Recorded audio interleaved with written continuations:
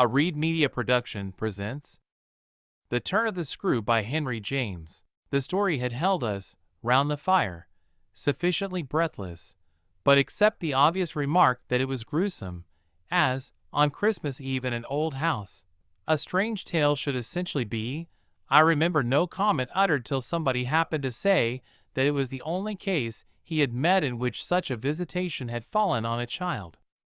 The case, I may mention, was that of an apparition in just such an old house as had gathered us for the occasion, an appearance of a dreadful kind, to a little boy sleeping in the room with his mother and waking her up in the terror of it, waking her not to dissipate his dread and soothe him to sleep again, but to encounter also, herself, before she had succeeded in doing so, the same sight that had shaken him.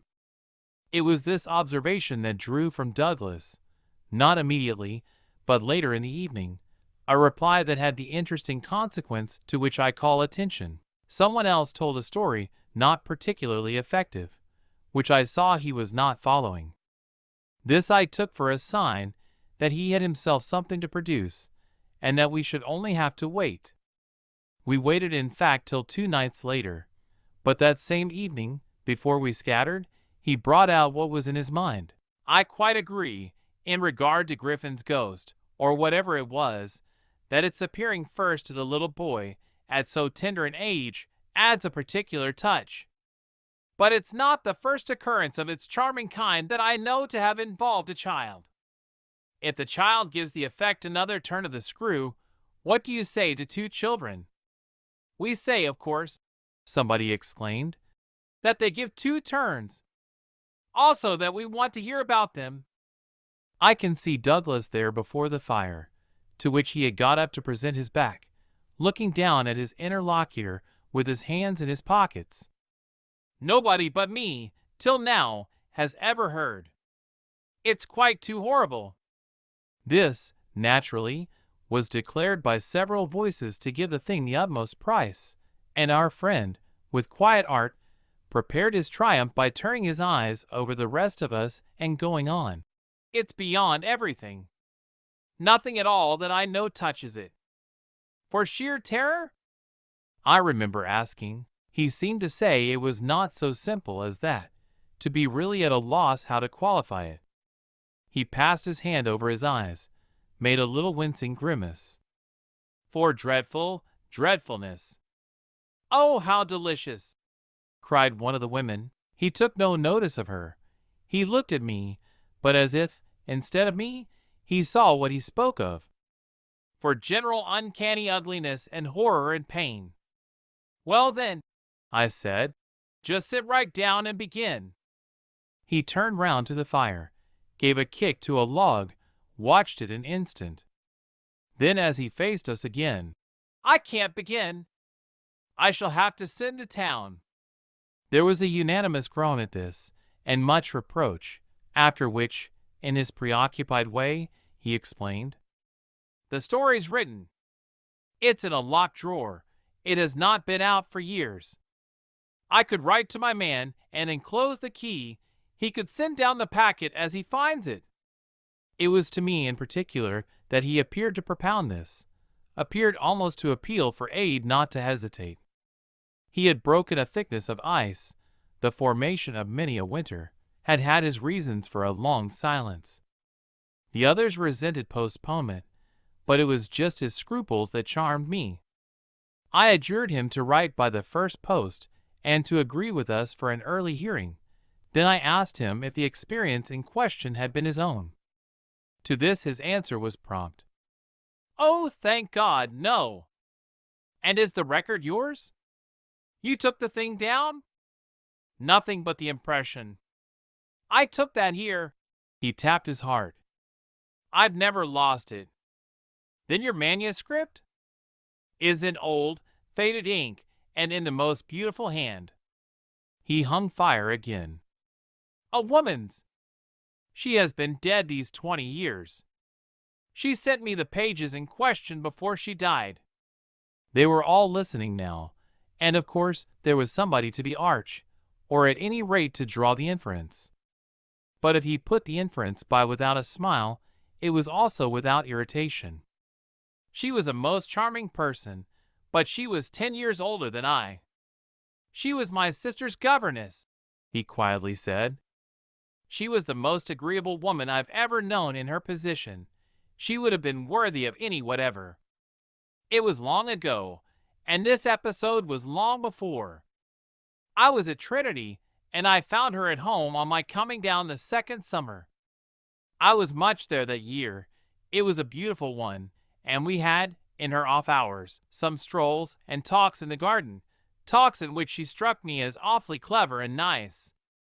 Oh yes, don't grin. I liked her extremely, and am glad to this day to think she liked me, too. If she hadn't, she wouldn't have told me. She had never told anyone.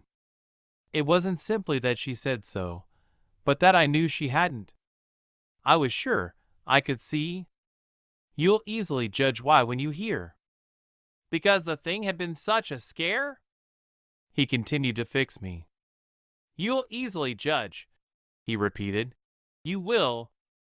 I fixed him, too. I see. She was in love. He laughed for the first time. You are acute. Yes, she was in love. That is, she had been. That came out. She couldn't tell her story without its coming out. I saw it, and she saw I saw it, but neither of us spoke of it. I remember the time and the place, the corner of the lawn, the shade of the great beeches, and the long, hot summer afternoon. It wasn't a scene for a shudder, but oh! He quitted the fire and dropped back into his chair. You'll receive the packet Thursday morning? I inquired. Probably not till the second post. Well then, after dinner. You'll all meet me here? He looked us round again. Isn't anybody going? It was almost the tone of hope. Everybody will stay. I will, and I will, cried the ladies whose departure had been fixed. Mrs. Griffin, however, expressed the need for a little more light. Who was it she was in love with? The story will tell. I took upon myself to reply. Oh, I can't wait for the story. The story won't tell, said Douglas. Not in any literal, vulgar way. More's the pity, then. That's the only way I ever understand. Won't you tell, Douglas? Somebody else inquired. He sprang to his feet again. Yes, tomorrow. Now I must go to bed. Good night. And quickly catching up a candlestick, he left us slightly bewildered. From our end of the great brown hall we heard his step on the stair, whereupon Mrs. Griffin spoke. Well, if I don't know who she was in love with, I know who he was. She was 10 years older, said her husband. Raison de plus at that age. But it's rather nice, his long reticence. 40 years, Griffin put in, with this outbreak at last. The outbreak, I returned, will make a tremendous occasion of Thursday night. And everyone so agreed with me that, in the light of it, we lost all attention for everything else. The last story, however incomplete, and like the mere opening of a serial, had been told. We handshook and candlestuck, as somebody said, and went to bed. I knew the next day that a letter containing the key had, by the first post, gone off to his London apartments, but in spite of, or perhaps just on account of, the eventual diffusion of this knowledge, we quite let him alone till after dinner, till such an hour of the evening, in fact, as might best accord with the kind of emotion on which our hopes were fixed. Then he became as communicative as we could desire, and indeed gave us his best reason for being so. We had it from him again before the fire in the hall, as we had had our mild wonders of the previous night. It appeared that the narrative he had promised to read us really required for a proper intelligence a few words of prologue. Let me say here distinctly, to have done with it, that this narrative, from an exact transcript of my own made much later, is what I shall presently give. Poor Douglas, before his death, when it was in sight, committed to me the manuscript that reached him on the third of these days, and that, on the same spot. With immense effect, he began to read to our hushed little circle on the night of the 4th. The departing ladies who had said they would stay didn't, of course, thank heaven, stay. They departed, in consequence of arrangements made, in a rage of curiosity, as they professed, produced by the touches with which he had already worked us up. But that only made his little final auditory more compact and select, kept it, round the hearth, subject to a common thrill. The first of these touches conveyed that the written statement took up the tale at a point after it had, in a manner, begun. The fact to be in possession of was therefore that his old friend, the youngest of several daughters of a poor country parson, had, at the age of 20, on taking service for the first time in the schoolroom, come up to London, in trepidation, to answer in person an advertisement that had already placed her in brief correspondence with the advertiser. This person proved, on her presenting herself for judgment at a house in Harley Street that impressed her as vast and imposing, this prospective patron proved a gentleman, a bachelor in the prime of life, such a figure as had never risen, save in a dream or an old novel, before a fluttered, anxious girl out of a Hampshire vicarage. One could easily fix his type. It never, happily, dies out. He was handsome and bold and pleasant, offhand and gay and kind. He struck her, inevitably, as gallant and splendid, but what took her most of all and gave her the courage she afterwards showed was that he put the whole thing to her as a kind of favor, an obligation he should gratefully incur. She conceived him as rich, but as fearfully extravagant, saw him all in a glow of high fashion, of good looks, of expensive habits, of charming ways with women. He had for his own town residence a big house filled with the spoils of travel and the trophies of the chase, but it was to his country home, an old family place in Essex, that he wished her immediately to proceed. He had been left, by the death of their parents in India, guardian to a small nephew and a small niece, children of a younger, a military brother, whom he had lost 2 years before. These children were, by the strangest of chances for a man in his position, a lone man without the right sort of experience or a grain of patience, very heavily on his hands.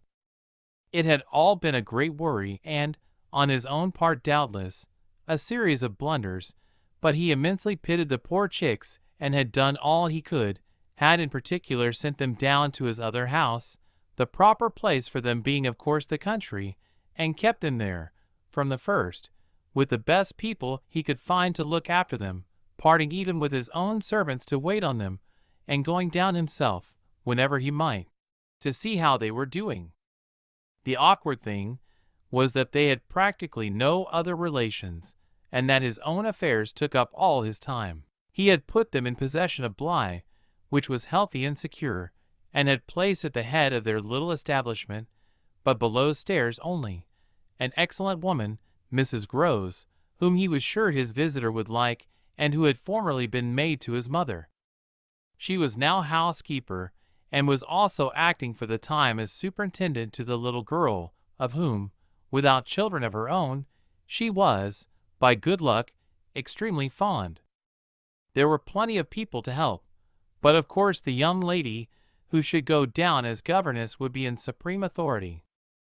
She would also have, in holidays, to look after the small boy who had been for a term at school, young as he was to be sent, but what else could be done, and who, as the holidays were about to begin, would be back from one day to the other. There had been for the 2 children at first a young lady whom they had had the misfortune to lose. She had done for them quite beautifully. She was a most respectable person, till her death, the great awkwardness of which had, precisely, left no alternative but the school for little Miles. Mrs. Groves, since then, in the way of manners and things, had done as she could for Flora, and there were, further, a cook, a housemaid, a dare woman, an old pony, an old groom, and an old gardener, all likewise thoroughly respectable. So far had Douglas presented his picture when someone put a question. "And what did the former governess die of so much respectability?" Our friend's answer was prompt. That will come out. I don't anticipate. Excuse me, I thought that was just what you were doing. In her successor's place, I suggested. I should have wished to learn if the office brought with it necessary danger to life? Douglas completed my thought. She did wish to learn, and she did learn. You shall hear tomorrow what she learned. Meanwhile, of course, the prospect struck her as slightly grim. She was young, untried, nervous. It was a vision of serious duties and little company, of really great loneliness. She hesitated, took a couple of days to consult and consider. But the salary offered much exceeded her modest measure, and on a second interview she faced the music she engaged. And Douglas, with this, made a pause that, for the benefit of the company, moved me to throw in. The moral of which was, of course, the seduction exercised by the splendid young man. She succumbed to it. He got up and, as he had done the night before, went to the fire, gave a stir to a log with his foot, then stood a moment with his back to us. She saw him only twice. Yes, but that's just the beauty of her passion. A little to my surprise, on this, Douglas turned round to me. It was the beauty of it. There were others, he went on, who hadn't succumbed. He told her frankly all his difficulty, that for several applicants the conditions had been prohibitive. They were, somehow, simply afraid. It sounded dull, it sounded strange, and all the more so because of his main condition, which was that she should never trouble him, but never, never, neither appeal nor complain nor write about anything, only meet all questions herself, receive all moneys from his solicitor, take the whole thing over and let him alone. She promised to do this, and she mentioned to me that when, for a moment, disburdened, delighted, he held her hand, thanking her for the sacrifice, she already felt rewarded. But was that all her reward? One of the ladies asked. She never saw him again. Oh, said the lady, which, as our friend immediately left us again, was the only other word of importance contributed to the subject till, the next night, by the corner of the hearth, in the best chair, he opened the faded red cover of a thin, old-fashioned gilt-edged album. The whole thing took indeed more nights than one, but on the first occasion the same lady put another question. What is your title? I haven't one. Oh, I have, I said. But Douglas, without heeding me, had begun to read with a fine clearness that was like a rendering to the ear of the beauty of his author's hand. Chapter 1. I remember the whole beginning as a succession of flights and drops, a little seesaw of the right throbs and the wrong. After rising, in town, to meet his appeal, I had at all events a couple of very bad days, found myself doubtful again, felt indeed sure I had made a mistake. In this state of mind, I spent the long hours of bumping, swinging coach that carried me to the stopping place at which I was to be met by a vehicle from the house. This convenience, I was told, had been ordered, and I found, toward the close of the June afternoon, a commodious fly in waiting for me. Driving at that hour, on a lovely day, through a country to which the summer sweetness seemed to offer me a friendly welcome, my fortitude mounted afresh and, as we turned into the avenue, encountered a reprieve that was probably but a proof of the point to which it had sunk. I suppose I had expected, or had dreaded, something so melancholy that what greeted me was a good surprise. I remember as a most pleasant impression the broad, clear front, its open windows and fresh curtains, and the pair of maids looking out. I remember the lawn, and the bright flowers, and the crunch of my wheels on the gravel, and the clustered treetops over which the rook circled and cawed in the golden sky. The scene had a greatness that made it a different affair from my own scant home, and there immediately appeared at the door, with a little girl in her hand, a civil person who dropped me as decent a curtsy as if I had been the mistress or a distinguished visitor. I had received in Harley Street a narrower notion of the place, and that, as I recalled it, made me think the proprietor still more of a gentleman, suggested that what I was to enjoy might be something beyond his promise. I had no drop again till the next day, for I was carried triumphantly through the following hours by my introduction to the younger of my pupils. The little girl who accompanied Mrs. Groves appeared to me on the spot a creature so charming as to make it a great fortune to have to do with her. She was the most beautiful child I had ever seen, and I afterward wondered that my employer had not told me more of her. I slept little that night. I was too much excited, and this astonished me, too, I recollect, remained with me, adding to my sense of the liberality with which I was treated.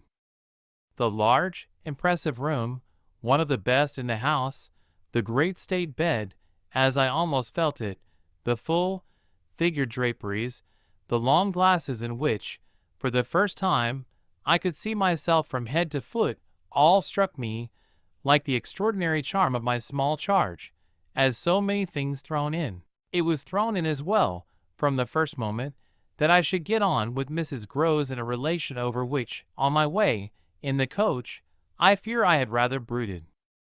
The only thing indeed that in this early outlook might have made me shrink again, was the clear circumstance of her being so glad to see me. I perceived within half an hour that she was so glad, stout, simple, plain, clean, wholesome woman, as to be positively on her guard against showing it too much.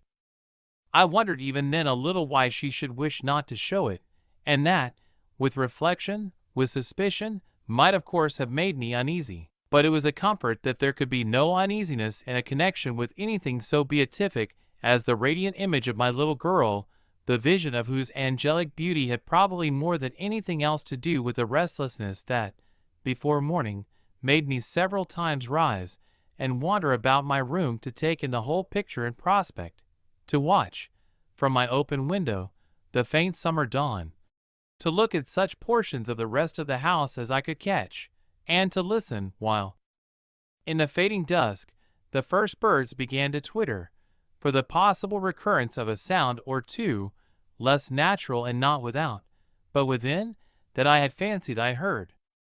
There had been a moment when I believed I recognized, faint and far, the cry of a child. There had been another when I found myself just consciously starting as at the passage, before my door, of a light footstep.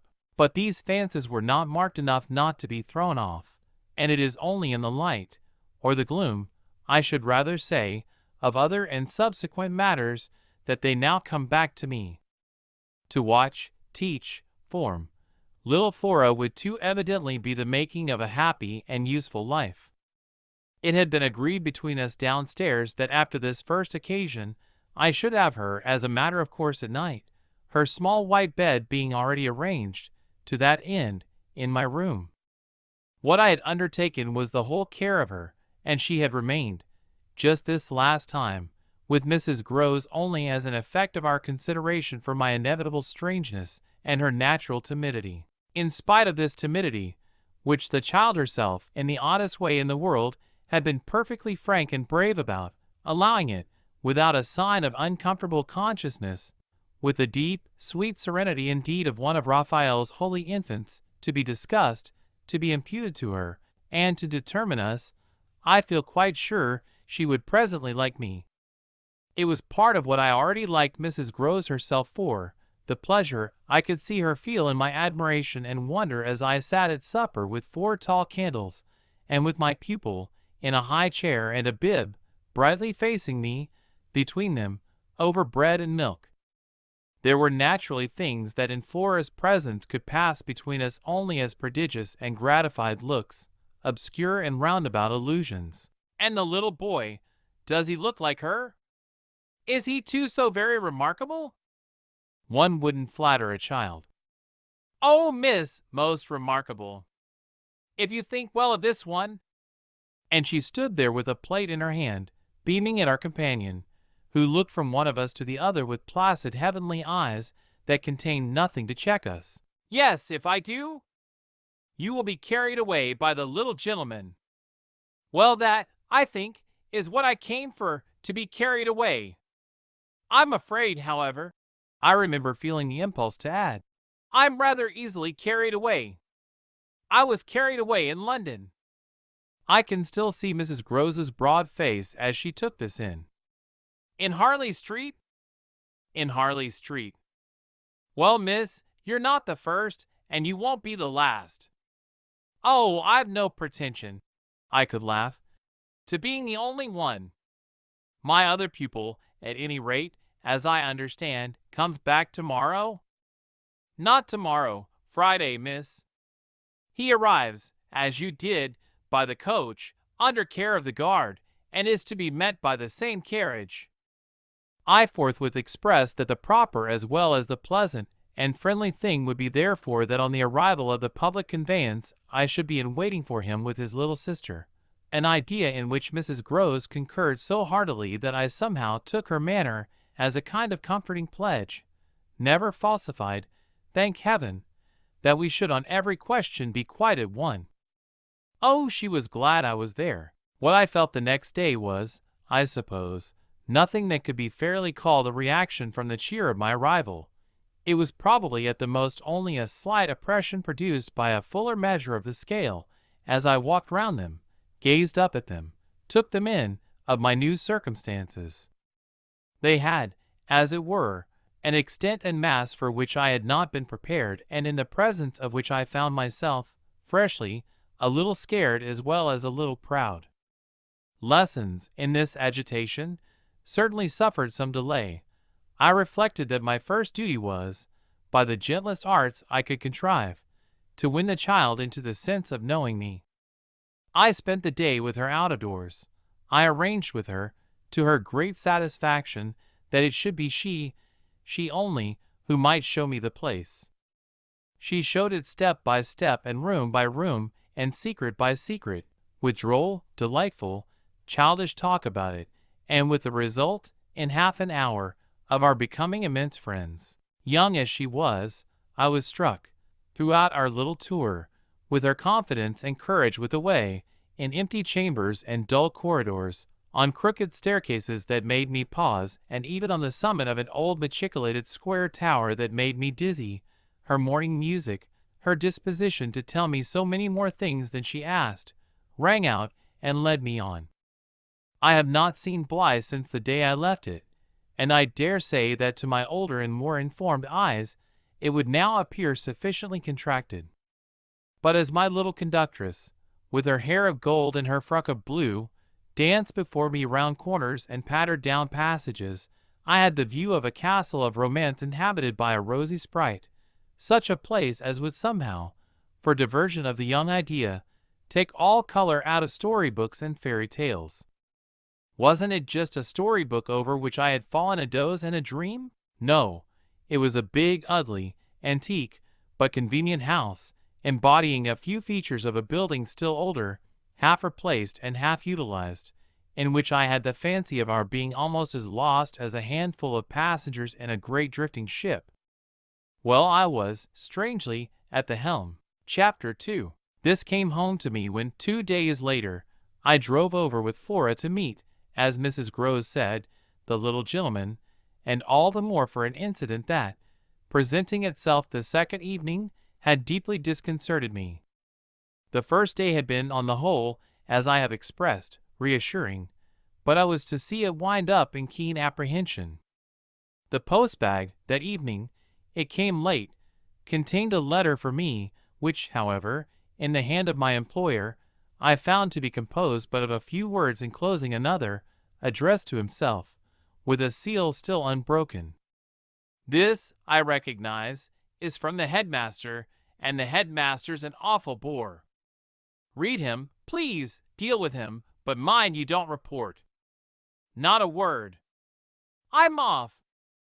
I broke the seal with a great effort, so great a one that I was a long time coming to it, took the unopened missive at last up to my room, and only attacked it just before going to bed. I had better have let it wait till morning, for it gave me a second sleepless night. With no counsel to take, the next day I was full of distress, and it finally got so the better of me that I determined to open myself at least to Mrs. Grose. What does it mean? The child's dismissed his school. She gave me a look that I remarked at the moment, then, visibly, with a quick blankness, seemed to try to take it back. But aren't they all? Sent home, yes. But only for the holidays. Miles may never go back at all. Consciously, under my attention, she reddened. They won't take him? They absolutely decline. At this she raised her eyes, which she had turned from me. I saw them fill with good tears. What has he done? I hesitated. Then I judged best simply to hand her my letter, which, however, had the effect of making her, without taking it, simply put her hands behind her. She shook her head sadly. Such things are not for me, miss. My counselor couldn't read. I winced at my mistake, which I attenuated as I could, and opened my letter again to repeat it to her. Then, faltering in the act and folding it up once more, I put it back in my pocket. Is he really bad?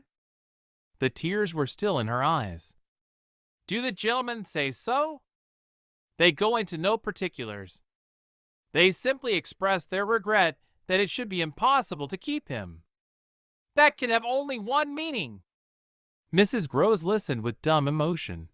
She forbore to ask me what this meaning might be, so that, presently, to put the thing with some coherence, and with the mere aid of her presence to my own mind, I went on. That he's an injury to the others. At this, with one of the quick turns of simple folk, she suddenly flamed up. Master Miles! Him an injury? There was such a flood of good faith in it that, though I had not yet seen the child, my very fears made me jump to the absurdity of the idea. I found myself, to meet my friend the better, offering it, on the spot, sarcastically, to his poor little innocent mates. It's too dreadful, cried Mrs. Groves, to say such cruel things. Why, he's scarce 10 years old. Yes, it would be incredible. She was evidently grateful for such a profession. See him, miss, first. Then believe it. I felt forth with a new impatience to see him. It was the beginning of a curiosity that, for all the next hours, was to deepen almost to pain. Mrs. Groves was aware, I could judge, of what she had produced in me, and she followed it up with assurance.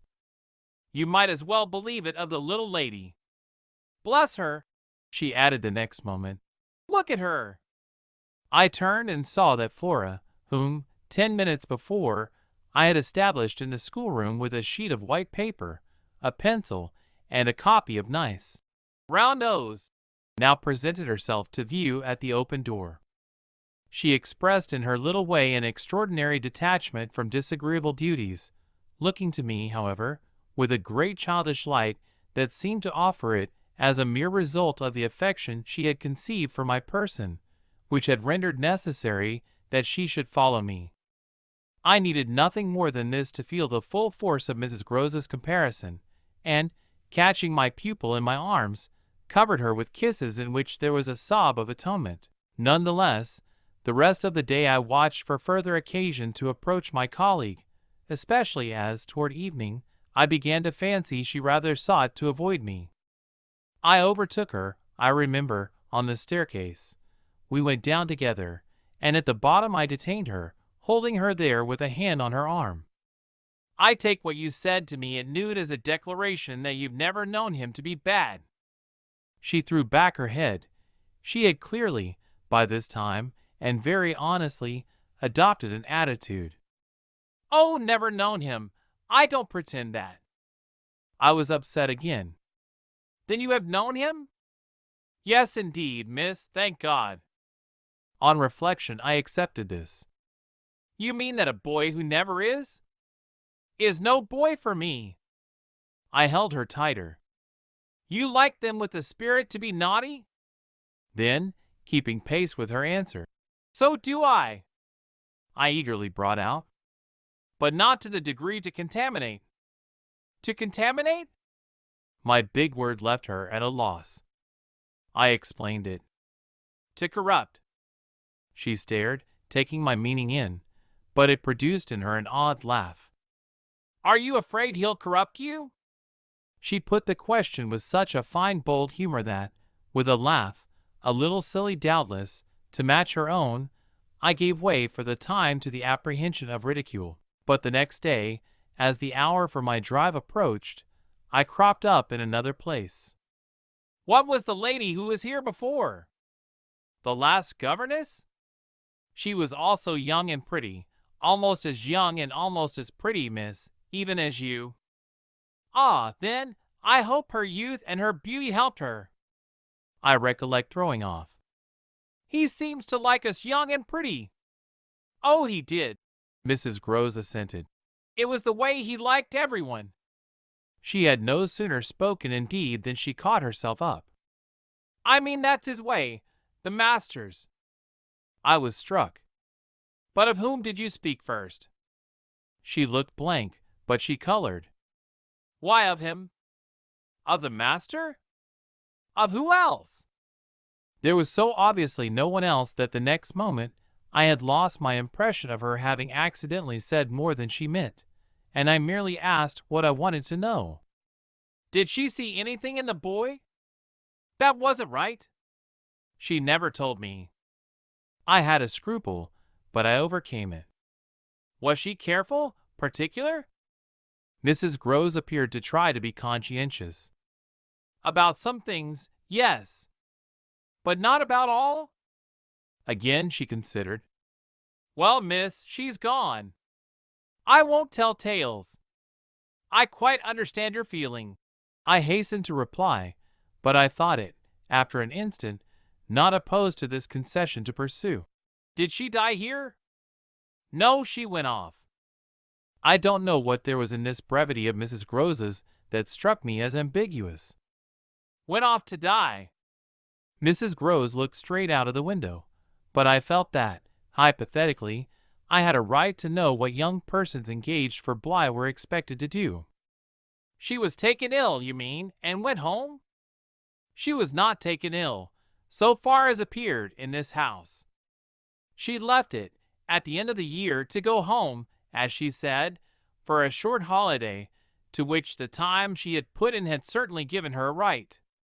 We had then a young woman, a nursemaid who had stayed on, and who was a good girl and clever, and she took the children altogether for the interval. But our young lady never came back, and at the very moment I was expecting her I heard from the master that she was dead. I turned this over. But of what? He never told me. But please, miss, said Mrs. Groves, I must get to my work. Chapter 3. Her thus turning her back on me was fortunately not, for my just preoccupations, a snub that could check the growth of our mutual esteem.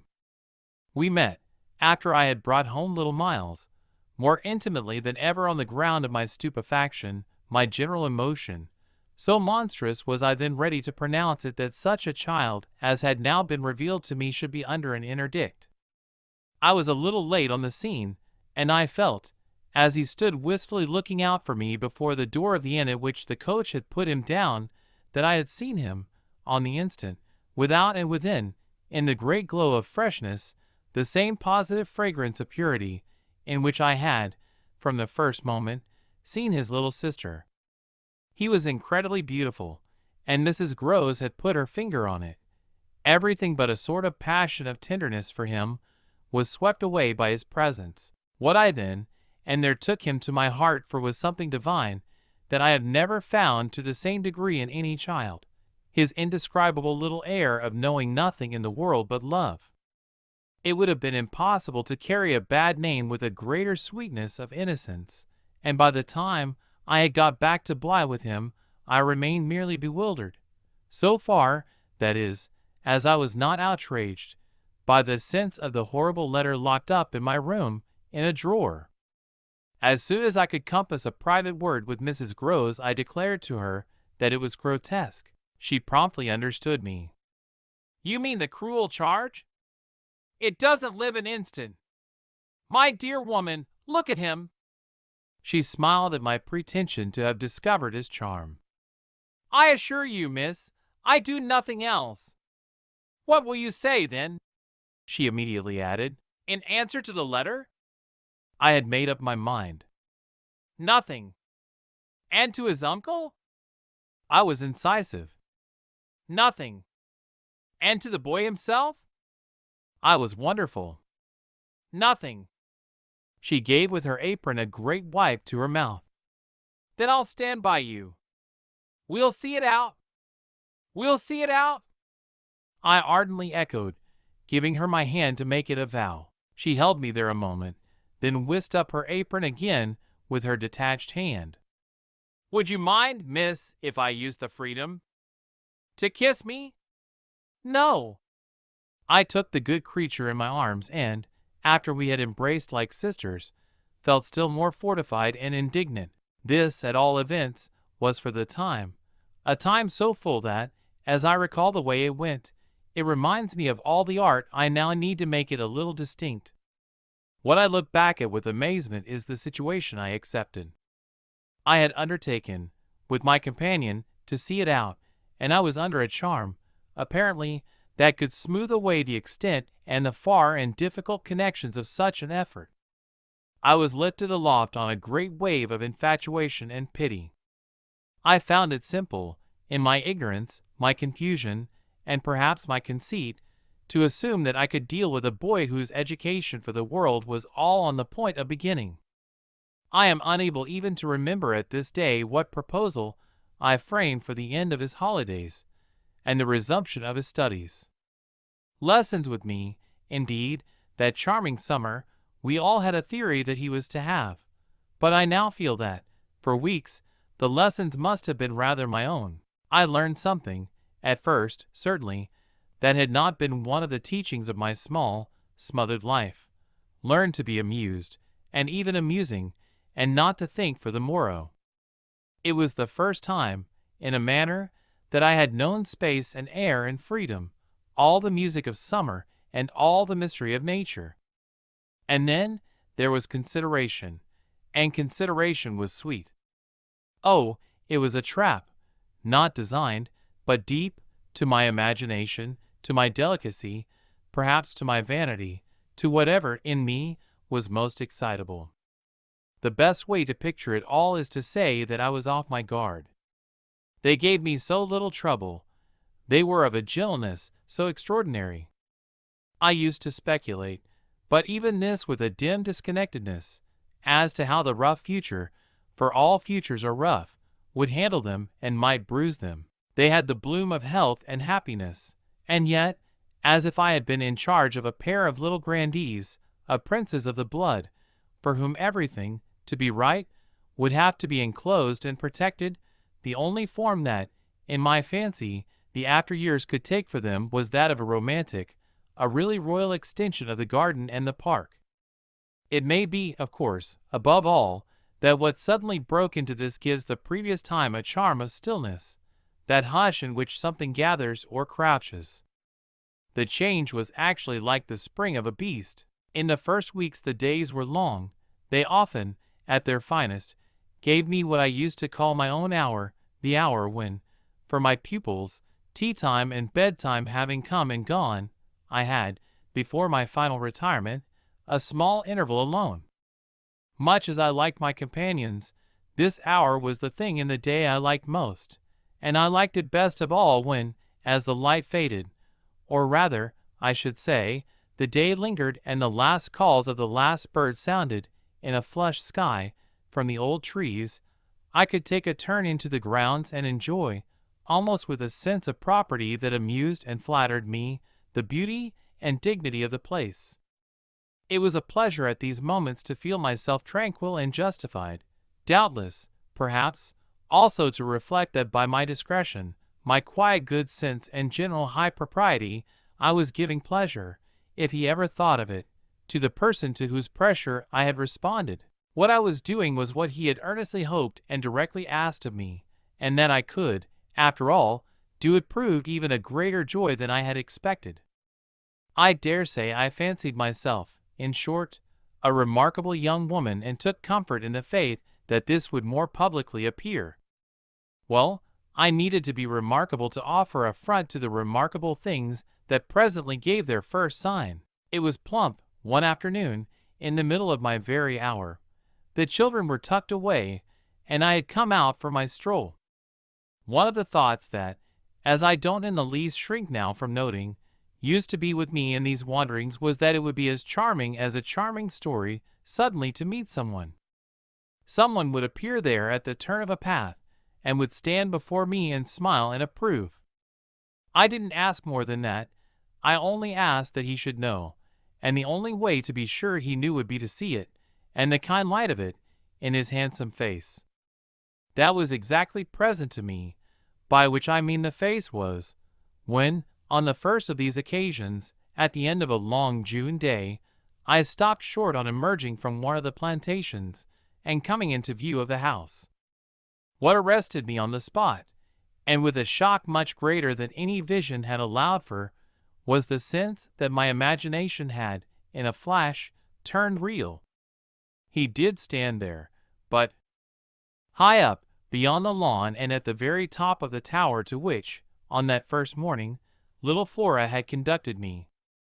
This tower was one of a pair, square, incongruous, crenellated structures, that were distinguished, for some reason, though I could see little difference, as the new and the old. They flanked opposite ends of the house, and were probably architectural absurdities, redeemed in a measure indeed by not being wholly disengaged nor of a height too pretentious, dating, in their gingerbread antiquity, from a romantic revival that was already a respectable past.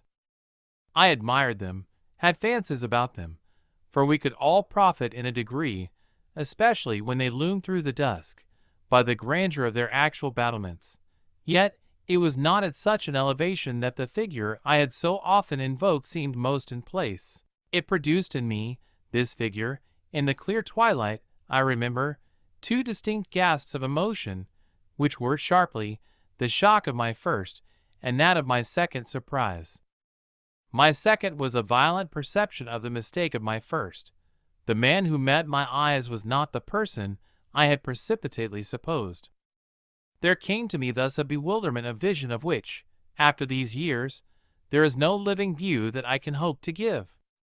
An unknown man in a lonely place is a permitted object of fear to a young woman privately bred, and the figure that faced me was, a few more seconds assured me, as little anyone else I knew as it was the image that had been in my mind.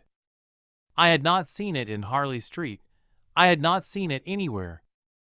The place, moreover, in the strangest way in the world, had, on the instant, and by the very fact of its appearance, become a solitude, to me at least, making my statement here with a deliberation with which I have never made it.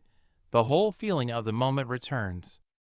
It was as if, while I took in what I did take in, all the rest of the scene had been stricken with death. I can hear again, as I write, the intense hush in which the sounds of evening dropped. The rook stopped cawing in the golden sky, and the friendly hour lost, for the minute, all its voice. But there was no other change in nature, unless indeed it were a change that I saw with a stranger sharpness. The gold was still in the sky, the clearness in the air, and the man who looked at me over the battlements was as definite as a picture in a frame. That's how I thought, with extraordinary quickness, of each person that he might have been and that he was not. We were confronted across our distance quite long enough for me to ask myself with intensity who then he was, and to feel, as an effect of my inability to say, a wonder that in a few instants more became intense. The great question, or one of these, is, afterward, I know, with regard to certain matters, the question of how long they have lasted. Well, this matter of mine, think what you will of it, lasted while I caught at a dozen possibilities, none of which made a difference for the better that I could see in their having been in the house, and for how long, above all, a person of whom I was in ignorance. It lasted while I just bridled a little with the sense that my office demanded that there should be no such ignorance and no such person. It lasted while this visitant, at all events, and there was a touch of the strange freedom, as I remember, in the sign of familiarity of his wearing no hat, seemed to fix me, from his position, with just the question, just the scrutiny through the fading light, that his own presence provoked. We were too far apart to call to each other, but there was a moment at which, at shorter range, some challenge between us, breaking the hush, would have been the right result of our straight mutual stare. He was in one of the angles, the one away from the house, very erect, as it struck me, and with both hands on the ledge. So I saw him as I see the letters I form on this page. Then, exactly, after a minute, as if to add to the spectacle, he slowly changed his place, passed, looking at me hard all the while, to the opposite corner of the platform. Yes, I had the sharpest sense that during this transit he never took his eyes from me, and I can see at this moment the way his hand, as he went, passed from one of the crenellations to the next. He stopped at the other corner, but less long, and even as he turned away still markedly fixed me. He turned away. That was all I knew. Chapter 4. It was not that I didn't wait, on this occasion, for more, for I was rooted as deeply as I was shaken. Was there a secret at Bly, a mystery of Udolpho, or an insane, an unmentionable relative kept in unsuspected confinement? I can't say how long I turned it over, or how long, in a confusion of curiosity and dread, I remained where I had had my collision. I only recall that when I re-entered the house darkness had quite closed in. Agitation, in the interval, certainly had held me and driven me, for I must, in circling about the place, have walked 3 miles. But I was to be, later on, so much more overwhelmed that this mere dawn of alarm was a comparatively human chill.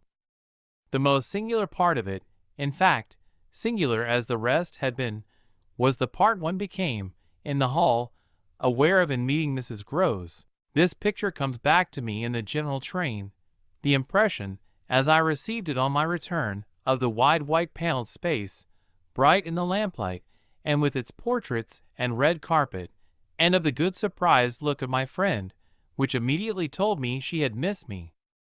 It came to me straightway, under her contact, that, with plain heartiness, mere relieved anxiety at my appearance, she knew nothing whatever that could bear upon the incident I had there ready for her. I had not suspected in advance that her comfortable face would pull me up, and I somehow measured the importance of what I had seen by my thus finding myself hesitate to mention it. Scarce anything in the whole history seems to me so odd as this fact that my real beginning of fear was one, as I may say, with the instinct of sparing my companion. On the spot, accordingly, in the pleasant hall, and with her eyes on me, I, for a reason that I couldn't then have phrased, achieved an inward resolution, offered a vague pretext for my lateness, and, with the plea of the beauty of the night, and of the heavy dew and wet feet, went as soon as possible to my room. Here it was another affair. Here, for many days after, it was a queer affair enough. There were hours from day to day, or at least there were moments, snatched even from clear duties, when I had to shut myself up to think. It was not so much yet that I was more nervous than I could bear to be as that I was remarkably afraid of becoming so, for the truth I had now to turn over was, simply and clearly, the truth that I could arrive at no account whatever of the visitor with whom I had been so inexplicably, and yet, as it seemed to me, so intimately concerned. It took little time to see that I could sound without forms of inquiry, and without exciting remark any domestic complications. The shock I had suffered must have sharpened all my senses, I felt sure, at the end of 3 days, and as the result of mere closer attention, that I had not been practiced upon by the servants nor made the object of any game. Of whatever it was that I knew, nothing was known around me. There was but one sane inference. Someone had taken a liberty rather gross. That was what, repeatedly, I dipped into my room and locked the door to say to myself. We had been, collectively, subject to an intrusion.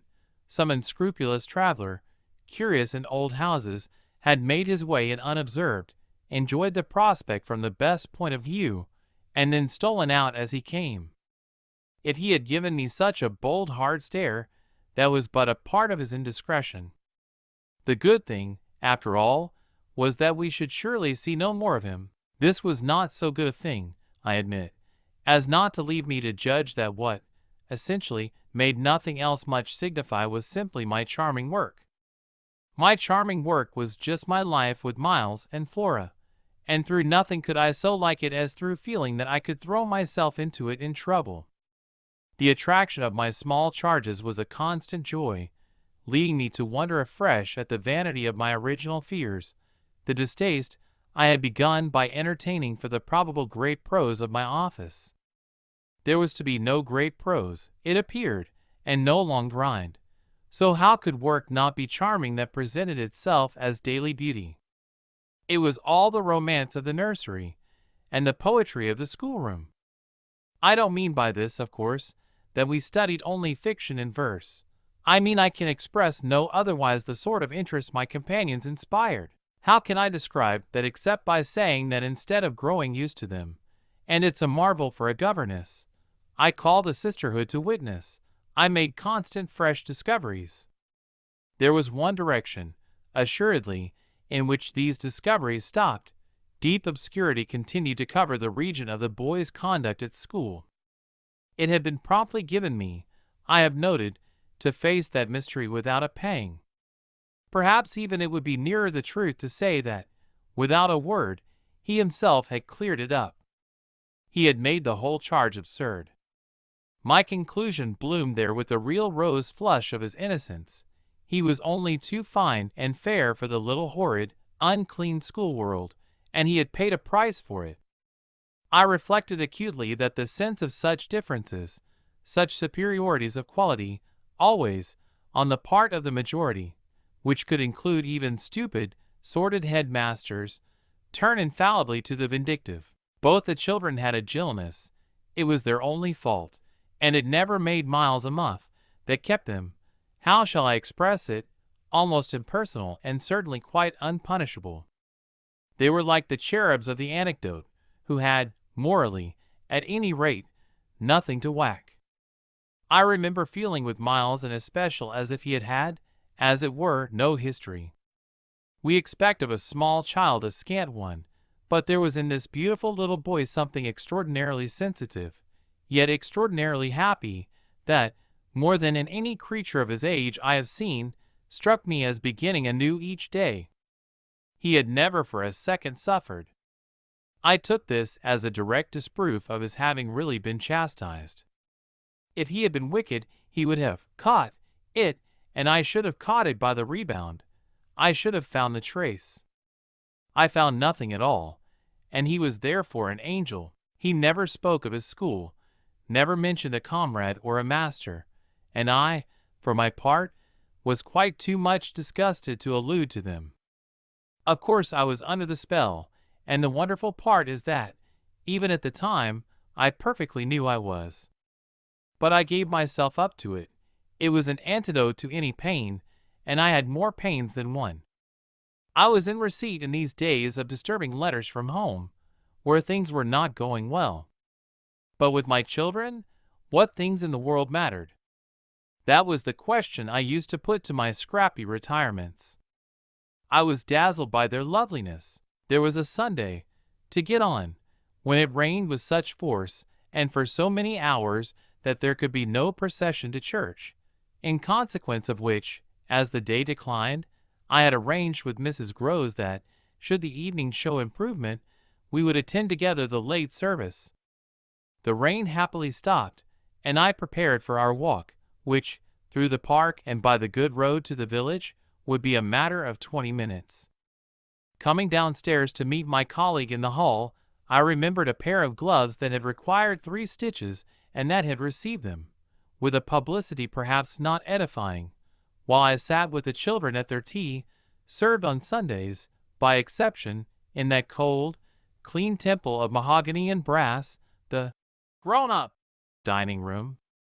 The gloves had been dropped there, and I turned in to recover them. The day was gray enough, but the afternoon light still lingered, and it enabled me, on crossing the threshold, not only to recognize, on a chair near the wide window, then closed, the articles I wanted, but to become aware of a person on the other side of the window and looking straight in. One step into the room had sufficed. My vision was instantaneous. It was all there. The person looking straight in was the person who had already appeared to me. He appeared thus again with, I won't say greater distinctness, for that was impossible, but with a nearness that represented a forward stride in our intercourse and made me, as I met him, catch my breath and turn cold. He was the same. He was the same, and seen, this time, as he had been seen before, from the waist up, the window, though the dining room was on the ground floor, not going down to the terrace on which he stood. His face was close to the glass, yet the effect of this better view was, strangely, only to show me how intense the former had been. He remained but a few seconds, long enough to convince me he also saw and recognized, but it was as if I had been looking at him for years and had known him always. Something, however, happened this time that had not happened before. His stare into my face, through the glass and across the room, was as deep and hard as then, but it quitted me for a moment during which I could still watch it, see it fix successively several other things. On the spot there came to me the added shock of a certitude that it was not for me he had come there. He had come for someone else. The flash of this knowledge, for it was knowledge in the midst of dread, produced in me the most extraordinary effect, started as I stood there, a sudden vibration of duty and courage. I say courage because I was beyond all doubt already far gone. I bounded straight out of the door again, reached that of the house, got, in an instant, upon the drive, and, passing along the terrace as fast as I could rush, turned a corner and came full in sight. But it was in sight of nothing now. My visitor had vanished. I stopped, I almost dropped, with the real relief of this, but I took in the whole scene. I gave him time to reappear. I call it time, but how long was it? I can't speak to the purpose today of the duration of these things. That kind of measure must have left me. They couldn't have lasted as they actually appeared to me to last. The terrace and the whole place, the lawn and the garden beyond it, all I could see of the park, were empty with a great emptiness. There were shrubberies and big trees, but I remember the clear assurance I felt that none of them concealed him. He was there or was not there if I didn't see him. I got hold of this, then, instinctively, instead of returning as I had come, went to the window. It was confusedly present to me that I ought to place myself where he had stood. I did so. I applied my face to the pane and looked, as he had looked, into the room, as if, at this moment, to show me exactly what his range had been. Mrs. Groves, as I had done for himself just before, came in from the hall. With this, I had the full image of a repetition of what had already occurred. She saw me as I had seen my own visitant. She pulled up short as I had done. I gave her something of the shock that I had received. She turned white, and this made me ask myself if I had blanched as much. She stared, in short, and retreated on just my lines, and I knew she had then passed out and come round to me, and that I should presently meet her. I remained where I was, and while I waited I thought of more things than one. But there's only one I take space to mention. I wondered why she should be scared. Chapter 5. Oh, she let me know as soon as, round the corner of the house, she loomed again into view. What in the name of goodness is the matter? She was now flushed and out of breath. I said nothing till she came quite near. With me. I must have made a wonderful face. Do I show it? You're as white as a sheet. You look awful. I considered I could meet on this, without scruple, any innocence. My need to respect the bloom of Mrs. Groves's had dropped, without a rustle, from my shoulders, and if I wavered for the instant, it was not with what I kept back.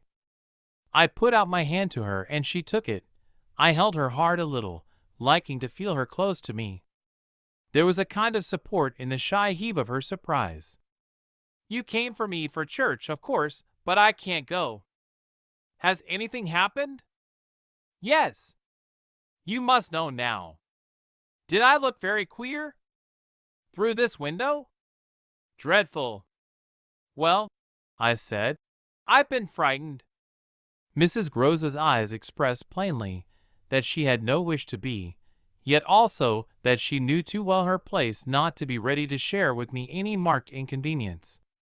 Oh, it was quite settled that she must share. Just what you saw from the dining room a minute ago was the effect of that. What I saw just before was much worse. Her hand tightened. What was it? An extraordinary man. Looking in. What extraordinary man? I haven't the least idea. Mrs. Grose gazed round us in vain. Then where is he gone? I know still less. Have you seen him before? Yes, once. On the old tower. She could only look at me harder. Do you mean he's a stranger? Oh, very much. Yet you didn't tell me? No, for reasons. But now that you've guessed. Mrs. Grose's round eyes encountered this charge. Ah, I haven't guessed, she said very simply. How can I if you don't imagine? I don't in the very least.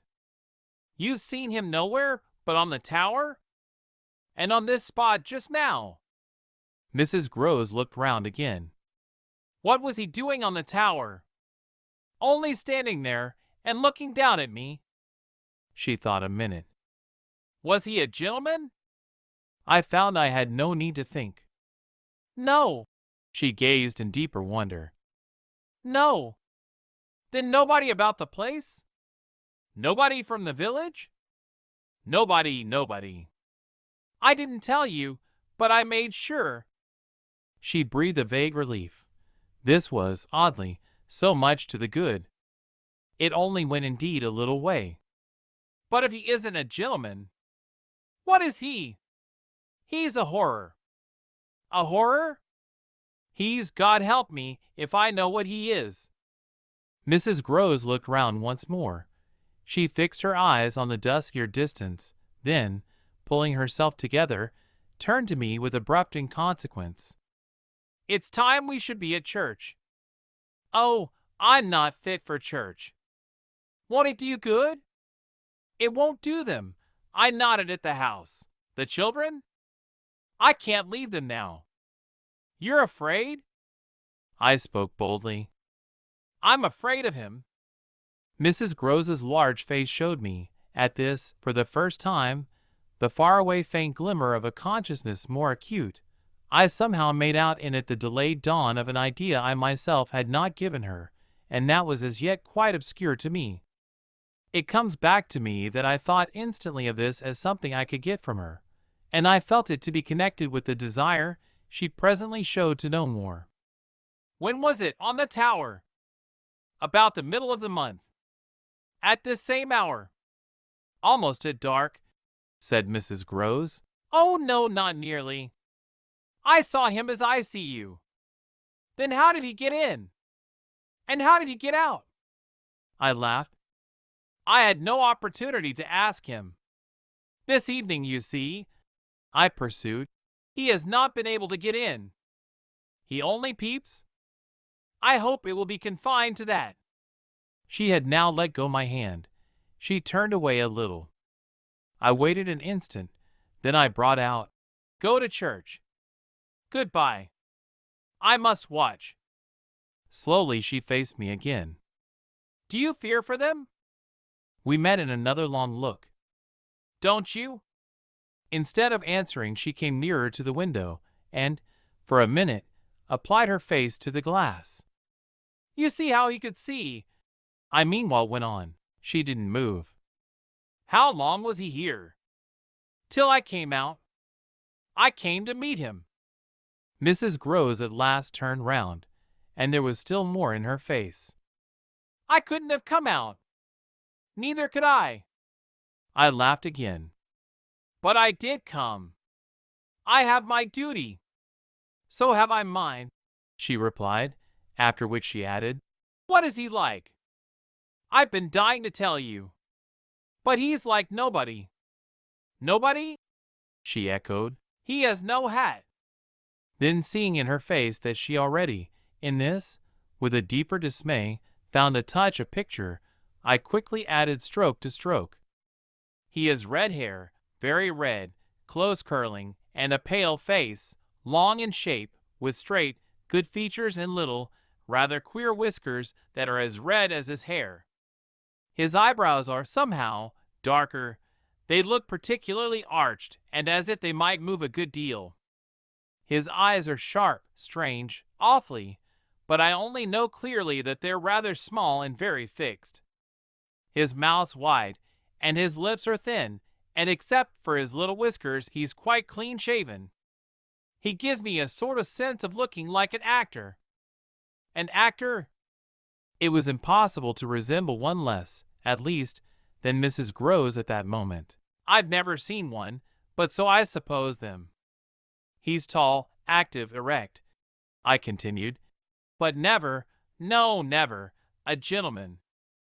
My companion's face had blanched as I went on. Her round eyes started and her mild mouth gaped. A gentleman? She gasped, confounded, stupefied. A gentleman, he? You know him, then? She visibly tried to hold herself. But he is handsome? I saw the way to help her. Remarkably. And dressed? In somebody's clothes. They're smart, but they're not his own. She broke into a breathless affirmative groan. They're the master's. I caught it up. You do know him? She faltered but a second. Quint, she cried. Quint. Peter Quint, his own man, his valet, when he was here. When the master was? Gaping still, but meeting me, she pieced it all together. He never wore his hat, but he did wear, well, there were waistcoats missed. They were both here, last year. Then the master went, and Quint was alone. I followed, but halting a little. Alone? Alone with us. Then, as from a deeper depth, in charge, she added, and what became of him? She hung fire so long that I was still more mystified. He went too, she brought out at last. Went where? Her expression at this became extraordinary. God knows where. He died. Died? I almost shrieked. She seemed fairly to square herself, plant herself more firmly, to utter the wonder of it. Yes. Mr. Quint is dead. Chapter 6. It took, of course, more than that particular passage to place us together in presence of what we had now to live with as we could, my dreadful liability to impressions of the order so vividly exemplified, and my companion's knowledge, henceforth, a knowledge half consternation and half compassion, of that liability. There had been, this evening, after the revelation left me, for an hour, so prostrate, there had been, for either of us, no attendance on any service but a little service of tears and vows, of prayers and promises, a climax to the series of mutual challenges and pledges that had straightway ensued on our retreating together to the schoolroom and shutting ourselves up there to have everything out. The result of our having everything out was simply to reduce our situation to the last rigor of its elements. She herself had seen nothing, not the shadow of a shadow, and nobody in the house, but the governess was in the governess's plight. Yet she accepted without directly imputing my sanity the truth as I gave it to her, and ended by showing me, on this ground, an awe-stricken tenderness, an expression of the sense of my more than questionable privilege, of which the very breath has remained with me as that of the sweetest of human charities. What was settled between us, accordingly, that night, was that we thought we might bear things together, and I was not even sure that, in spite of her exemption, it was she who had the best of the burden. I knew at this hour, I think, as well as I knew later, what I was capable of meeting to shelter my pupils. But it took me some time to be wholly sure of what my honest ally was prepared for to keep terms with so compromising a contract. I was queer company enough, quite as queer as the company I received, But as I trace over what we went through, I see how much common ground we must have found in the one idea that, by good fortune, could steady us.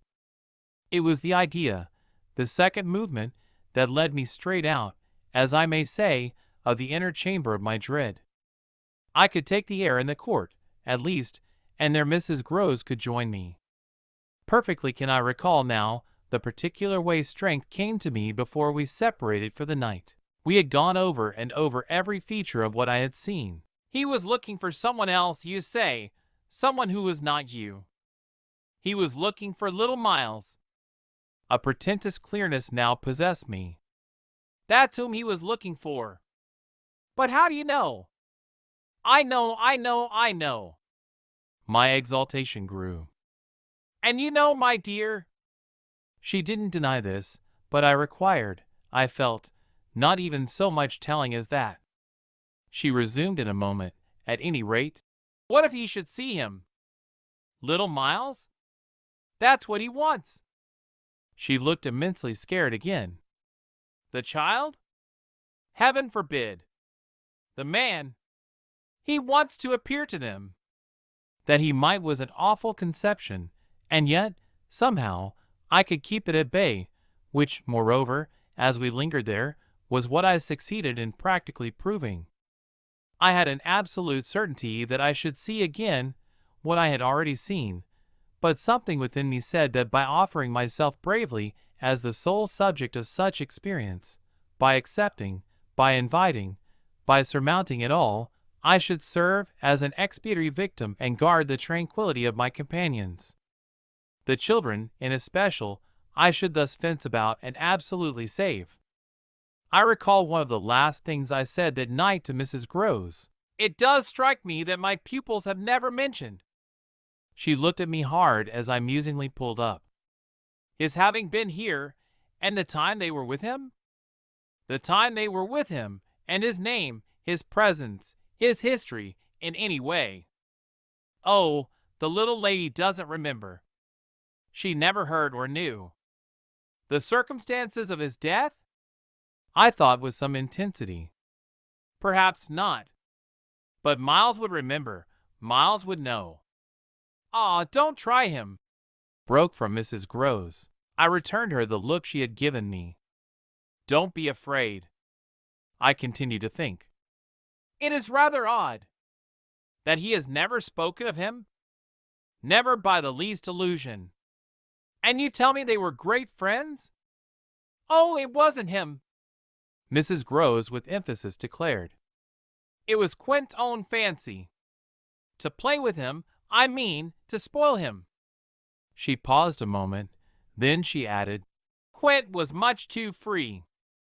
This gave me, straight from my vision of his face, such a face, a sudden sickness of disgust. Too free with my boy? Too free with everyone.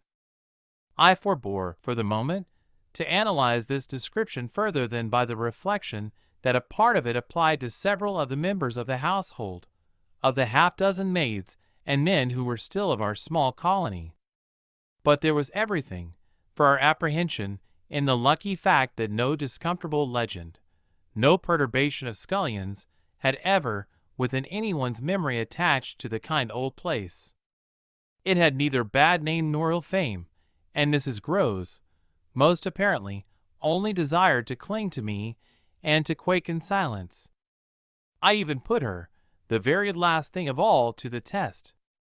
It was when, at midnight, she had her hand on the schoolroom door to take leave. I have it from you then, for it's of great importance, that he was definitely and admittedly bad? Oh, not admittedly. I knew it, but the master didn't. And you never told him? Well, he didn't like tale-bearing, he hated complaints. He was terribly short with anything of that kind, and if people were all right to him, he wouldn't be bothered with more. This squared well enough with my impressions of him. He was not a trouble-loving gentleman, nor so very particular perhaps about some of the company he kept. All the same, I pressed my interlocutress. I promise you I would have told. She felt my discrimination. I dare say I was wrong. But really, I was afraid. Afraid of what? Of things that man could do. Quint was so clever, he was so deep. I took this and still more than probably I showed. You weren't afraid of anything else? Not of his effect? His effect? She repeated with a face of anguish and waiting while I faltered. On innocent little precious lives. They were in your charge. No, they were not in mine, she roundly and distressfully returned. The master believed in him and placed him here because he was supposed not to be well and the country air so good for him. So he had everything to say. Yes, she let me have it, even about them. Them, that creature? I had to smother a kind of howl. And you could bear it? No, I couldn't, and I can't now. And the poor woman burst into tears. A rigid control from the next day was, as I have said, to follow them. Yet how often and how passionately, for a week, we came back together to the subject. Much as we had discussed it that Sunday night, I was, in the immediate later hours and especial, for it may be imagined whether I slept, still haunted with the shadow of something she had not told me. I myself had kept back nothing, but there was a word Mrs. Groves had kept back. I was sure, moreover, by morning, that this was not from a failure of frankness, but because on every side there were fears. It seems to me indeed, in retrospect, that by the time the morrow's sun was high I had restlessly read into the fact before us almost all the meaning they were to receive from subsequent and more cruel occurrences. What they gave me above all was just the sinister figure of the living man. The dead one would keep a while, and of the months he had continuously passed at Bly, which, added up, made a formidable stretch. The limit of this evil time had arrived only when, on the dawn of a winter's morning, Peter Quint was found, by a laborer going to early work, stone dead on the road from the village, a catastrophe explained, superficially at least, by a visible wound to his head, such a wound as might have been produced, and as, on the final evidence, had been, by a fatal slip, in the dark and after leaving the public house. On the steepish icy slope, a wrong path altogether, at the bottom of which he lay.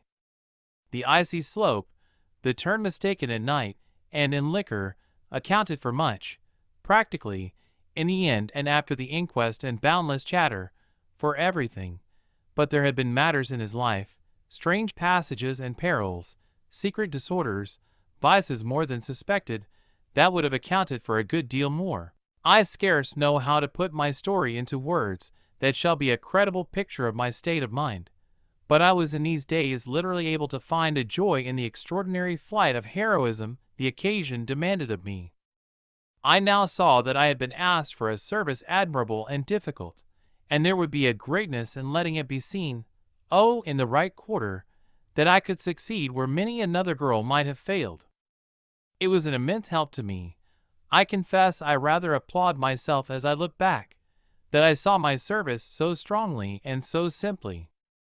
I was there to protect and defend the little creatures in the world the most bereaved and the most lovable, the appeal of whose helplessness had suddenly become only too explicit, a deep, constant ache of one's own committed heart. We were cut off, really together. We were united in our danger. They had nothing but me, and I had them. It was in short a magnificent chance. This chance presented itself to me in an image richly material. I was a screen.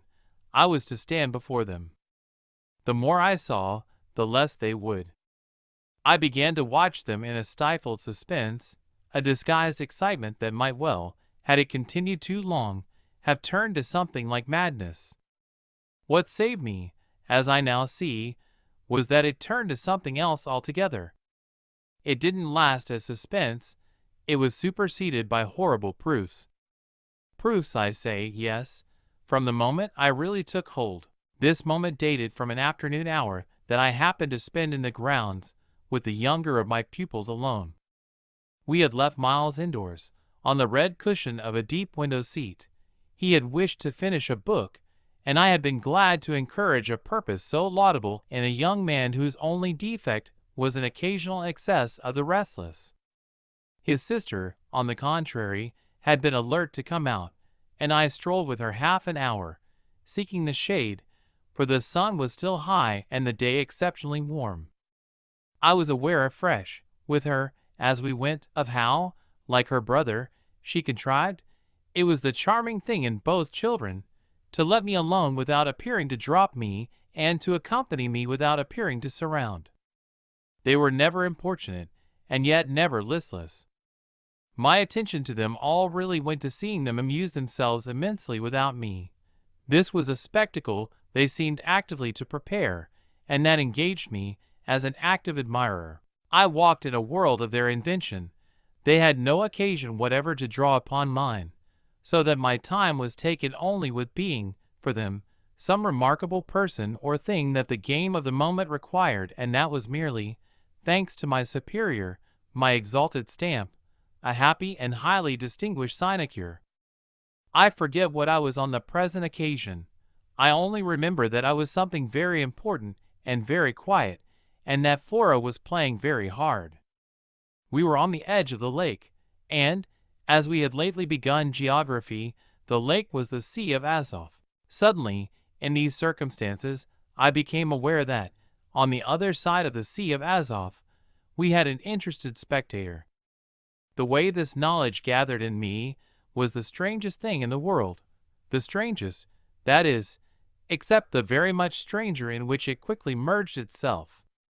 I had sat down with a piece of work, for I was something or other that could sit on the old stone bench which overlooked the pond, and in this position I began to take in with certitude, and yet without direct vision, the presence, at a distance, of a third person. The old trees, the thick shrubbery, made a great and pleasant shade, but it was all suffused with the brightness of the hot, still hour. There was no ambiguity in anything, none whatever, at least, in the conviction I from one moment to another found myself forming as to what I should see straight before me and across the lake as a consequence of raising my eyes. They were attached at this juncture to the stitching in which I was engaged, and I can feel once more the spasm of my effort not to move them till I should so have steadied myself as to be able to make up my mind what to do. There was an alien object in view, a figure whose right of presence I instantly, passionately questioned. I recollect counting over perfectly the possibilities, reminding myself that nothing was more natural, for instance, than the appearance of one of the men about the place, or even of a messenger, a postman, or a tradesman's boy, from the village. That reminder had as little effect on my practical certitude as I was conscious, still even without looking, of its having upon the character and attitude of our visitor. Nothing was more natural than that these things should be the other things that they absolutely were not. Of the positive identity of the apparition, I would assure myself as soon as the small clock of my courage should have ticked out the right second. Meanwhile, with an effort that was already sharp enough, I transferred my eyes straight to little Flora, who, at the moment, was about 10 yards away. My heart had stood still for an instant with the wonder and terror of the question whether she too would see, and I held my breath while I waited for what a cry from her, what some sudden innocent sign either of interest or of alarm, would tell me. I waited, but nothing came. Then, in the first place, and there is something more dire in this, I feel, than in anything I have to relate, I was determined by a sense that, within a minute, all sounds from her had previously dropped, and, in the second, by the circumstance that, also within the minute, she had, in her play, turned her back to the water. This was her attitude when I at last looked at her, looked with the confirmed conviction that we were still together, under direct personal notice. She had picked up a small flat piece of wood, which happened to have in it a little hole that had evidently suggested to her the idea of sticking in another fragment that might figure as a mast and make the thing a boat. This second morsel, as I watched her, she was very markedly and intently attempting to tighten in its place. My apprehension of what she was doing sustained me so that after some seconds I felt I was ready for more. Then I again shifted my eyes. I faced what I had to face. Chapter 7. I got hold of Mrs. Groves as soon after this as I could, and I can give no intelligible account of how I fought out the interval. Yet I still hear myself cry as I fairly threw myself into her arms. They know! It's too monstrous! They know! They know! And what on earth? I felt her incredulity as she held me. Why, all that we know, and heaven knows what else besides. Then, as she released me, I made it out to her, made it out perhaps only now with full coherency even to myself. 2 hours ago, in the garden, I could scarce articulate. Flora saw. Mrs. Groves took it as she might have taken a blow in the stomach. She has told you? She panted. Not a word, that's the horror.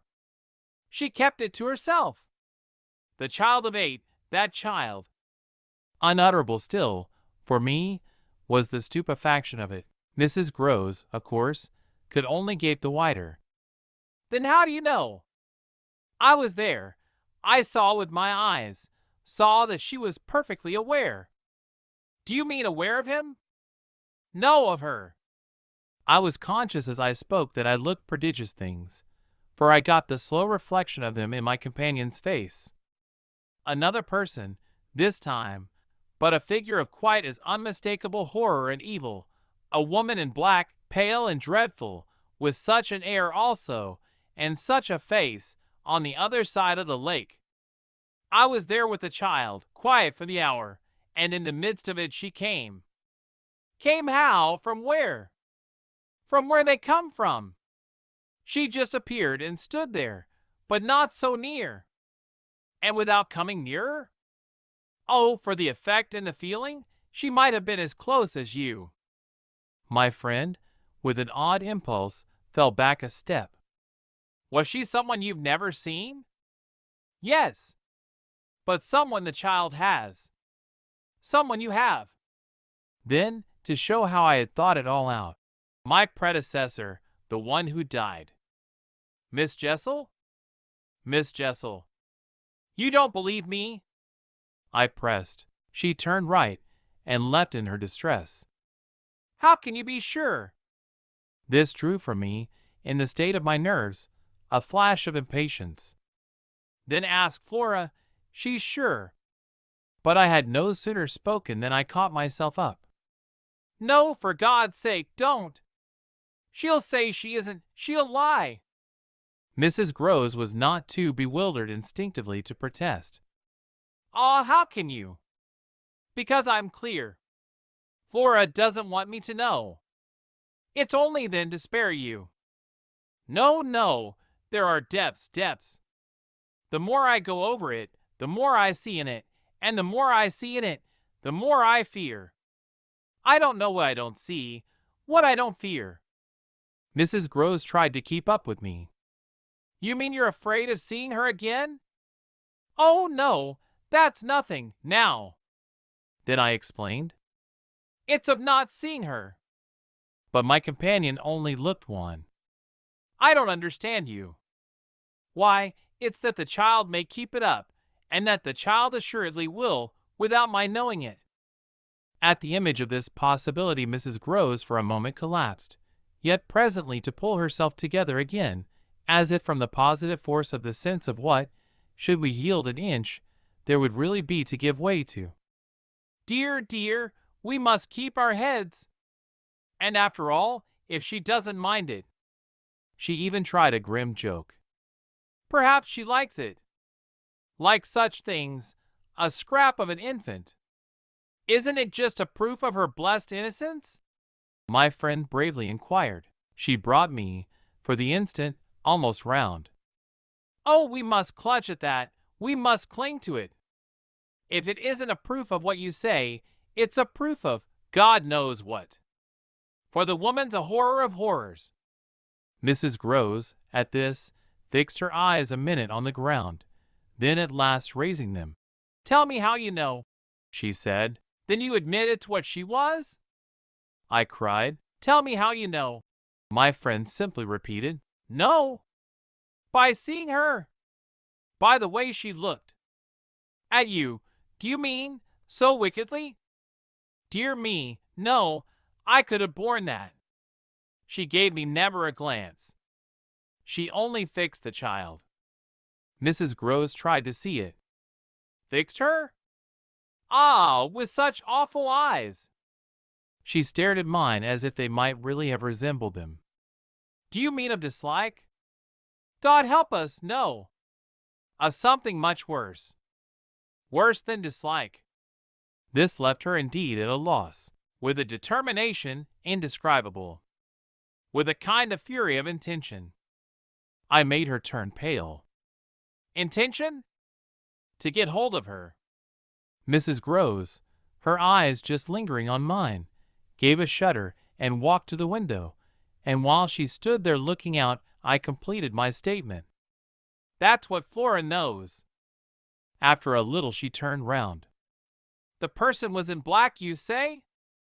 In mourning, rather poor, almost shabby. But yes, with extraordinary beauty.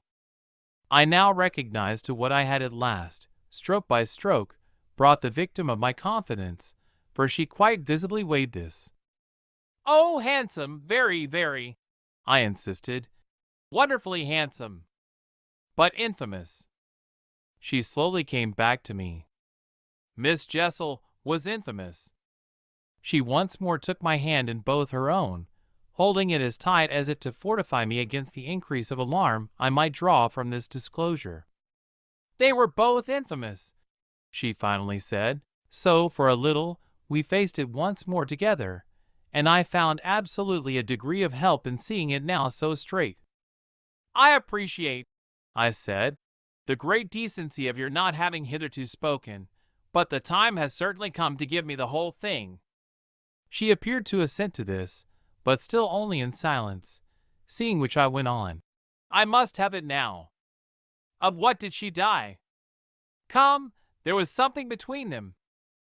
There was everything. In spite of the difference? Oh, of their rank, their condition. She brought it woefully out. She was a lady. I turned it over. I again saw. Yes, she was a lady. And he's so dreadfully below, said Mrs. Groves. I felt that I doubtless needn't press too hard, in such company, on the place of a servant in the scale, but there was nothing to prevent an acceptance of my companion's own measure of my predecessor's abasement. There was a way to deal with that, and I dealt, the more readily for my full vision, on the evidence of our employer's late clever, good-looking, own man, impudent, assured, spoiled, depraved. The fellow was a hound. Mrs. Groves considered as if it were perhaps a little a case for a sense of shades. I've never seen one like him. He did what he wished. With her? With them all. It was as if now in my friend's own eyes Miss Jessel had again appeared.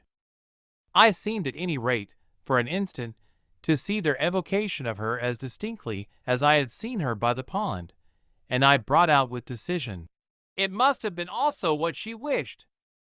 Mrs. Groves's face signified that it had been indeed, but she said at the same time, poor woman, she paid for it. Then you do know what she died of? I asked. No, I know nothing. I wanted not to know. I was glad enough I didn't, and I thanked heaven she was well out of this. Yet you had, then, your idea of her real reason for leaving? Oh, yes, as to that. She couldn't have stayed. Fancy it here, for a governess. And afterward I imagined, and I still imagine. And what I imagine is dreadful. Not so dreadful as what I do, I replied, on which I must have shown her, as I was indeed but too conscious, a front of miserable defeat. It brought out again all her compassion for me, and at the renewed touch of her kindness my power to resist broke down. I burst, as I had, the other time, made her burst, into tears. She took me to her motherly breast, and my lamentation overflowed. I don't do it, I sobbed in despair. I don't save or shield them. It's far worse than I dreamed. They're lost. Chapter 8. What I had said to Mrs. Groves was true enough. There were in the matter I had put before her depths and possibilities that I lacked resolution to sound, so that when we met once more in the wonder of it, we were of a common mind about the duty of resistance to extravagant fancies. We were to keep our heads if we should keep nothing else, difficult indeed as that might be in the face of what, in our prodigious experience, was least to be questioned. Late that night, while the house slept, we had another talk in my room, when she went all the way with me as to its being beyond doubt that I had seen exactly what I had seen. To hold her perfectly in the pinch of that, I found I had only to ask her how, if I had made it up, I came to be able to give, of each of the persons appearing to me, a picture disclosing, to the last detail, their special marks, a portrait on the exhibition of which she had instantly recognized and named them. She wished, of course, small blame to her, to sink the whole subject, and I was quick to assure her that my own interest in it had now violently taken the form of a search for the way to escape from it. I encountered her on the ground of a probability that with recurrence, for recurrence we took for granted, I should get used to my danger, distinctly professing that my personal exposure had suddenly become the least of my discomforts. It was my new suspicion that was intolerable, and yet even to this complication the later hours of the day had brought a little ease. On leaving her, after my first outbreak, I had of course returned to my pupils, associating the right remedy for my dismay with that sense of their charm which I had already found to be a thing I could positively cultivate, and which had never failed me yet. I had simply, in other words, plunged afresh into Flora's special society, and there become aware, it was almost a luxury, that she could put her little conscious hand straight upon the spot that ached. She had looked at me in sweet speculation, and then had accused me to my face of having cried. I had supposed I had brushed away the ugly signs, but I could literally, for the time, at all events, rejoice, under this fathomless charity, that they had not entirely disappeared. To gaze into the depths of blue of the child's eyes, and pronounce their loveliness a trick of premature cunning, was to be guilty of a cynicism in preference, to which I naturally preferred to abjure my judgment, and, so far as might be my agitation, I couldn't abjure for merely wanting to, but I could repeat to Mrs. Groves, as I did there, over and over, in the small hours, that with their voices in the air, their pressure on one's heart, and their fragrant faces against one's cheek, everything fell to the ground but their incapacity and their beauty. It was a pity that, somehow, to settle this once for all, I had equally to re-enumerate the signs of subtlety that, in the afternoon, by the lake had made a miracle of my show of self-possession. It was a pity to be obliged to re-investigate the certitude of the moment itself, and repeat how it had come to me as a revelation that the inconceivable communion I then surprised was a matter, for either party, of habit. It was a pity that I should have had to quaver out again the reasons for my not having, in my delusion, so much as questioned that the little girl saw our visitant even as I actually saw Mrs. Groves herself, and that she wanted, by just so much as she did thus see, to make me suppose she didn't, and at the same time, without showing anything, arrive at a guess as to whether I myself did. It was a pity that I needed once more to describe the portentous little activity by which she sought to divert my attention, the perceptible increase of movement, the greater intensity of play, the singing, the gabbling of nonsense, and the invitation to romp. Yet if I had not indulged, to prove there was nothing in it, in this review, I should have missed the 2 or 3 dim elements of comfort that still remained to me. I should not, for instance, have been able to asseverate to my friend that I was certain, which was so much to the good, that I at least had not betrayed myself. I should not have been prompted, by stress of need, by desperation of mind, I scarce know what to call it, to invoke such further aid to intelligence as might spring from pushing my colleague fairly to the wall. She had told me, bit by bit, under pressure, a great deal, but a small shifty spot on the wrong side of it all still sometimes brushed my brow like the wing of a bat, and I remember how on this occasion, for the sleeping house, and the concentration alike of our danger and our watch seemed to help, I felt the importance of giving the last jerk to the curtain. "I don't believe anything so horrible," I recollect saying. "No, let us put it definitely, my dear, that I don't. But if I did, there's a thing I should require now, just without sparing you the least bit more. Oh, not a scrap. Come, to get out of you. What was it you had in mind when, in our distress, before Miles came back, over the letter from his school, you said, under my insistence, that you didn't pretend for him that he had not literally ever been bad? He has not literally ever, in these weeks that I myself have lived with him, and so closely watched him, he has been an imperturbable little prodigy of delightful, lovable goodness. Therefore you might perfectly have made the claim for him if you had not, as it happened, seen an exception to take. What was your exception, and to what passage in your personal observation of him did you refer?" It was a dreadfully austere inquiry, but levity was not our note, and, at any rate, before the gray dawn admonished us to separate, I had got my answer. What my friend had had in mind proved to be immensely to the purpose. It was neither more nor less than the circumstance that for a period of several months Quint and the boy had been perpetually together. It was in fact the very appropriate truth that she had ventured to criticize the propriety, to hint at the incongruity, of so close an alliance, and even to go so far on the subject as a frank overture to Miss Jessel. Miss Jessel had, with a most strange manner, requested her to mind her business, and the good woman had, on this, directly approached little Miles. What she had said to him, since I pressed, was that she liked to see young gentlemen not forget their station. I pressed again, of course, at this. "You reminded him that Quint was only a base menial, as you might say?" And it was his answer, "For one thing, that was bad." "And for another thing?" I waited. "He repeated your words to Quint?" "No, not that. It's just what he wouldn't." She could still impress upon me. "I was sure, at any rate," she added, "that he didn't.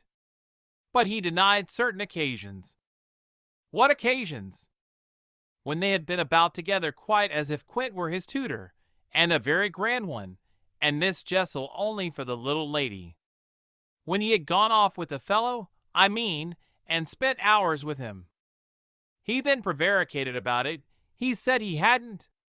Her assent was clear enough to cause me to add in a moment, "I see. He lied." "Oh," Mrs. Groves mumbled.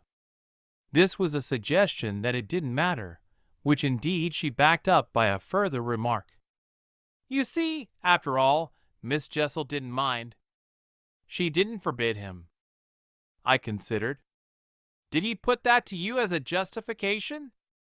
At this she dropped again. "No, he never spoke of it. Never mentioned her in connection with Quint."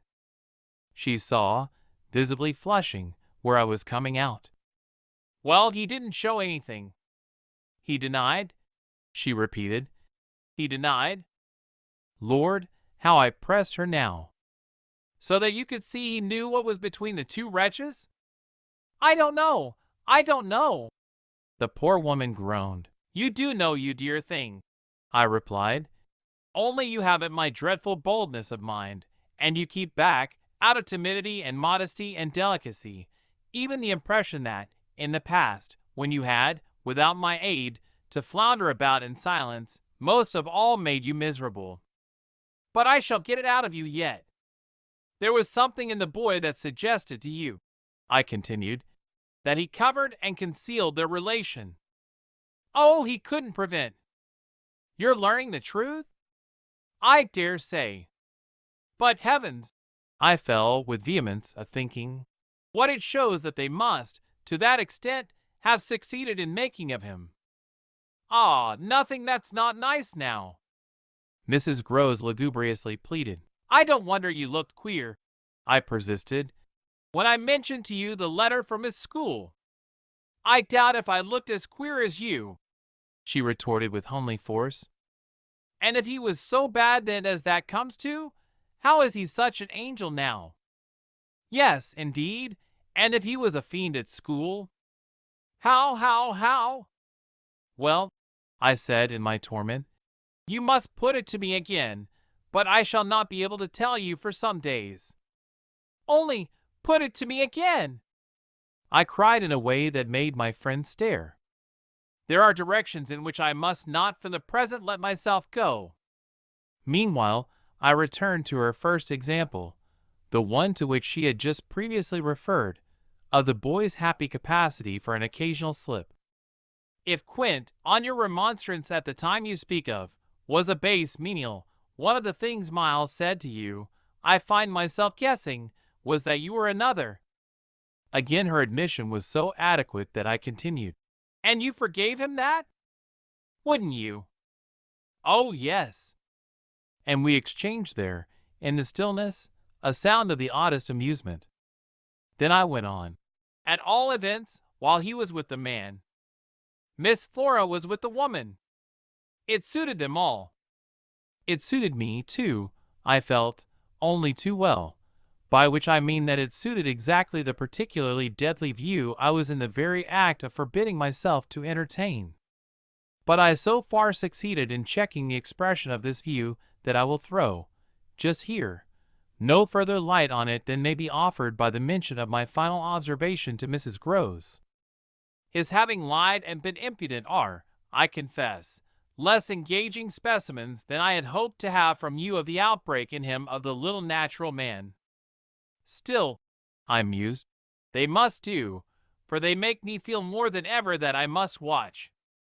It made me blush, the next minute, to see in my friend's face how much more unreservedly she had forgiven him than her anecdote struck me as presenting to my own tenderness an occasion for doing. This came out when, at the schoolroom door, she quitted me. Surely you don't accuse him of carrying on an intercourse that he conceals from me? Ah, remember that, until further evidence, I now accuse nobody. Then, before shutting her out to go, by another passage, to her own place, I must just wait. I wound up. Chapter 9. I waited, and the days, as they elapsed, took something from my consternation. A very few of them, in fact, passing, in constant sight of my pupils, without a fresh incident, sufficed to give to grievous fancies, and even to odious memories a kind of brush of the sponge. I have spoken of the surrender to their extraordinary childish grace as a thing I could actively cultivate, and it may be imagined if I neglected now to address myself to this source for whatever it would yield. Stranger than I can express, certainly, was the effort to struggle against my new lights. It would doubtless have been, however, a greater tension still had it not been so frequently successful. I used to wonder how my little charges could help guessing that I thought strange things about them, and the circumstances that these things only made them more interesting was not by itself a direct aid to keeping them in the dark. I trembled lest they should see that they were so immensely more interesting, putting things at the worst, at all events, as in meditation I so often did, any clouding of their innocence could only be, blameless and foredoomed as they were, a reason the more for taking risks. There were moments when, by an irresistible impulse, I found myself catching them up and pressing them to my heart. As soon as I had done so I used to say to myself, "What will they think of that? Doesn't it betray too much?" It would have been easy to get into a sad, wild tangle about how much I might betray, but the real account, I feel, of the hours of peace that I could still enjoy was that the immediate charm of my companions was a beguilement still effective even under the shadow of the possibility that it was studied. For if it occurred to me that I might occasionally excite suspicion by the little outbreaks of my sharper passion for them, so too I remember wondering if I mightn't see a queerness in the traceable increase of their own demonstrations. They were at this period extravagantly and preternaturally fond of me, which, after all, I could reflect, was no more than a graceful response in children perpetually bowed over and hugged. The homage of which they were so lavish succeeded, in truth, for my nerves, quite as well as if I never appeared to myself, as I may say, literally to catch them at a purpose in it. They had never, I think, wanted to do so many things for their poor protectress. I mean, though they got their lessons better and better, which was naturally what would please her most, in the way of diverting, entertaining, surprising her, reading her passages, telling her stories, acting her charades, pouncing out at her, in disguises, as animals and historical characters, and above all astonishing her by the pieces they had secretly got by heart, and could interminably recite. I should never get to the bottom, were I to let myself go even now, of the prodigious private commentary, all under still more private correction, with which, in these days, I overscored their full hours. They had shown me from the first a facility for everything, a general faculty which, taking a fresh start, achieved remarkable flights. They got their little tasks as if they loved them, and indulged, from the mere exuberance of the gift, in the most unimposed little miracles of memory. They not only popped out at me as tigers and as Romans, but as Shakespeareans, astronomers, and navigators.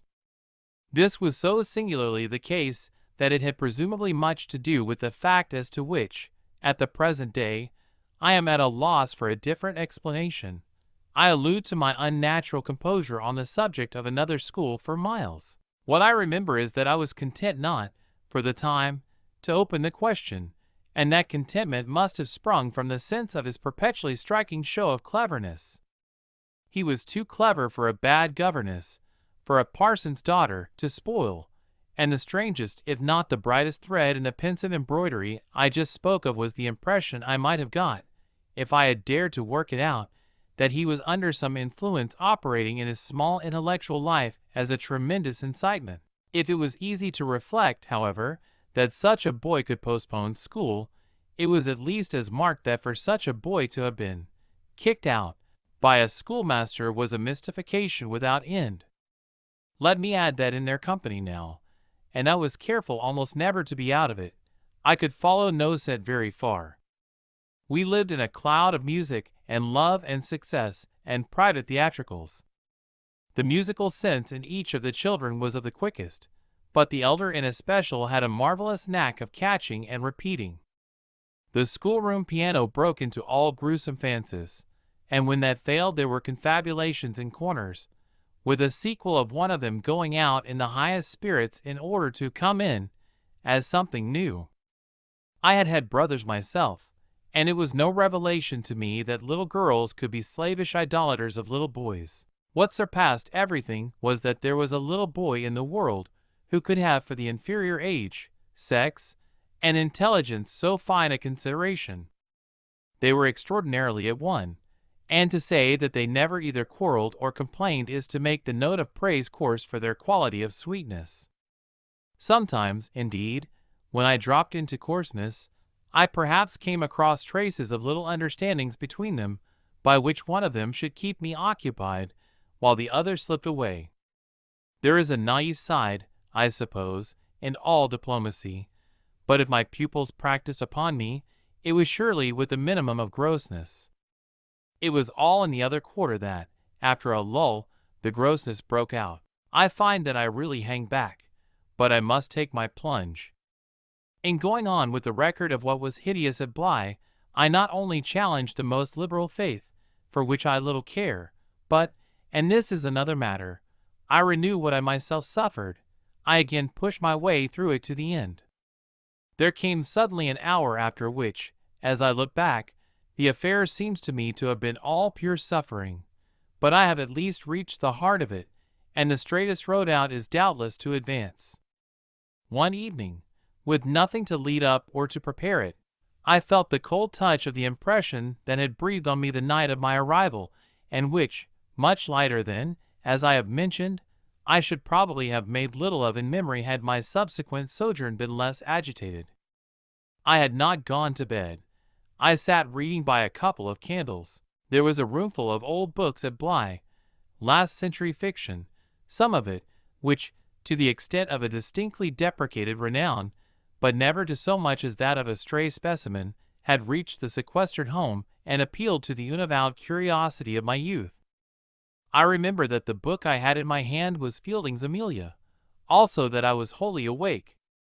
I recall further both a general conviction that it was horribly late and a particular objection to looking at my watch. I figure, finally, that the white curtain draping, in the fashion of those days, the head of Flora's little bed, shrouded, as I had assured myself long before, the perfection of childish rest.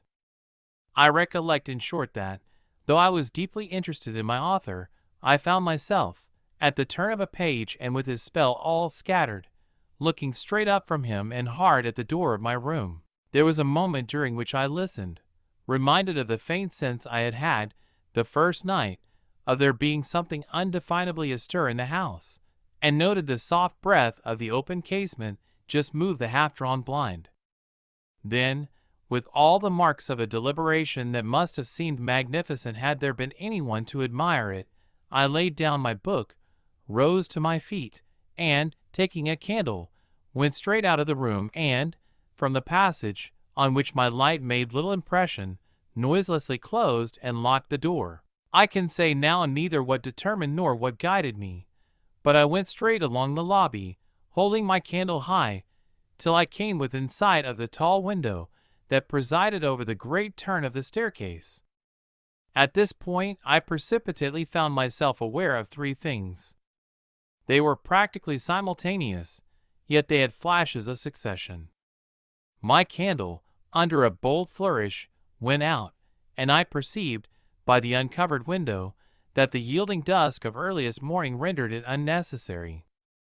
Without it, the next instant, I saw that there was someone on the stair.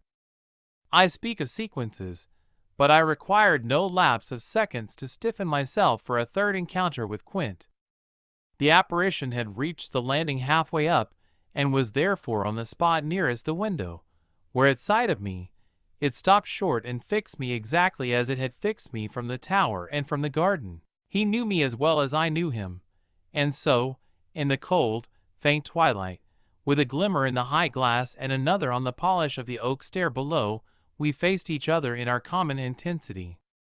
He was absolutely, on this occasion, a living, detestable, dangerous presence. But that was not the wonder of wonders. I reserve this distinction for quite another circumstance. The circumstance that dread had unmistakably quitted me, and that there was nothing in me there that didn't meet and measure him. I had plenty of anguish after that extraordinary moment, but I had, thank God, no terror. And he knew I had not.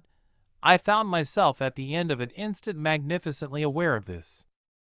I felt, in a fierce rigor of confidence, that if I stood my ground a minute I should cease, for the time, at least, to have him to reckon with, and during the minute, accordingly, the thing was as human and hideous as a real interview, hideous just because it was human as to have met alone, in the small hours, in a sleeping house, some enemy, some adventurer, some criminal. It was the dead silence of our long gaze at such close quarters that gave the whole horror, huge as it was, its only note of the unnatural. If I had met a murderer in such a place, and at such an hour, we still at least would have spoken. Something would have passed, in life, between us.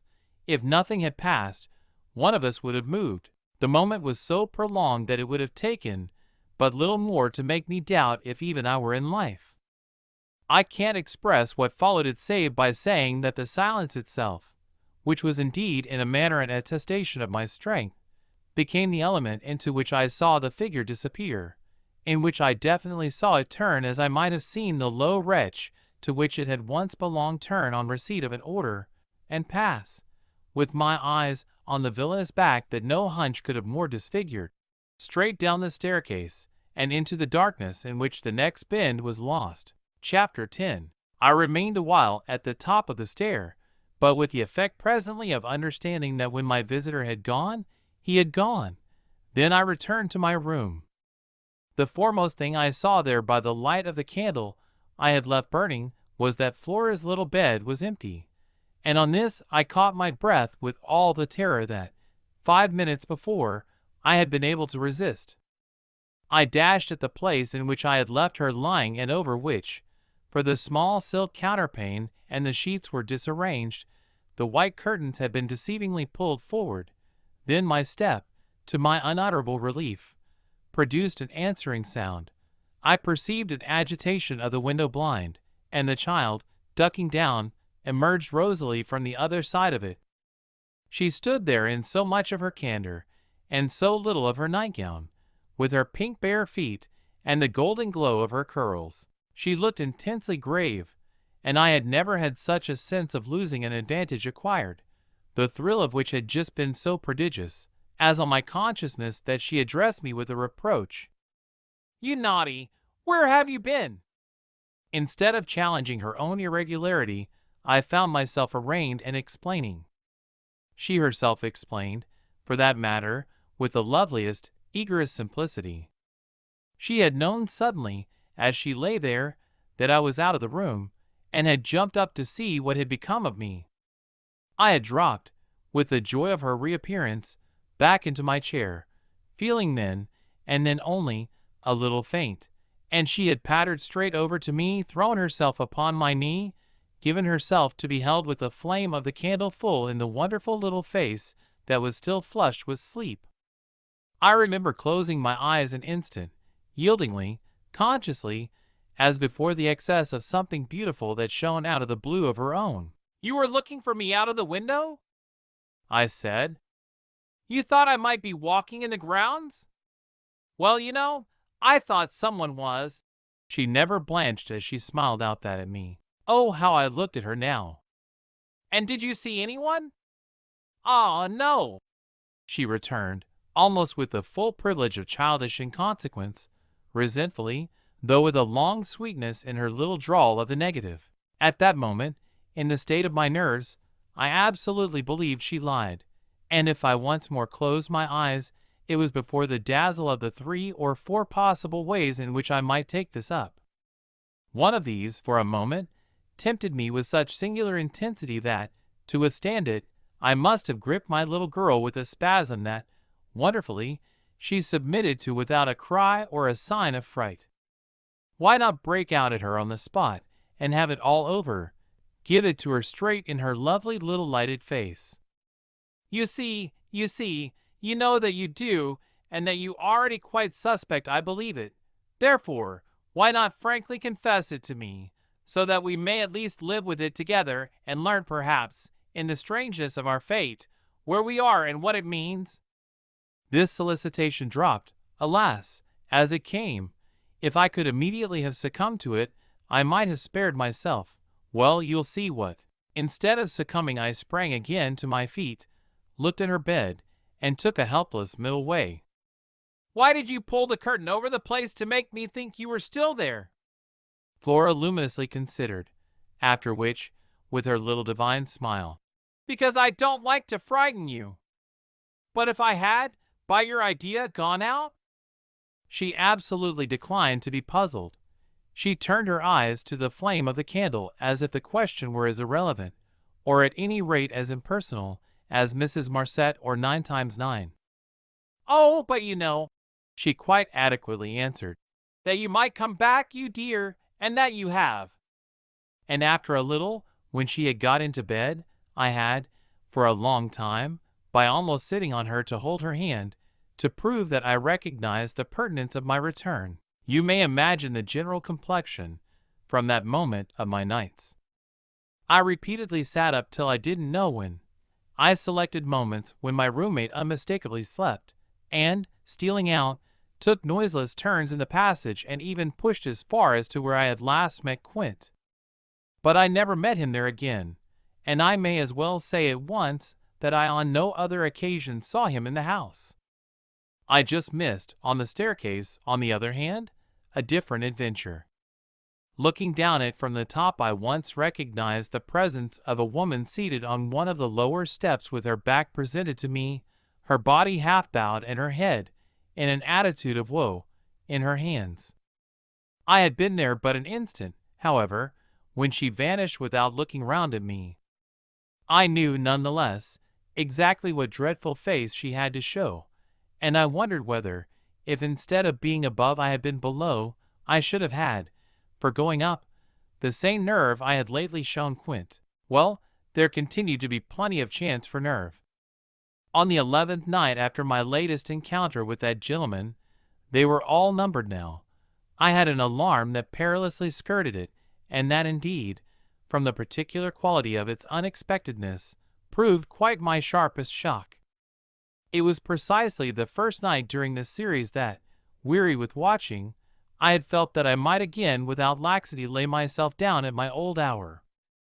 I slept immediately and, as I afterward knew, till about 1 o'clock, but when I woke it was to sit straight up, as completely roused as if a hand had shook me. I had left a light burning, but it was now out, and I felt an instant certainty that Flora had extinguished it. This brought me to my feet and straight, in the darkness, to her bed, which I found she had left. A glance at the window enlightened me further, and the striking of a match completed the picture. The child had again got up, this time blowing out the taper, and had again, for some purpose of observation or response, squeezed in behind the blind, and was peering out into the night. That she now saw, as she had not, I had satisfied myself, the previous time, was proved to me by the fact that she was disturbed neither by my re-illumination nor by the haste I made to get into slippers and into a wrap. Hidden, protected, absorbed, she evidently rested on the sill, the casement opened forward, and gave herself up. There was a great still moon to help her, and this fact had counted in my quick decision. She was face to face with the apparition we had met at the lake, and could now communicate with it as she had not then been able to do. What I, on my side, had to care for was, without disturbing her, to reach, from the corridor, some other window in the same quarter. I got to the door without her hearing me. I got out of it, closed it, and listened, from the other side, for some sound from her. While I stood in the passage, I had my eyes on her brother's door, which was but 10 steps off and which, indescribably, produced in me a renewal of the strange impulse that I lately spoke of as my temptation. What if I should go straight in and march to his window? What if, by risking to his boyish bewilderment a revelation of my motive, I should throw across the rest of the mystery the long halter of my boldness? This thought held me sufficiently to make me cross to his threshold and pause again. I preternaturally listened. I figured to myself what might portentously be. I wondered if his bed were also empty, and he too were secretly at watch. It was a deep, soundless minute, at the end of which my impulse failed. He was quiet. He might be innocent. The risk was hideous. I turned away. There was a figure in the grounds, a figure prowling for a sight, the visitor with whom Flora was engaged, but it was not the visitor most concerned with my boy. I hesitated afresh, but on other grounds, and only for a few seconds. Then I had made my choice. There were empty rooms at Bly, and it was only a question of choosing the right one. The right one suddenly presented itself to me as the lower one, though high above the gardens, in the solid corner of the house that I have spoken of as the old tower. This was a large, square chamber, arranged with some state as a bedroom, the extravagant size of which made it so inconvenient that it had not for years, though kept by Mrs. Groves in exemplary order, been occupied. I had often admired it, and I knew my way about in it. I had only, after just faltering at the first chill gloom of its disuse, to pass across it and unbolt as quietly as I could one of the shutters. Achieving this transit, I uncovered the glass without a sound and, applying my face to the pane, was able, the darkness without being much less than within, to see that I commanded the right direction. Then I saw something more. The moon made the night extraordinarily penetrable, and showed me on the lawn a person, diminished by distance, who stood there motionless and as if fascinated, looking up to where I had appeared, looking, that is, not so much straight at me as at something that was apparently above me. There was clearly another person above me. There was a person on the tower. But the presence on the lawn was not in the least what I had conceived and had confidently hurried to meet. The presence on the lawn, I felt sick as I made it out, was poor little Miles himself.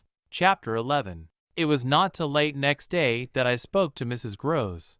The rigor with which I kept my pupils in sight making it often difficult to meet her privately, and the more as we each felt the importance of not provoking, on the part of the servants quite as much as on that of the children, any suspicion of a secret flurry or that of a discussion of mysteries.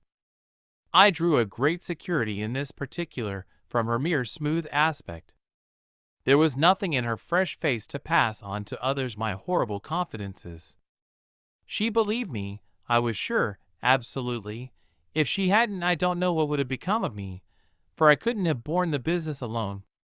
But she was a magnificent monument to the blessing of a want of imagination, and if she could see in our little charges nothing but their beauty and amiability, their happiness and cleverness, she had no direct communication with the sources of my trouble. If they had been at all visibly blighted or battered, she would doubtless have grown, on tracing it back, haggard enough to match them. As matters stood, however, I could feel her, when she surveyed them, with her large white arms folded and the habit of serenity in all her look, thank the Lord's mercy that if they were ruined the pieces would still serve. Flights of fancy gave place, in her mind, to a steady fireside glow, and I had already begun to perceive how, with the development of the conviction that, as time went on without a public accident, our young things could, after all, look out for themselves, she addressed her greatest solicitude to the sad case presented by their instructress.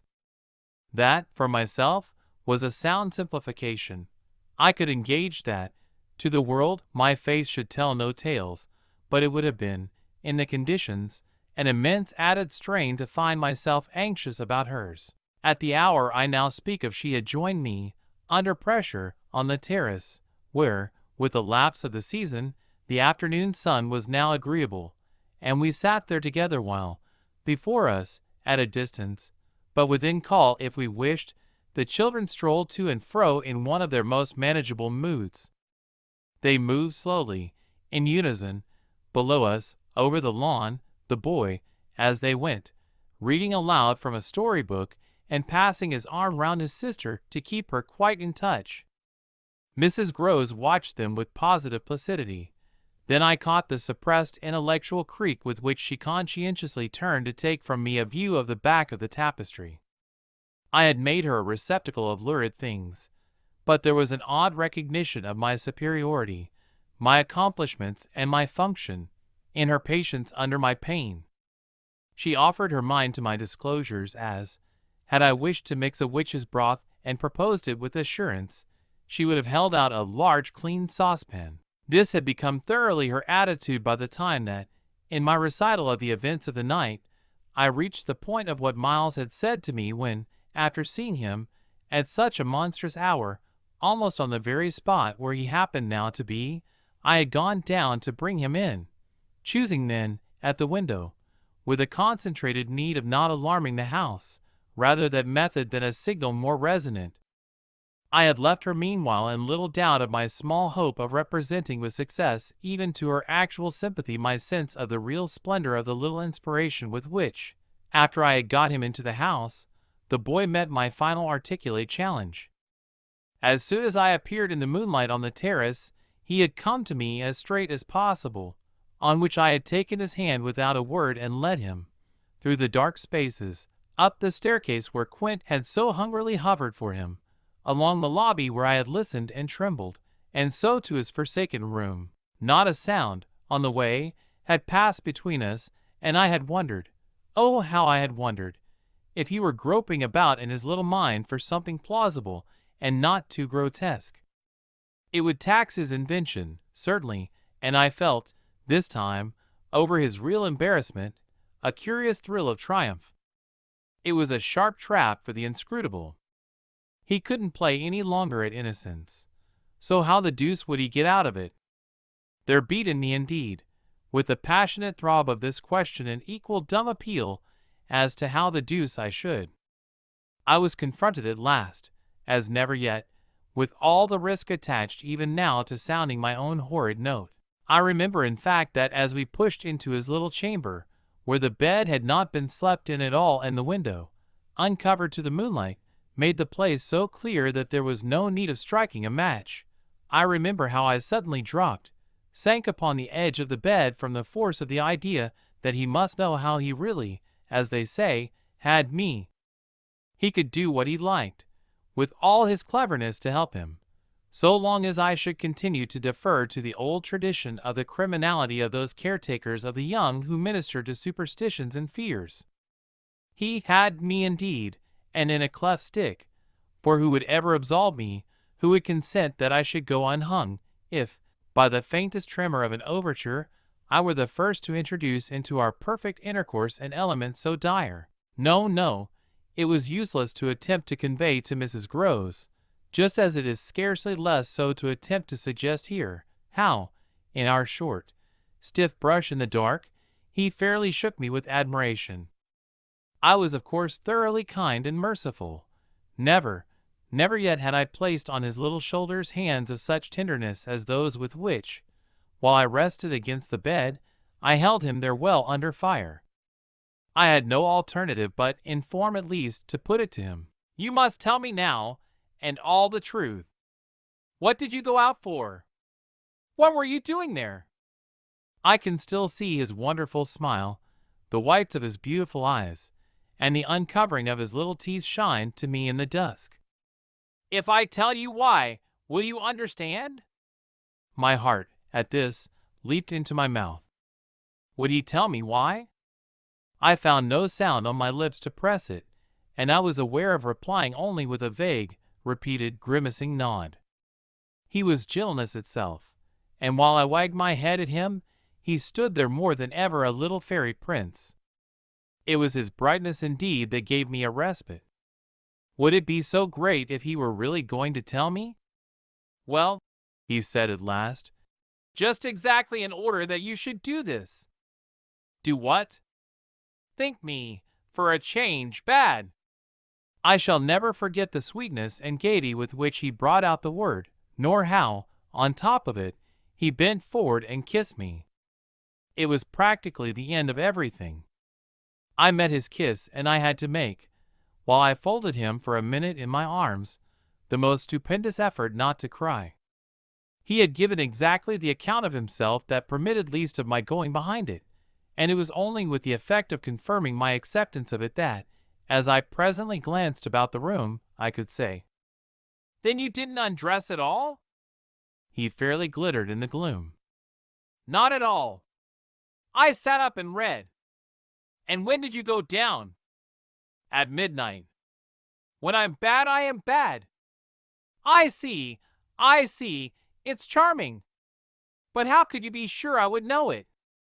"Oh, I arranged that with Flora." His answers rang out with a readiness. "She was to get up and look out." "Which is what she did do." "It was I who fell into the trap." "So she disturbed you, and to see what she was looking at you also looked, you saw." "While you," I concurred, "caught your death in the night air." He literally bloomed so from this exploit that he could afford radiantly to assent. "How otherwise should I have been bad enough?" he asked. Then, after another embrace, the incident and our interview closed on my recognition of all the reserves of goodness that, for his joke, he had been able to draw upon. Chapter 12.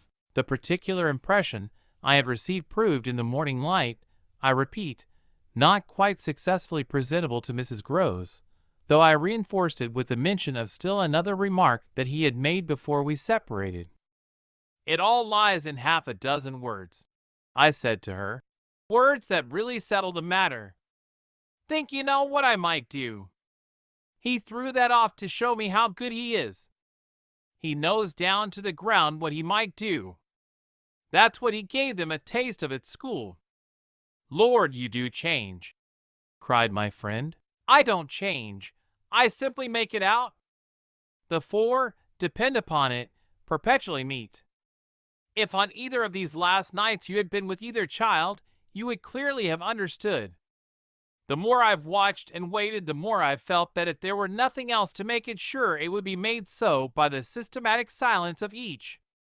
Never, by a slip of the tongue, have they so much as alluded to either of their old friends, any more than Miles has alluded to his expulsion. Oh yes, we may sit here and look at them, and they may show off to us there to their fill, but even while they pretend to be lost in their fairy tale, they're steeped in their vision of the dead restored. He's not reading to her, I declared. They're talking of them. They're talking horrors. I go on, I know, as if I were crazy, and it's a wonder I'm not. What I've seen would have made you so, but it has only made me more lucid, made me get hold of still other things. My lucidity must have seemed awful, but the charming creatures who were victims of it, passing and repassing in their interlocked sweetness, gave my colleague something to hold on by, and I felt how tight she held as, without stirring in the breath of my passion, she covered them still with her eyes. Of what other things have you got hold? Why, of the very things that have delighted, fascinated, and yet, at bottom, as I now so strangely see, mystified and troubled me. They're more than earthly beauty, they're absolutely unnatural goodness. It's a game, I went on. It's a policy and a fraud. On the part of little darlings? As yet mere lovely babies? Yes, mad as that seems. The very act of bringing it out really helped me to trace it, follow it all up, and piece it all together. They haven't been good, they've only been absent. It has been easy to live with them, because they're simply leading a life of their own. They're not mine, they're not ours. They're his and they're hers. Quince and that woman's. Quince and that woman's. They want to get to them. Oh, how, at this, poor Mrs. Groves appeared to study them. But for what? For the love of all the evil that, in those dreadful days, the pair put into them. And to ply them with that evil still, to keep up the work of demons, is what brings the others back. Laws, said my friend under her breath. The exclamation was homely, but it revealed a real acceptance of my further proof of what, in the bad time, for there had been a worse even than this, must have occurred. There could have been no such justification for me as the plain assent of her experience to whatever depth of depravity I found credible in our brace of scoundrels. It was an obvious submission of memory that she brought out after a moment. They were rascals. But what can they now do? She pursued. Do? I echoed so loud that Miles and Flora, as they passed at their distance, paused an instant in their walk and looked at us. Don't they do enough? I demanded in a lower tone, while the children, having smiled and nodded and kissed hands to us, resumed their exhibition. We were held by it a minute, then I answered, They can destroy them. At this my companion did turn, but the inquiry she launched was a silent one, the effect of which was to make me more explicit. They don't know, as yet, quite how, but they're trying hard.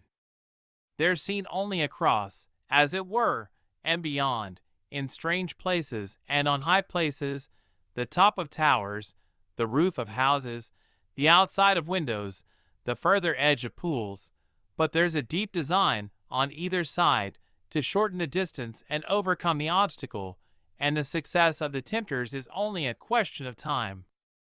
They've only to keep to their suggestions of danger. For the children to come and perish in the attempt. Mrs. Groves slowly got up, and I scrupulously added, Unless, of course, we can prevent. Standing there before me while I kept my seat, she visibly turned things over. Their uncle must do the preventing. He must take them away. And who's to make him?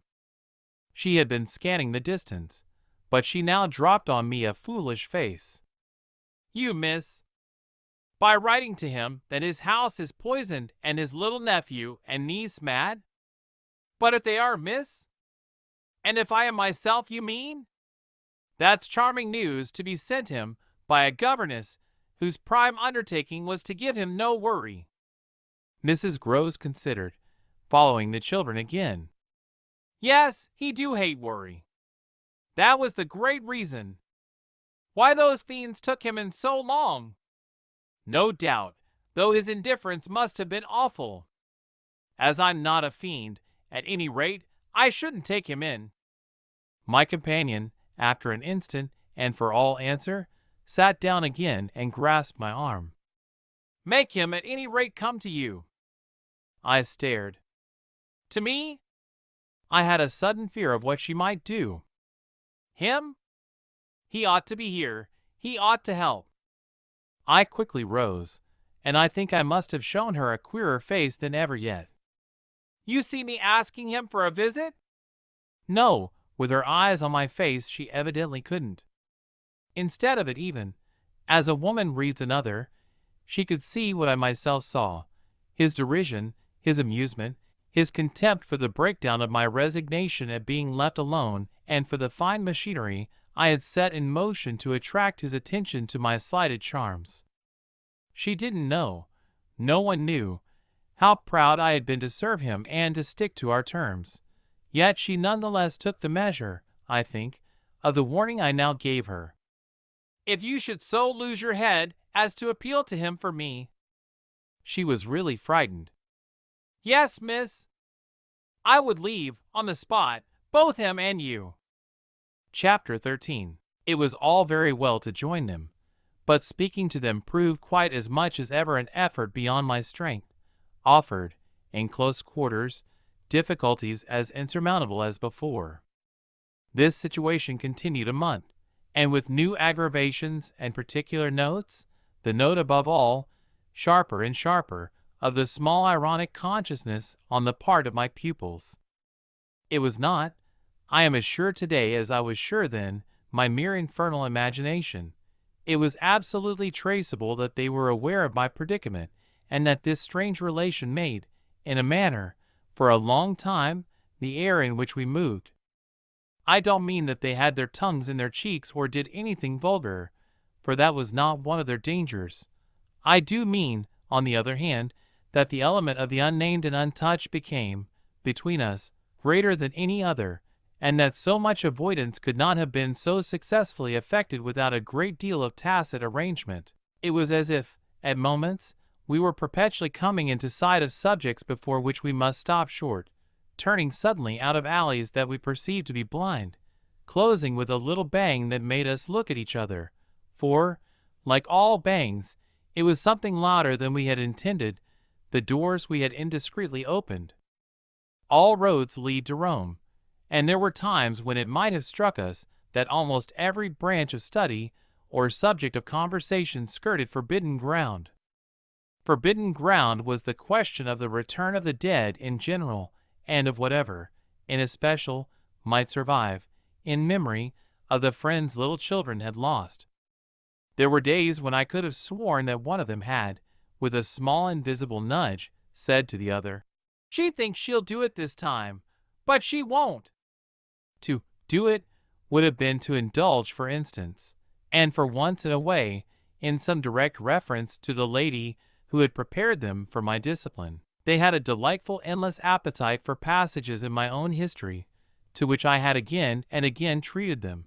They were in possession of everything that had ever happened to me, had, with every circumstance, the story of my smallest adventures, and of those of my brothers and sisters, and of the cat and the dog at home, as well as many particulars of the eccentric nature of my father, of the furniture and arrangement of our house, and of the conversation of the old women of our village.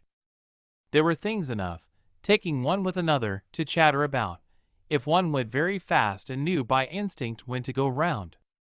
They pulled with an art of their own the strings of my invention and my memory, and nothing else perhaps, when I thought of such occasions afterward, gave me so the suspicion of being watched from under cover. It was in any case over my life, my past, and my friends alone that we could take anything like our ease, a state of affairs that led them sometimes without the least pertinence to break out into sociable reminders. I was invited, with no visible connection, to repeat a fresh Goody Gosling's celebrated MOT, or to confirm the details already supplied, as to the cleverness of the vicarage pony. It was partly at such junctures as these and partly at quite different ones that, with the turn my matters had now taken, my predicament, as I have called it, grew most sensible. The fact that the days passed for me without another encounter ought, it would have appeared, to have done something towards soothing my nerves. Since the light brush, that second night on the upper landing, of the presence of a woman at the foot of the stair, I had seen nothing, whether in or out of the house, that one had better not have seen. There was many a corner round which I expected to come upon Quint, and many a situation that, in a merely sinister way, would have favored the appearance of Miss Jessel. The summer had turned, the summer had gone. The autumn had dropped upon Bly, and had blown out half our lights. The place, with its gray sky and withered garlands, its bared spaces and scattered dead leaves, was like a theater after the performance, all strewn with crumpled playbills. There were exactly states of the ear, conditions of sound and of stillness, unspeakable impressions of the kind of ministering moment that brought back to me, long enough to catch it, the feeling of the medium in which, that June evening out of doors, I had had my first sight of Quint, and in which, too, at those other instants, I had, after seeing him through the window, looked for him in vain in the circle of shrubbery. I recognized the signs, the portents, I recognized the moment, the spot. But they remained unaccompanied and empty, and I continued unmolested, if unmolested one could call a young woman whose sensibility had, in the most extraordinary fashion, not declined but deepened. I had said in my talk with Mrs. Grose on that horrid scene of Flora's by the lake, and had perplexed her by so saying, that it would from that moment distress me much more to lose my power than to keep it. I had then expressed what was vividly in my mind, the truth that, whether the children really saw or not, since, that is, it was not yet definitely proved, I greatly preferred, as a safeguard, the fullness of my own exposure. I was ready to know the very worst that was to be known. What I had then had an ugly glimpse of was that my eyes might be sealed just while theirs were most opened. Well, my eyes were sealed, it appeared, at present, a consummation for which it seemed blasphemous not to thank God. There was, alas, a difficulty about that. I would have thanked him with all my soul had I not had in a proportionate measure this conviction of the secret of my pupils. How can I retrace today the strange steps of my obsession? There were times of our being together when I would have been ready to swear that, literally, in my presence, but with my direct sense of it closed, they had visitors who were known and were welcome. Then it was that, had I not been deterred by the very chance that such an injury might prove greater than the injury to be averted, my exultation would have broken out. They're here, you little wretches, I would have cried, and you can't deny it now.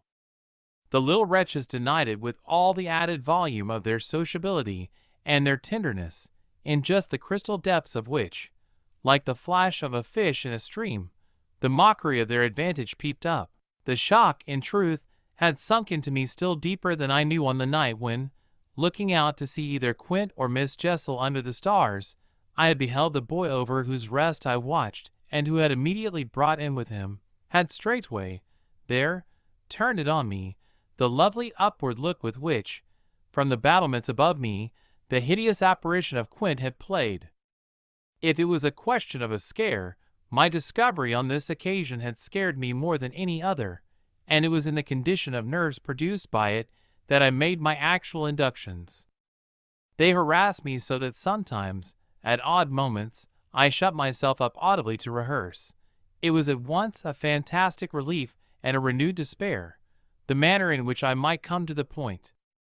I approached it from one side and the other while, in my room, I flung myself about, but I always broke down in the monstrous utterance of names. As they died away on my lips, I said to myself that I should indeed help them to represent something infamous, if, by pronouncing them, I should violate as rare a little case of instinctive delicacy as any schoolroom, probably, had ever known.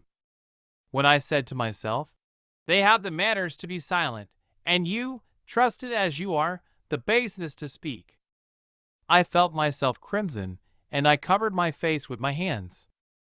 After these secret scenes I chattered more than ever, going on volubly enough till one of our prodigious, palpable hushes occurred. I can call them nothing else.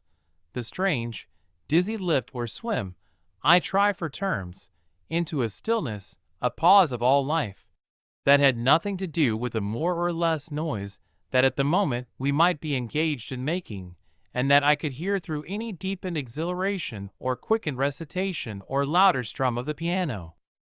Then it was that the others, the outsiders, were there, though they were not angels. They passed, as the French say, causing me, while they stayed, to tremble with the fear of their addressing to their younger victim some yet more infernal message or more vivid image than they had thought good enough for myself. What it was most impossible to get rid of was the cruel idea that, whatever I had seen, Miles and Flora saw more, things terrible and unguessable, and that sprang from dreadful passages of intercourse in the past.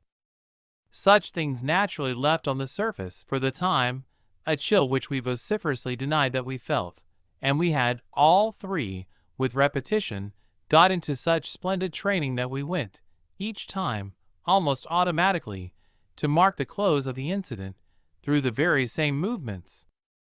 It was striking of the children, at all events, to kiss me inveterately with a kind of wild irrelevance, and never to fail, one or the other, of the precious question that had helped us through many a peril. "When do you think he will come? Don't you think we ought to write?" There was nothing like that inquiry, we found by experience, for carrying off an awkwardness. He, of course, was their uncle in Harley Street, and we lived in much profusion of theory that he might at any moment arrive to mingle in our circle. It was impossible to have given less encouragement than he had done to such a doctrine, but if we had not had the doctrine to fall back upon, we should have deprived each other of some of our finest exhibitions.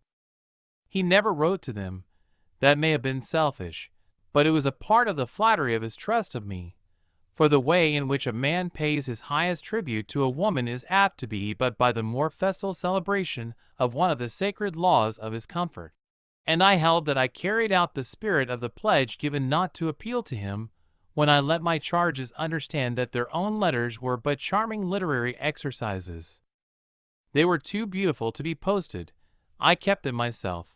I have them all to this hour. This was a rule indeed which only added to the satiric effect of my being plied with the supposition that he might at any moment be among us. It was exactly as if my charges knew how almost more awkward than anything else that might be for me. There appears to me, moreover, as I look back, no note in all this more extraordinary than the mere fact that, in spite of my tension and of their triumph, I never lost patience with them. Adorable they must in truth have been, I now reflect, that I didn't in these days hate them. Would exasperation, however, if relief had longer been postponed, finally have betrayed me? It little matters, for relief arrived. I call it relief, though it was only the relief that a snap brings to a strain or the burst of a thunderstorm to a day of suffocation. It was at least change, and it came with a rush. Chapter 14. Walking to church a certain Sunday morning, I had little Miles at my side and his sister, in advance of us and at Mrs. Grose's, well in sight. It was a crisp, clear day, the first of its order for some time. The night had brought a touch of frost, and the autumn air, bright and sharp, made the church bells almost gay. It was an odd accident of thought that I should have happened at such a moment to be particularly and very gratefully struck with the obedience of my little charges. Why did they never resent my inexorable, my perpetual society? Something or other had brought nearer home to me that I had all but pinned the boy to my shawl, and that, in the way our companions were marshaled before me, I might have appeared to provide against some danger of rebellion. I was like a jailer with an eye to possible surprises and escapes. But all this belonged, I mean their magnificent little surrender, just to the special array of the facts that were most abysmal, turned out for Sunday by his uncle's tailor, who had had a free hand and a notion of pretty waistcoats, and of his grand little air, Miles's whole title to independence, the rights of his sex and situation, were so stamped upon him that if he had suddenly struck for freedom, I should have had nothing to say. I was by the strangest of chances wondering how I should meet him, when the revolution unmistakably occurred. I call it a revolution because I now see how, with the word he spoke, the curtain rose on the last act of my dreadful drama, and the catastrophe was precipitated. "Look here, my dear, he charmingly said. "When in the world, please, am I going back to school?" Transcribed here, the speech sounds harmless enough, particularly as uttered in the sweet, high, casual pipe with which, at all interlocutors, but above all at his eternal governess, he threw off intonations as if he were tossing roses. There was something in them that always made one catch, and I caught, at any rate, now so effectually that I stopped as short as if one of the trees of the park had fallen across the road. There was something new, on the spot, between us, and he was perfectly aware that I recognized it, though, to enable me to do so, he had no need to look a whit less candid and charming than usual. I could feel in him how he already, from my at first finding nothing to reply, perceived the advantage he had gained. I was so slow to find anything that he had plenty of time, after a minute, to continue with his suggestive but inconclusive smile. My dear, that for a fellow to be with a lady always. His, my dear, was constantly on his lips for me, and nothing could have expressed more the exact shade of the sentiment with which I desired to inspire my pupils than its fond familiarity. It was so respectfully easy, but oh how I felt that at present I must pick my own phrases. I remember that, to gain time, I tried to laugh, and I seemed to see in the beautiful face with which he watched me how ugly and queer I looked. "And always with the same lady?" I returned. He neither blanched nor winked. The whole thing was virtually out between us. "Ah, of course, she's a jolly, perfect lady, but after all, I'm a fellow, don't you see? That's, well, getting on." I lingered there with him an instant ever so kindly. "Yes, you're getting on." Oh, but I felt helpless. I have kept to this day the heartbreaking little idea of how he seemed to know that and to play with it. "And you can't say I've not been awfully good, can you?" I laid my hand on his shoulder, for, though I felt how much better it would have been to walk on, I was not yet quite able. "No, I can't say that, Miles. Except just that one night, "That one night?" I couldn't look as straight as he. "Why, when I went out of the house." "Oh, yes. But I forget what you did it for." "You forget?" He spoke with the sweet extravagance of childish reproach. "Why, it was to show you I could." "Oh, yes, you could. And I can again." I felt that I might, perhaps, after all, succeed in keeping my wits about me. "Certainly. But you won't." "No, not that again. It was nothing. It was nothing," I said. "But we must go on." He resumed our walk with me, passing his hand into my arm. "Then when am I going back?" I wore, in turning it over, my most responsible air. "Were you very happy at school?" He just considered.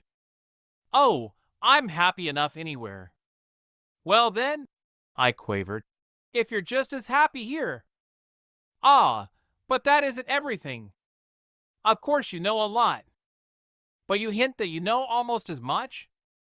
I risked as he paused. "Not half I want to," Miles honestly professed. "But it isn't so much that." "What is it then?" "Well, I want to see more life." "I see, I see." We had arrived within sight of the church and of various persons, including several of the household of Bly, on their way to it, and clustered about the door to see us go in. I quickened our step. I wanted to get there before the question between us opened up much further. I reflected hungrily that, for more than an hour, he would have to be silent, and I thought with envy of the comparative dusk of the pew and of the almost spiritual help of the hassock on which I might bend my knees. I seemed literally to be running a race with some confusion to which he was about to reduce me, but I felt that he had got in first when, before we had even entered the churchyard, he threw out, "I want my own sort." It literally made me bound forward. "There are not many of your own sort, Miles," I laughed. "Unless, perhaps, dear little Flora. You really compare me to a baby girl?" This found me singularly weak.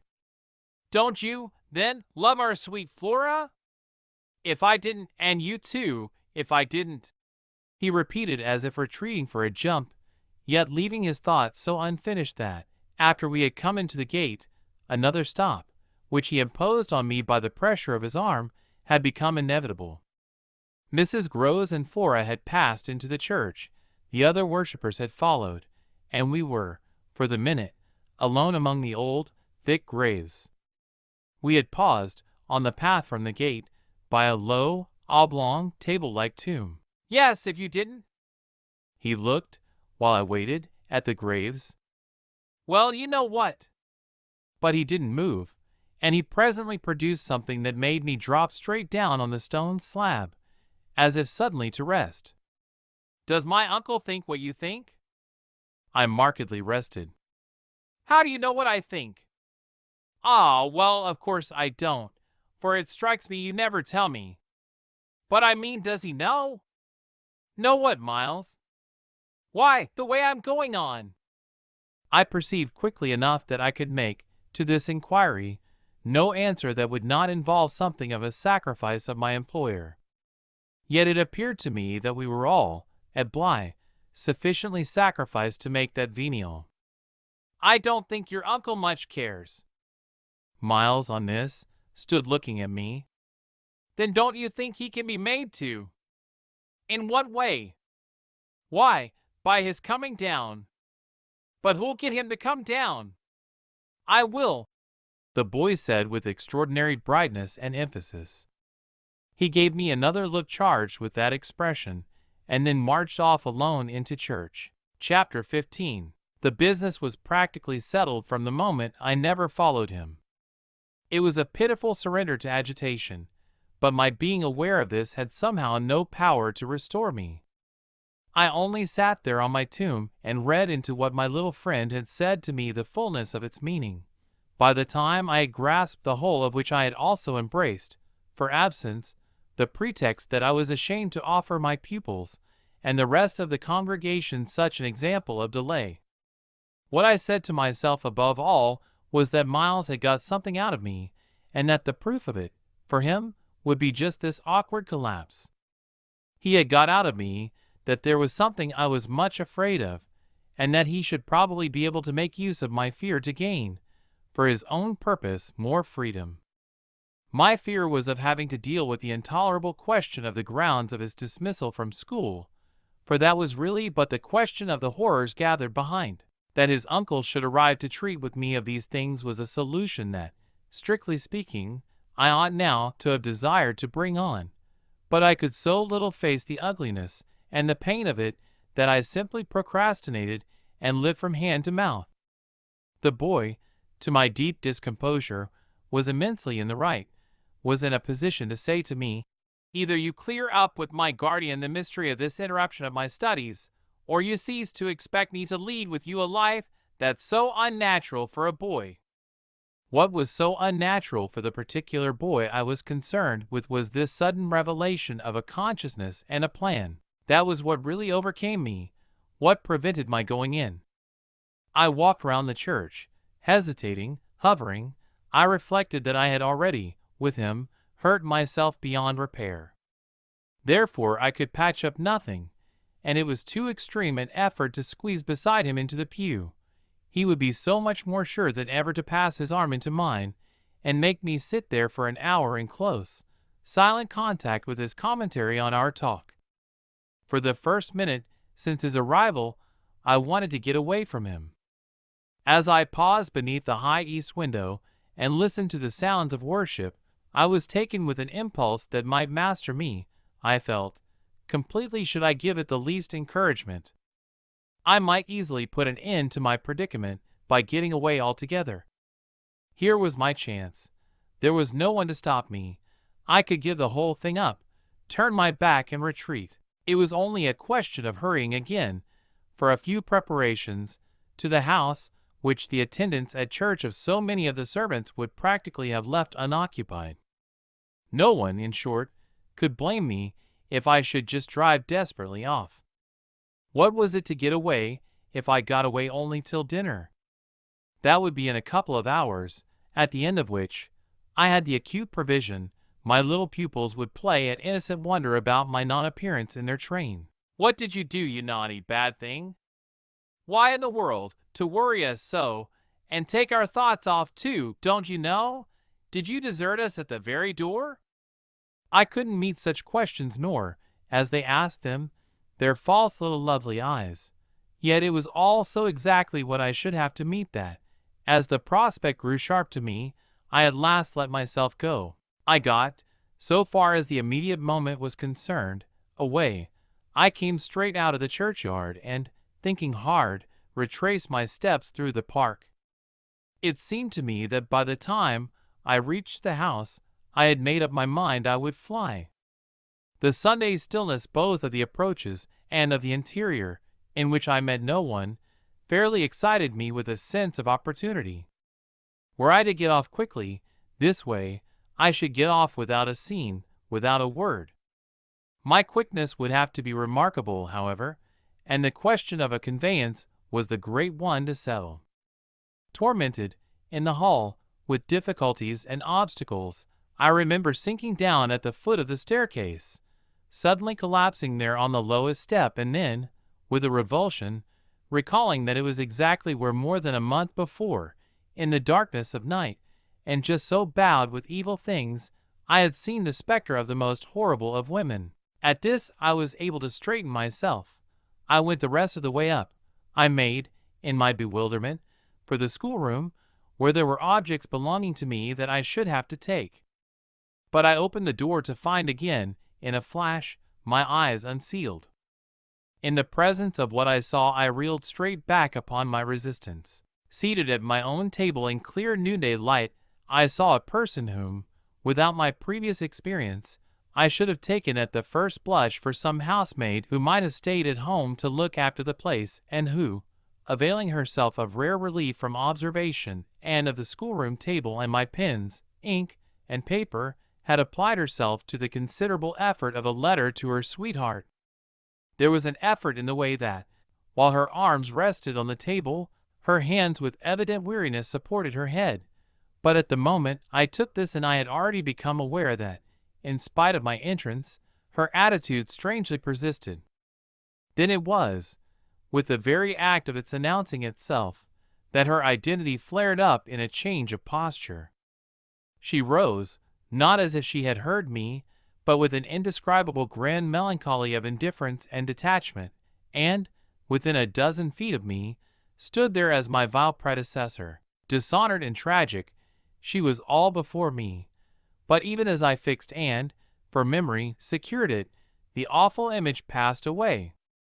Dark as midnight in her black dress, her haggard beauty and her unutterable woe, she had looked at me long enough to appear to say that her right to sit at my table was as good as mine to sit at hers. While these instants lasted, indeed, I had the extraordinary chill of feeling that it was I who was the intruder. It was as a wild protest against it that, actually addressing her, "You terrible, miserable woman!" I heard myself break into a sound that, by the open door, rang through the long passage and the empty house. She looked at me as if she heard me, but I had recovered myself and cleared the air.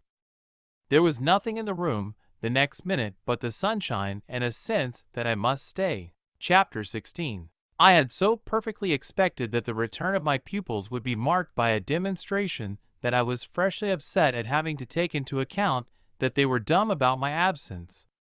Instead of gaily denouncing and caressing me, they made no allusion to my having failed them, and I was left, for the time, on perceiving that she too said nothing, to study Mrs. Grose's odd face. I did this to such purpose that I made sure they had in some way bribed her to silence. A silence that, however, I would engage to break down on the first private opportunity. This opportunity came before tea. I secured 5 minutes with her in the housekeeper's room, where, in the twilight, amid a smell of lately baked bread, but with the place all swept and garnished, I found her sitting in pained placidity before the fire. So I see her still, so I see her best, facing the flame from her straight chair in the dusky, shining room, a large clean image of the put away, of drawers closed and locked and rest without a remedy. Oh yes, they asked me to say nothing, and to please them, so long as they were there, of course I promised. But what had happened to you? I only went with you for the walk, I said. I had then to come back to meet a friend. She showed her surprise. A friend, you? Oh yes, I have a couple. I laughed. But did the children give you a reason for not alluding to your leaving us? Yes, they said you would like it better. Do you like it better? My face had made her rueful. No, I like it worse. But after an instant I added, did they say why I should like it better? No, Master Miles only said we must do nothing but what she likes. I wish indeed he would. And what did Flora say? Miss Flora was too sweet. She said, oh, of course, of course. And I said the same. I thought a moment. You were too sweet, too. I can hear you all. But nonetheless, between Miles and me, it's now all out. All out? My companion stared. But what, miss? Everything. It doesn't matter. I've made up my mind. I came home, my dear, I went on, for a talk with Miss Jessel. I had by this time formed the habit of having Mrs. Groves literally well in hand in advance of my sounding the note, so that even now, as she bravely blinked under the signal of my word, I could keep her comparatively firm. A talk? Do you mean she spoke? It came to that. I found her, on my return, in the schoolroom. And what did she say? I can hear the good woman still, and the candor of her stupefaction. That she suffers the torments. It was this of a truth that made her, as she filled up my picture, gape. Do you mean, she faltered, of the lost? Of the lost? Of the damned? And that's why, to share them. I faltered myself with the horror of it, but my companion, with less imagination, kept me up. To share them? She wants Flora. Mrs. Groves might, as I gave it to her, fairly have fallen away from me had I not been prepared. I still held her there to show I was. As I've told you, however, it doesn't matter. Because you've made up your mind? But to what? To everything. And what do you call everything? Why, sending for their uncle. Oh, miss, in pity do, my friend broke out. Ah, but I will. I see it's the only way. What's out, as I told you, with Miles is that if he thinks I'm afraid to, and has ideas of what he gains by that, he shall see he's mistaken. Yes, his uncle shall have it here from me on the spot, and before the boy himself, if necessary, that if I'm to be reproached with having done nothing again about more school. Yes, miss, my companion pressed me. Well, there's that awful reason.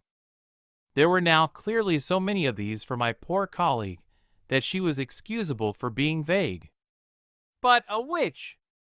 Why, the letter from his old place. You'll show it to the master? I ought to have done so on the instant. Oh, no, said Mrs. Groves with decision. I'll put it before him, I went on inexorably, that I can't undertake to work the question on behalf of a child who has been expelled. For we've never in the least known what. Mrs. Groves declared, for wickedness. For what else, when he's so clever and beautiful and perfect? Is he stupid? Is he untidy? Is he infirm? Is he ill-natured? He's exquisite, so it can be only that, and that would open up the whole thing. After all, I said, it's their uncle's fault. If he left here such people, he didn't really in the least know them. The fault's mine.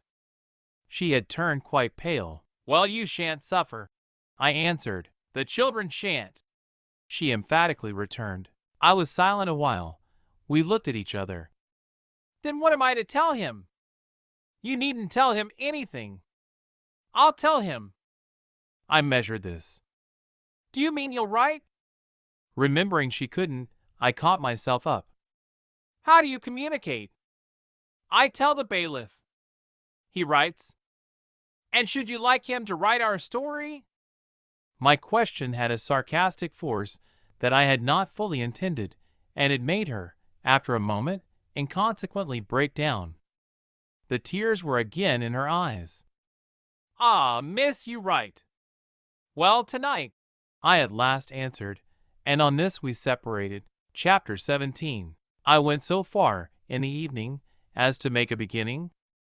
The weather had changed back, a great wind was abroad, and beneath the lamp, in my room, with Flora at peace beside me, I sat for a long time before a blank sheet of paper and listened to the lash of the rain and the batter of the gusts. Finally I went out, taking a candle. I crossed the passage and listened a minute at Miles's door. What, under my endless obsession, I had been impelled to listen for was some betrayal of his not being at rest, and I presently caught one, but not in the form I had expected. His voice tinkled out. I say, you there, come in. It was a gaiety in the gloom. I went in with my light and found him, in bed, very wide awake, but very much at his ease. Well, what are you up to? He asked with a grace of sociability in which it occurred to me that Mrs. Groves, had she been present, might have looked in vain for proof that anything was out. I stood over him with my candle. How did you know I was there? Why, of course I heard you. Did you fancy you made no noise? You're like a troop of cavalry. He beautifully laughed. Then you weren't asleep? Not much. I lie awake and think. I had put my candle, designedly, a short way off, and then, as he held out his friendly old hand to me, had sat down on the edge of his bed. What is it, I asked, that you think of? What in the world, my dear, but you? Ah, the pride I take in your appreciation doesn't insist on that. I had so far rather you slept. Well, I think also, you know, of this queer business of ours. I marked the coolness of his firm little hand. Of what queer business, Miles? Why, the way you bring me up. And all the rest. I fairly held my breath a minute, and even from my glimmering taper there was light enough to show how he smiled up at me from his pillow. What do you mean by all the rest? Oh, you know.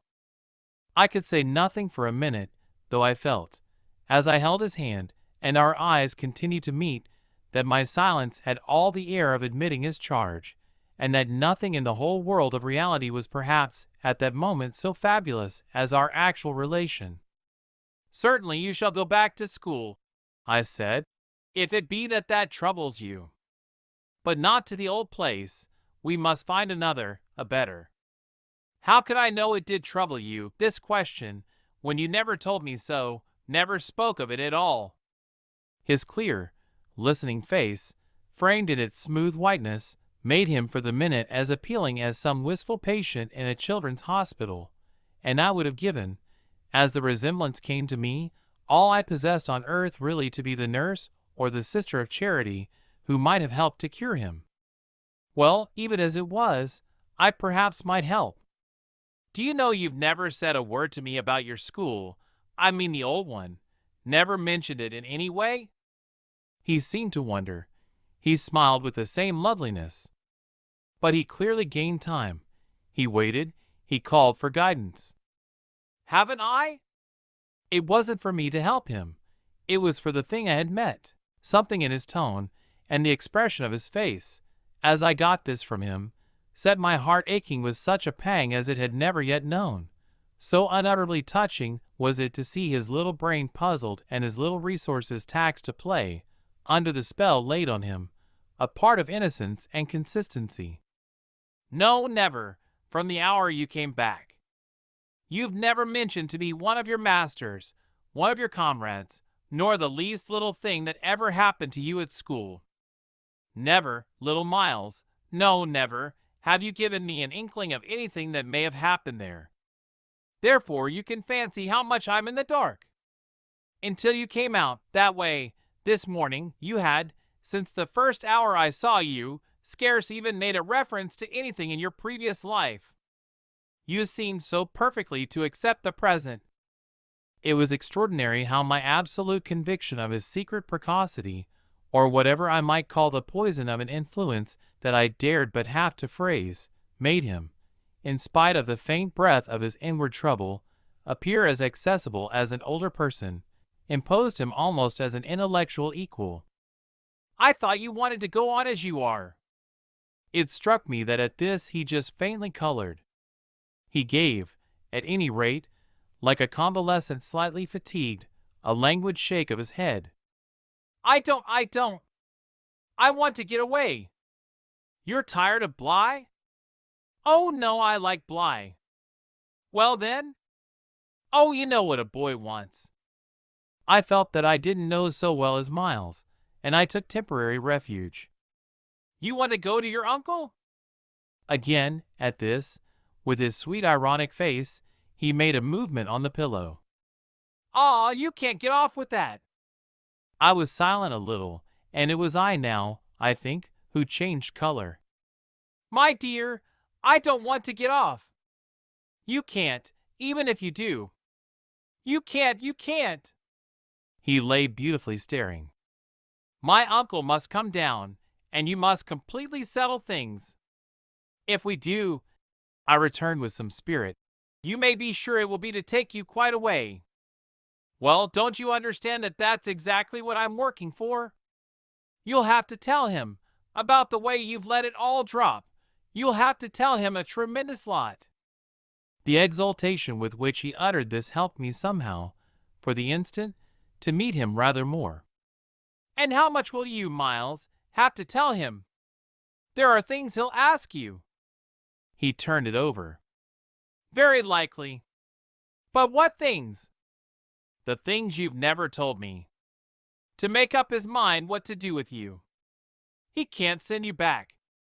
Oh, I don't want to go back. He broke in. I want a new field.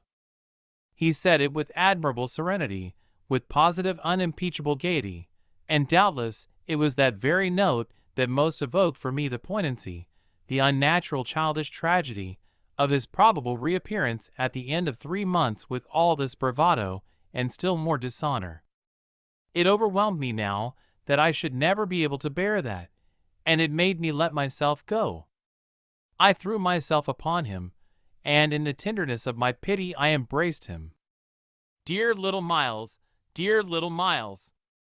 My face was close to his, and he let me kiss him, simply taking it with indulgent good humor. Well, old lady, is there nothing at all that you want to tell me? He turned off a little, facing round toward the wall, and holding up his hand to look at as one had seen sick children look. I told you this morning. Oh, I was sorry for him. That you just want me not to worry you. He looked round at me now, as if in recognition of my understanding him, then ever so gently. To let me alone, he replied. There was even a singular little dignity in it, something that made me release him, yet, when I had slowly risen, linger beside him. God knows I never wished to harass him, but I felt that merely, at this, to turn my back on him was to abandon, or, to put it more truly, to lose him. I've just begun a letter to your uncle, I said. Well then, finish it. I waited a minute. What happened before? He gazed up at me again. Before what? Before you came back. and before you went away." For some time he was silent, but he continued to meet my eyes. "What happened?" It made me, the sound of the words, in which it seemed to me that I caught for the very first time a small faint quaver of consenting consciousness. It made me drop on my knees beside the bed and seize once more the chance of possessing him. Dear little Miles, if you knew how I want to help you. It's only that, it's nothing but that, and I'd rather die than give you a pain or do you a wrong. I'd rather die than hurt a hair of you. Dear little Miles. Oh, I brought it out now even if I should go too far. I just want you to help me to save you. But I knew in a moment after this that I had gone too far. The answer to my appeal was instantaneous, but it came in the form of an extraordinary blast and chill, a gust of frozen air, and a shake of the room as great as if, in the wild wind, the casement had crashed in. The boy gave a loud, high shriek, which, lost in the rest of the shock of sound, might have seemed, indistinctly, though I was so close to him, a note either of jubilation or of terror. I jumped to my feet again, and was conscious of darkness. So for a moment we remained, while I stared about me and saw that the drawn curtains were unstirred and the window tight. "Why, the candle's out!" I then cried. "It was I who blew it, dear," said Miles. Chapter 18. The next day, after lessons, Mrs. Groves found a moment to say to me quietly, "Have you written, miss?" "Yes, I've written." But I didn't add, for the hour, that my letter, sealed and directed, was still in my pocket. There would be time enough to send it before the messenger should go to the village. Meanwhile there had been, on the part of my pupils, no more brilliant, more exemplary morning. It was exactly as if they had both had it hard to gloss over any recent little friction. They performed the dizziest feats of arithmetic, soaring quite out of my feeble range, and perpetrated, in higher spirits than ever, geographical and historical jokes. It was conspicuous, of course, in Miles in particular, that he appeared to wish to show how easily he could let me down. This child, to my memory, really lives in a setting of beauty and misery that no words can translate. There was a distinction all his own in every impulse he revealed. Never was a small natural creature, to the uninitiated eye all frankness and freedom, a more ingenious, a more extraordinary little gentleman. I had perpetually to guard against the wonder of contemplation into which my initiated view betrayed me, to check the irrelevant gaze and discouraged sigh in which I constantly both attacked and renounced the enigma of what such a little gentleman could have done that deserved a penalty. Say that, by the dark prodigy I knew, the imagination of all evil had been opened up to him. All the justice within me ached for the proof that it could ever have flowered into an act. He had never, at any rate, been such a little gentleman as when, after our early dinner on this dreadful day, he came round to me and asked if I shouldn't like him, for half an hour, to play to me. David playing to Saul could never have shown a finer sense of the occasion. It was literally a charming exhibition of tact, of magnanimity, and quite tantamount to his saying outright, "The true knights we love to read about never push an advantage too far." I know what you mean now. You mean that, to be let alone yourself and not followed up, you'll cease to worry and spy upon me, won't keep me so close to you, will let me go and come. Well, I come, you see, but I don't go. There'll be plenty of time for that. I do really delight in your society, and I only want to show you that I contended for a principle. It may be imagined whether I resisted this appeal or failed to accompany him again, hand in hand, to the schoolroom. He sat down at the old piano and played as he had never played. And if there are those who think he had better have been kicking a football, I can only say that I wholly agree with them. For at the end of a time that under his influence I had quite ceased to measure, I started up with a strange sense of having literally slept at my post. It was after luncheon, and by the schoolroom fire, and yet I hadn't really, in the least, slept. I had only done something much worse. I had forgotten. Where all this time was Flora? When I put the question to Miles, he played on a minute before answering and then could only say, "Why, my dear, how do I know?" Breaking moreover into a happy laugh which, immediately after, as if it were a vocal accompaniment, he prolonged into incoherent, extravagant song. I went straight to my room, but his sister was not there. Then, before going downstairs, I looked into several others. As she was nowhere about, she would surely be with Mrs. Groves, whom, in the comfort of that theory, I accordingly proceeded in quest of. I found her where I had found her the evening before, but she met my quick challenge with blank, scared ignorance. She had only supposed that, after the repast, I had carried off both the children, as to which she was quite in her right, for it was the very first time I had allowed the little girl out of my sight without some special provision.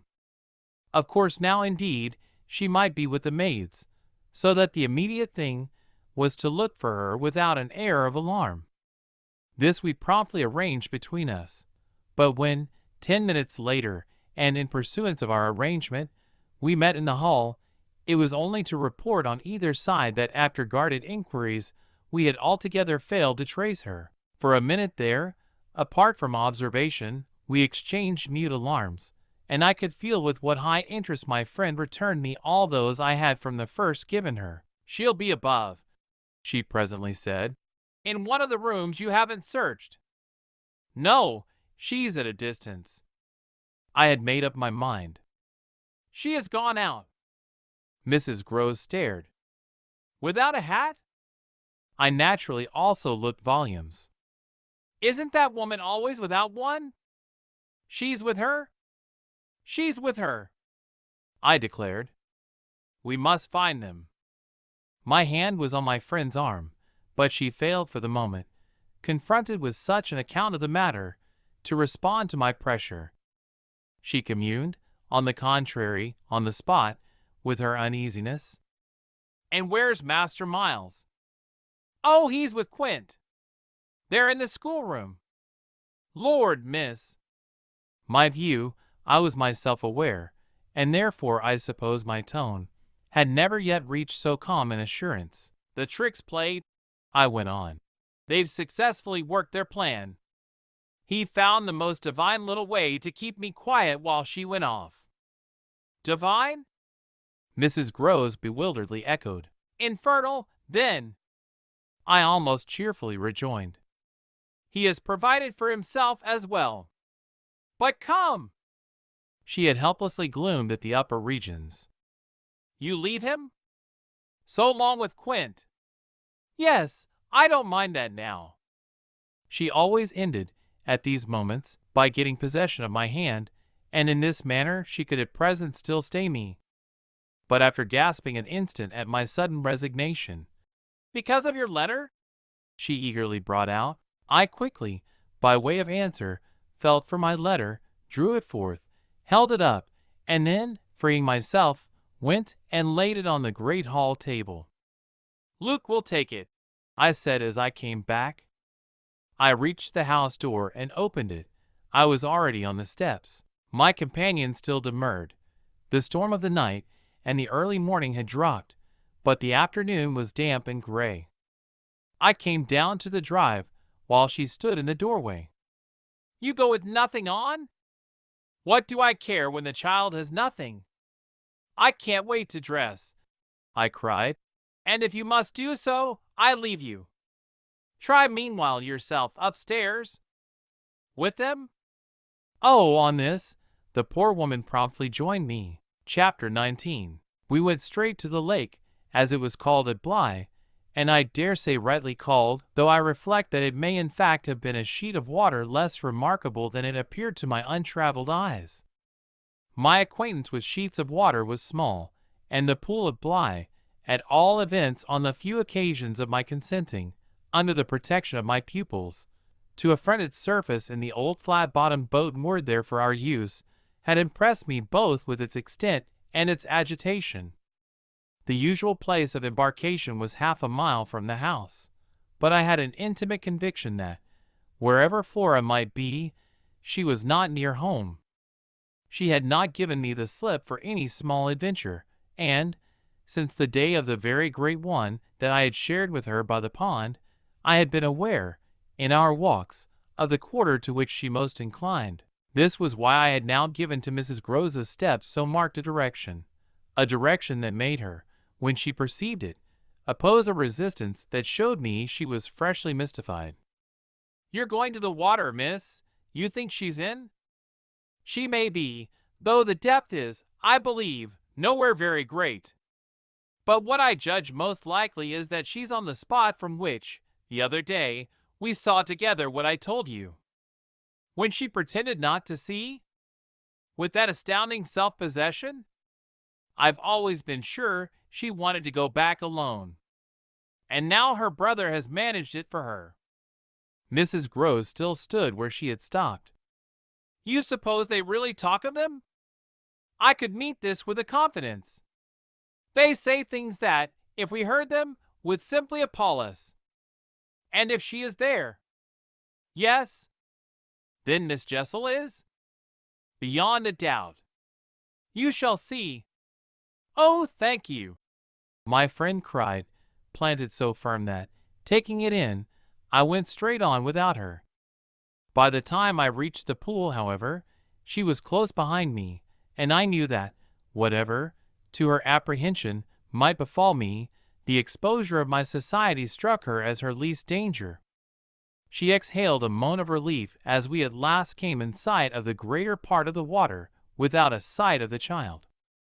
There was no trace of Flora on that nearer side of the bank where my observation of her had been most startling, and none on the opposite edge, where, save for a margin of some 20 yards, a thick copse came down to the water. The pond, oblong in shape, had a width so scant compared to its length that, with its ends out of view, it might have been taken for a scant river. We looked at the empty expanse, and then I felt the suggestion of my friend's eyes. I knew what she meant, and I replied with a negative headshake. "No, no, wait! She has taken the boat." My companion stared at the vacant mooring place, and then again across the lake. "Then where is it?"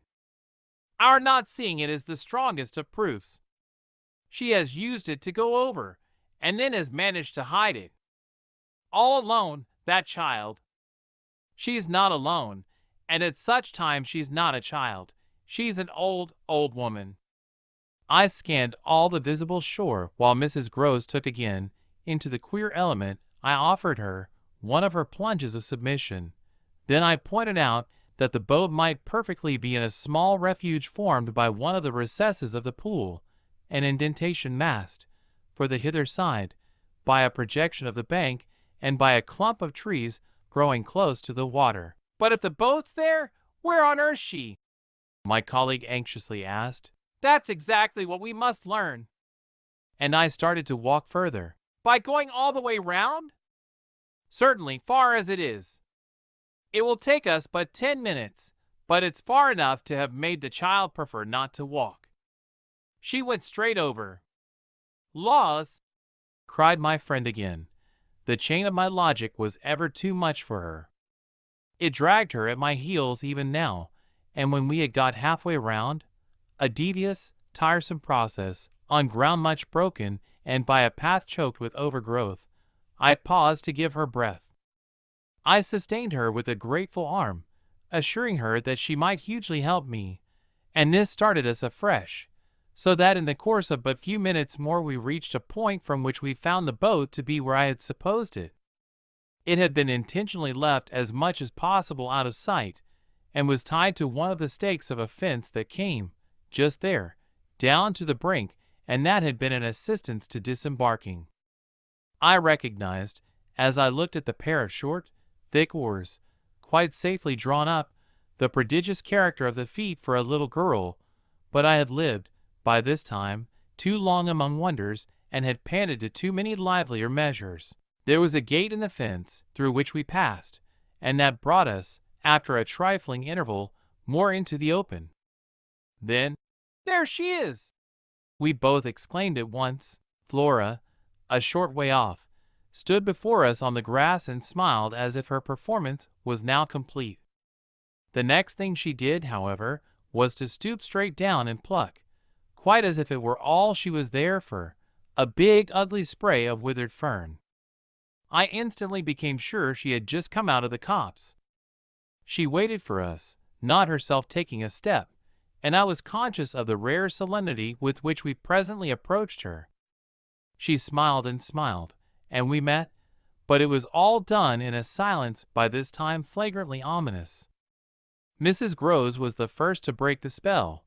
She threw herself on her knees and, drawing the child to her breast, clasped in a long embrace the little tender, yielding body. While this dumb convulsion lasted, I could only watch it, which I did the more intently when I saw Flora's face peep at me over our companion's shoulder. It was serious now.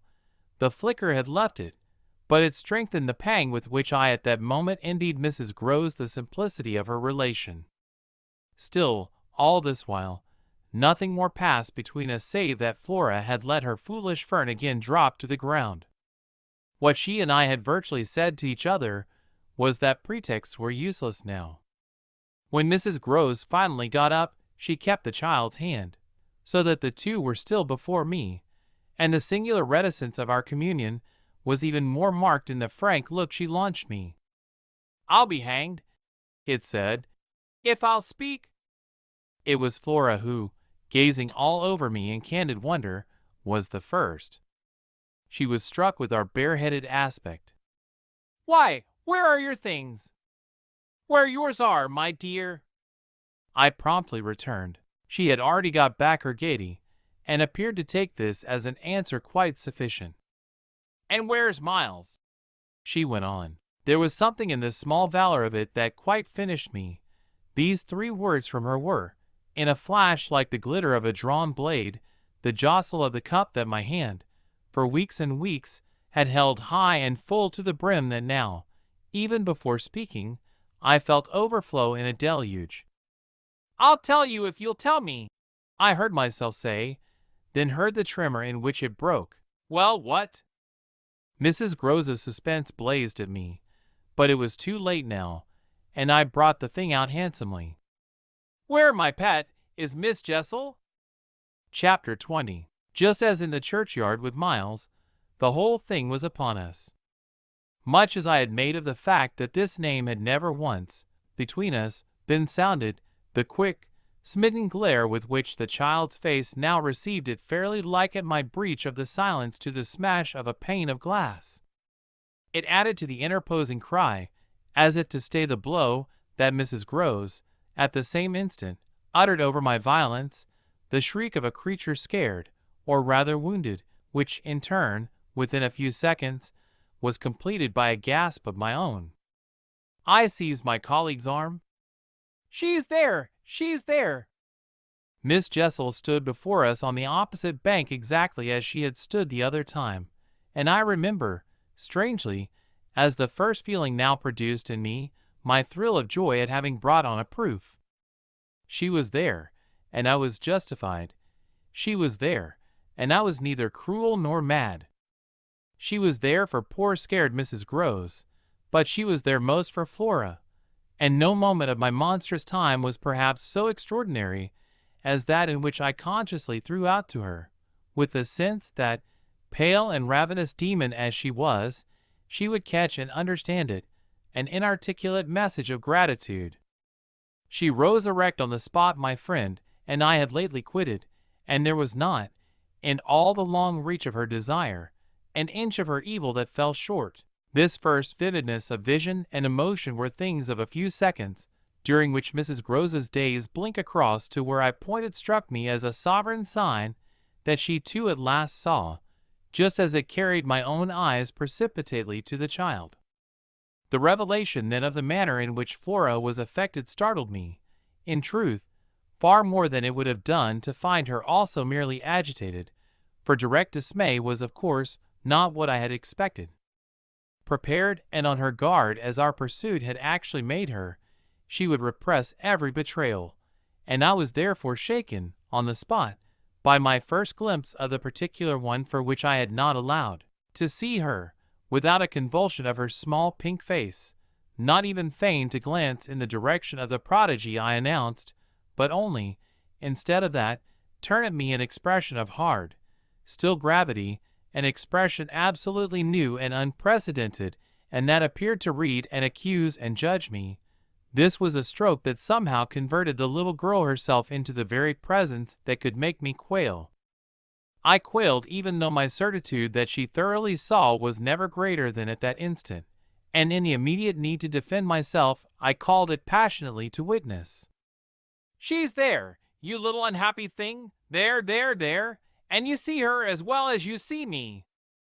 I had said shortly before to Mrs. Groves that she was not at these times a child, but an old woman, and that description of her could not have been more strikingly confirmed than in the way in which, for all answer to this, she simply showed me, without a concession, an admission of her eyes, a countenance of deeper and deeper, of indeed suddenly quite fixed, reprobation. I was by this time, if I can put the whole thing at all together, more appalled at what I may properly call her manner than at anything else, though it was simultaneously with this that I became aware of having Mrs. Groves also, and very formidably, to reckon with. My elder companion, the next moment, at any rate, blotted out everything but her own flushed face and her loud, shocked protest, a burst of high disapproval. "What a dreadful turn, to be sure, miss! Where on earth do you see anything?" I could only grasp her more quickly yet, for even while she spoke the hideous plain presence stood undimmed and undaunted. It had already lasted a minute, and it lasted while I continued, seizing my colleague, quite thrusting her at it, and presenting her to it, to insist with my pointing hand. "You don't see her exactly as we see? You mean to say you don't now? She's as big as a blazing fire. Only look, dearest woman, look." She looked, even as I did, and gave me, with her deep groan of negation, repulsion, compassion, the mixture with her pity of her relief at her exemption, a sense, touching to me even then, that she would have backed me up if she could. I might well have needed that, for with this hard blow of the proof that her eyes were hopelessly sealed I felt my own situation horribly crumble. I saw, my livid predecessor press, from her position, on my defeat, and I was conscious, more than all, of what I should have from this instant to deal with in the astounding little attitude of Flora. Into this attitude Mrs. Groves immediately and violently entered, breaking, even while there pierced through my sense of ruin a prodigious private triumph, into breathless reassurance. "She isn't there, little lady, and nobody's there, and you never see nothing, my sweet. How can poor Miss Jessel, when poor Miss Jessel's dead and buried? We know, don't we, love?" And she appealed, blundering in, to the child. "It's all a mere mistake and a worry and a joke, and we'll go home as fast as we can." Our companion, on this, had responded with a strange, quick primness of propriety, and they were again, with Mrs. Groves on her feet, united, as it were, in pained opposition to me. Flora continued to fix me with her small mask of reprobation, and even at that minute I prayed God to forgive me for seeming to see that, as she stood there holding tight to our friend's dress, her incomparable childish beauty had suddenly failed, had quite vanished. I've said it already. She was hideously hard. She had turned common and almost ugly. "I don't know what you mean. I see nobody. I see nothing. I never have. I think you're cruel. I don't like you." Then, after this deliverance, which might have been that of a vulgarly pert little girl in the street, she hugged Mrs. Groves more closely, and buried in her skirts the dreadful little face. In this position, she produced an almost furious wail. "Take me away, oh, take me away from her." "From me?" I panted. From you, she cried. Even Mrs. Groves looked across at me dismayed, while I had nothing to do but communicate again with the figure that, on the opposite bank, without a movement, as rigidly still as if catching, beyond the interval, our voices, was as vividly there for my disaster as it was not there for my service. The wretched child had spoken exactly as if she had got from some outside source each of her stabbing little words, and I could therefore, in the full despair of all I had to accept, but sadly shake my head at her.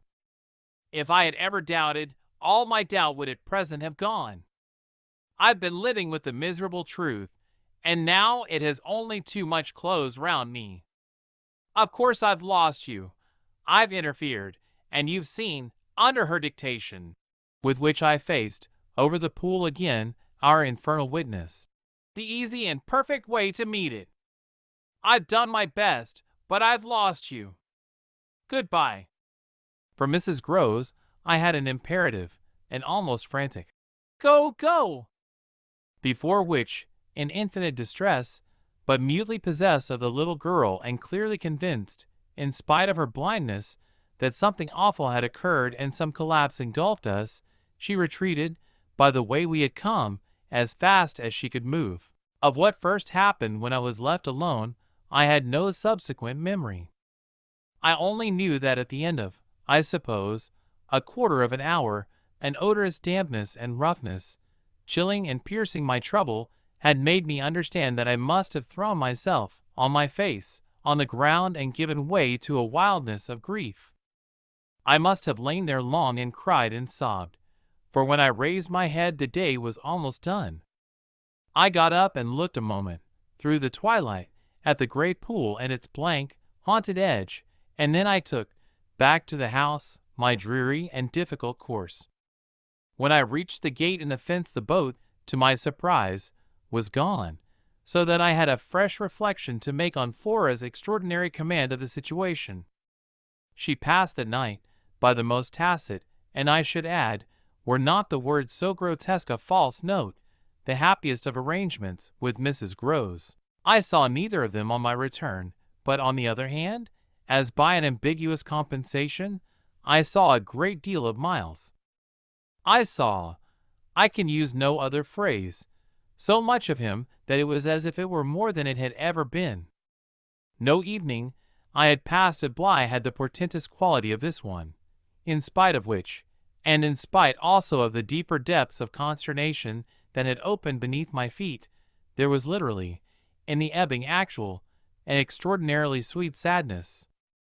On reaching the house, I had never so much as looked for the boy. I had simply gone straight to my room to change what I was wearing and to take in, at a glance, much material testimony to Flora's rupture. Her little belongings had all been removed. When later, by the schoolroom fire, I was served with tea by the usual maid, I indulged, on the article of my other pupil, in no inquiry whatever. He had his freedom now. He might have it to the end. Well, he did have it, and it consisted, in part at least, of his coming in at about 8 o'clock and sitting down with me in silence. On the removal of the tea things I had blown out the candles and drawn my chair closer. I was conscious of a mortal coldness and felt as if I should never again be warm. So, when he appeared, I was sitting in the glow with my thoughts.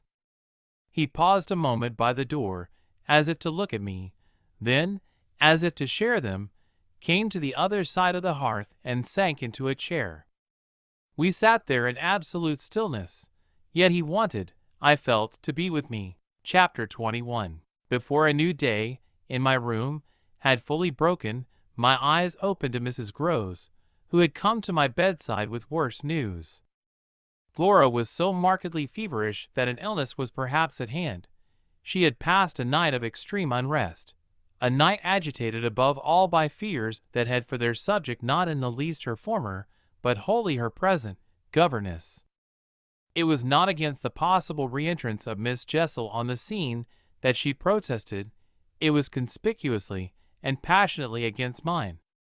I was promptly on my feet, of course, and with an immense deal to ask, the more that my friend had discernibly now girded her loins to meet me once more.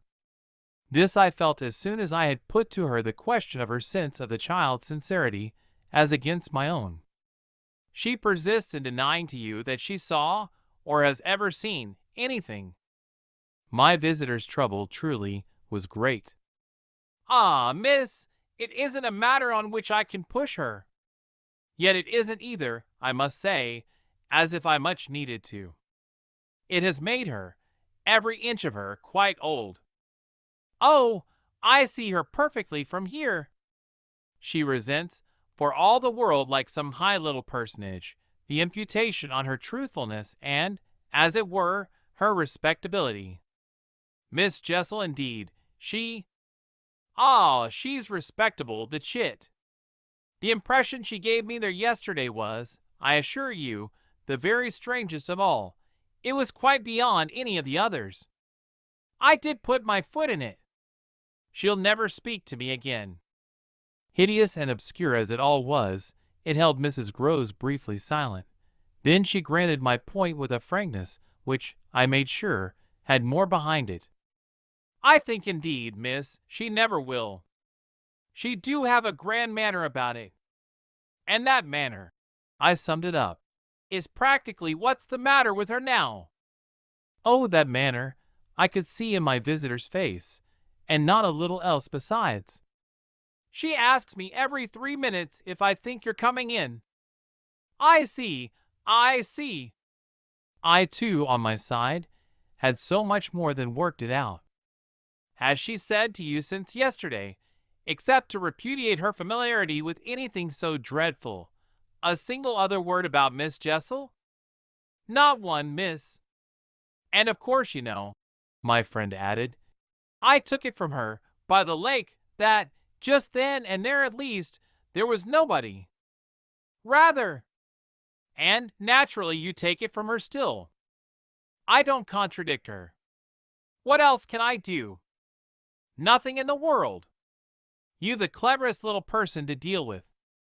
They've made them, their two friends, I mean, still cleverer even than nature did, for it was wondrous material to play on.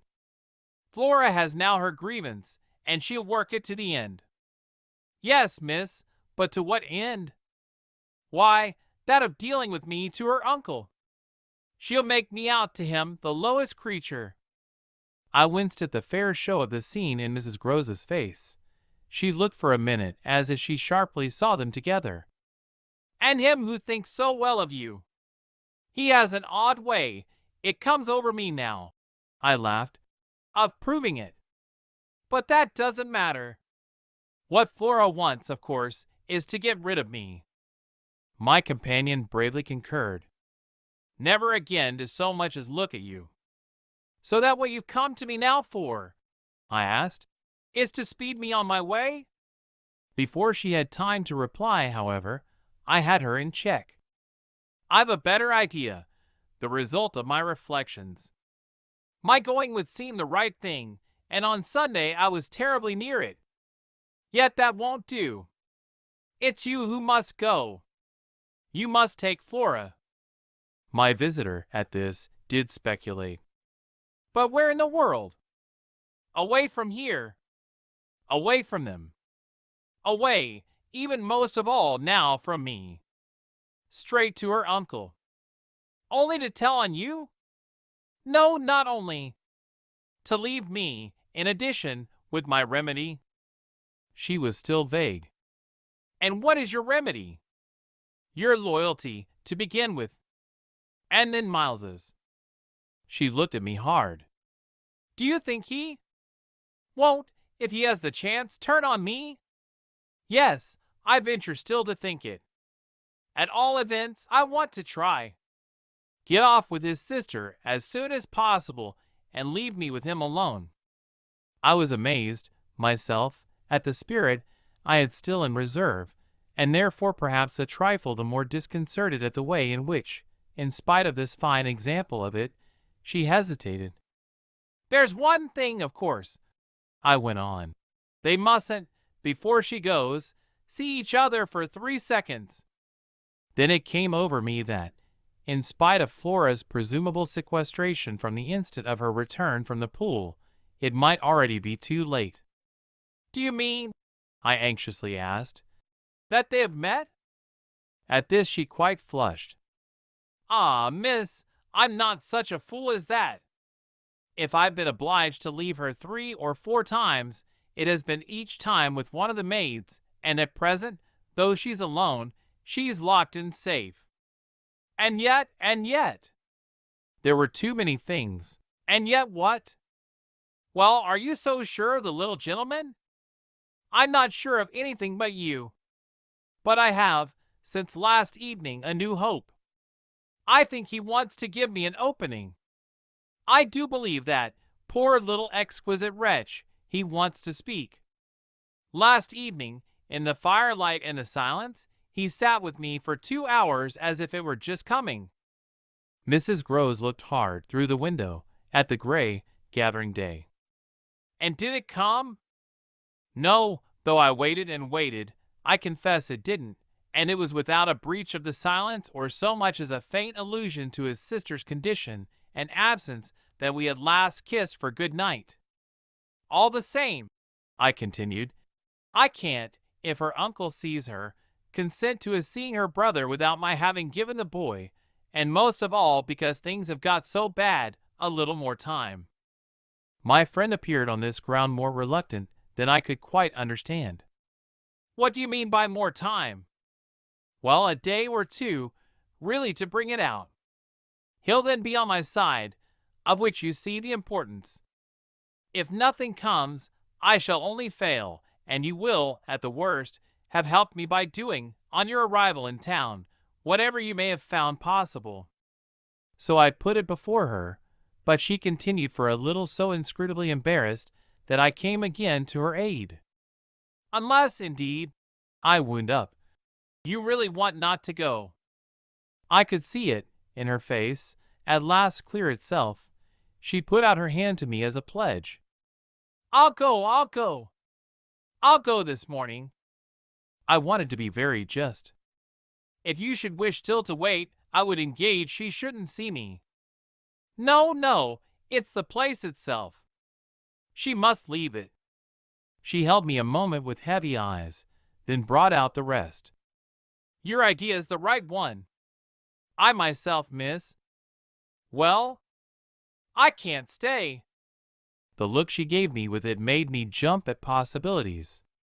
You mean that, since yesterday, you have seen? She shook her head with dignity. I've heard.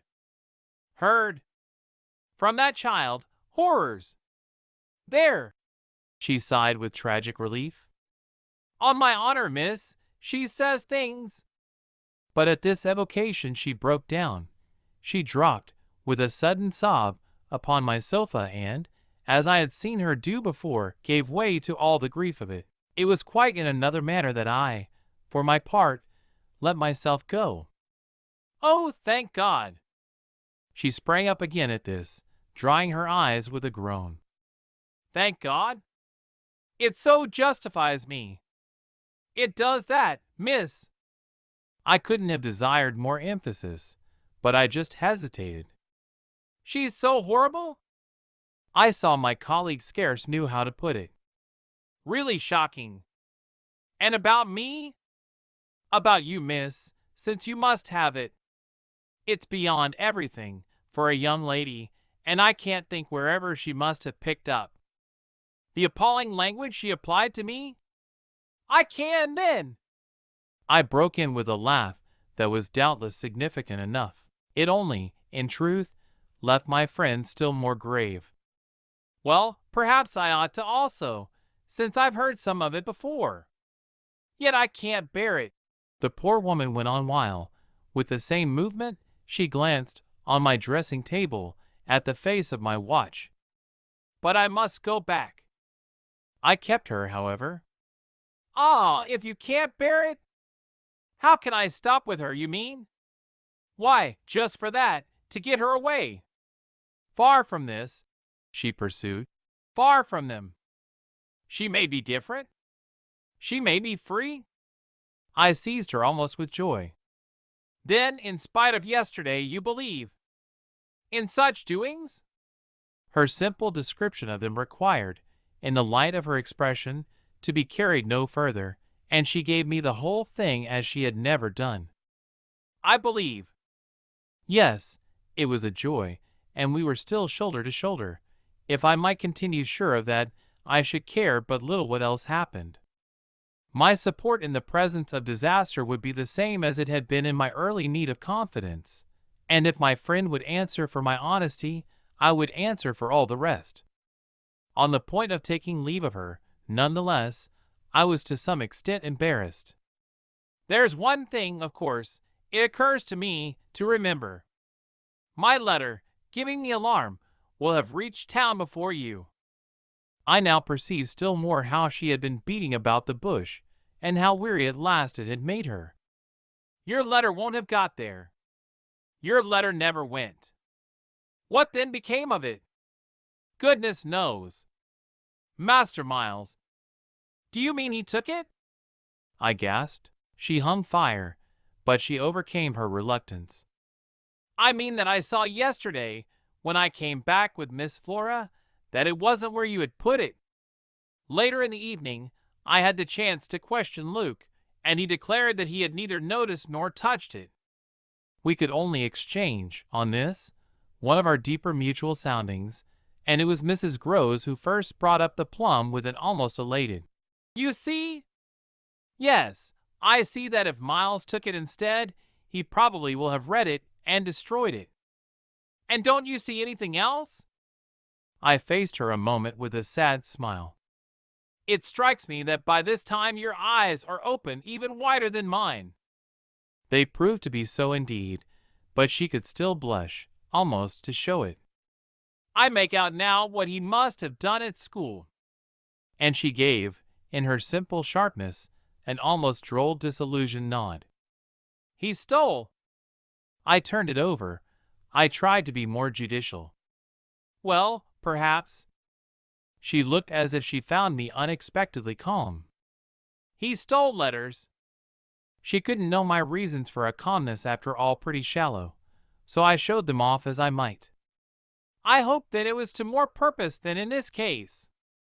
The note, at any rate, that I put on the table yesterday," I pursued, "will have given him so scant an advantage, for it contained only the bare demand for an interview, that he is already much ashamed of having gone so far for so little, and that what he had on his mind last evening was precisely the need of confession."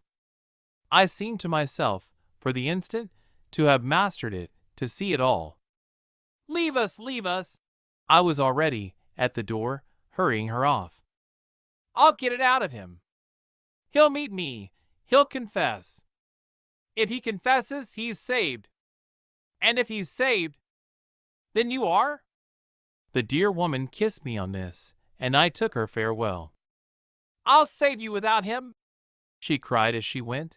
Chapter 22. Yet it was when she had got off, and I missed her on the spot, that the great pinch really came. If I had counted on what it would give me to find myself alone with Miles, I speedily perceived, at least, that it would give me a measure. No hour of my stay, in fact, was so assailed with apprehensions as that of my coming down to learn that the carriage containing Mrs. Groves and my younger pupil had already rolled out of the gates. Now I said to myself, face to face with the elements, and for much of the rest of the day, while I fought my weakness, I could consider that I had been supremely rash. It was a tighter place still than I had yet turned round in, all the more that, for the first time, I could see in the aspect of others a confused reflection of the crisis. What had happened naturally caused them all to stare. There was too little of the explained, throw out whatever we might, in the suddenness of my colleague's act. The maids and the men looked blank, the effect of which on my nerves was an aggravation until I saw the necessity of making it a positive aid. It was precisely, in short, by just clutching the helm that I avoided total wreck, and I dare say that, to bear up at all, I became, that morning, very grand and very dry. I welcomed the consciousness that I was charged with much to do, and I caused it to be known as well that, left thus to myself, I was quite remarkably firm. I wandered with that manner, for the next hour or two, all over the place and looked, I have no doubt, as if I were ready for any onset. So, for the benefit of whom it might concern, I paraded with a sick heart. The person it appeared least to concern proved to be, till dinner, little Miles himself. My perambulations had given me, meanwhile, no glimpse of him, but they had tended to make more public the change taking place in our relation as a consequence of his having at the piano, the day before, kept me, in Flora's interest, so beguiled and befooled. The stamp of publicity had of course been fully given by her confinement and departure, and the change itself was now ushered in by our non-observance of the regular custom of the schoolroom. He had already disappeared when, on my way down, I pushed open his door, and I learned below that he had breakfasted, in the presence of a couple of the maids, with Mrs. Groves and his sister. He had then gone out, as he said, for a stroll, than which nothing, I reflected, could better have expressed his frank view of the abrupt transformation of my office. What he would not permit this office to consist of was yet to be settled. There was a queer relief, at all events, I mean for myself in especial, in the renouncement of one pretension. If so much had sprung to the surface, I scarce put it too strongly in saying that what had perhaps sprung highest was the absurdity of our prolonging the fiction that I had anything more to teach him. It sufficiently stuck out that, by tacit little tricks in which even more than myself he carried out the care for my dignity, I had had to appeal to him to let me off straining to meet him on the ground of his true capacity. He had at any rate his freedom now.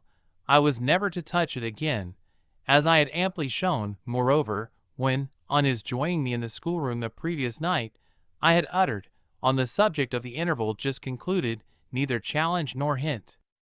I had too much, from this moment, my other ideas. Yet when he at last arrived, the difficulty of applying them, the accumulations of my problem, were brought straight home to me by the beautiful little presents on which what had occurred had as yet, for the eye, dropped neither stain nor shadow. To mark, for the house, the high state I cultivated, I decreed that my meals with the boys should be served, as we called it, downstairs, so that I had been awaiting him in the ponderous pomp of the room, outside of the window of which I had had from Mrs. Groves, that first scared Sunday, my flash of something it would scarce have done to call light.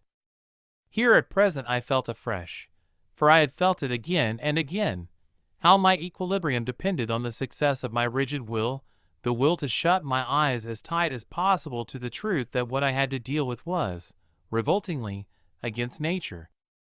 I could only get on it all by taking nature into my confidence and my account, by treating my monstrous ordeal as a push in a direction unusual, of course, and unpleasant, but demanding, after all, for a fair front, only another turn of the screw of ordinary human virtue.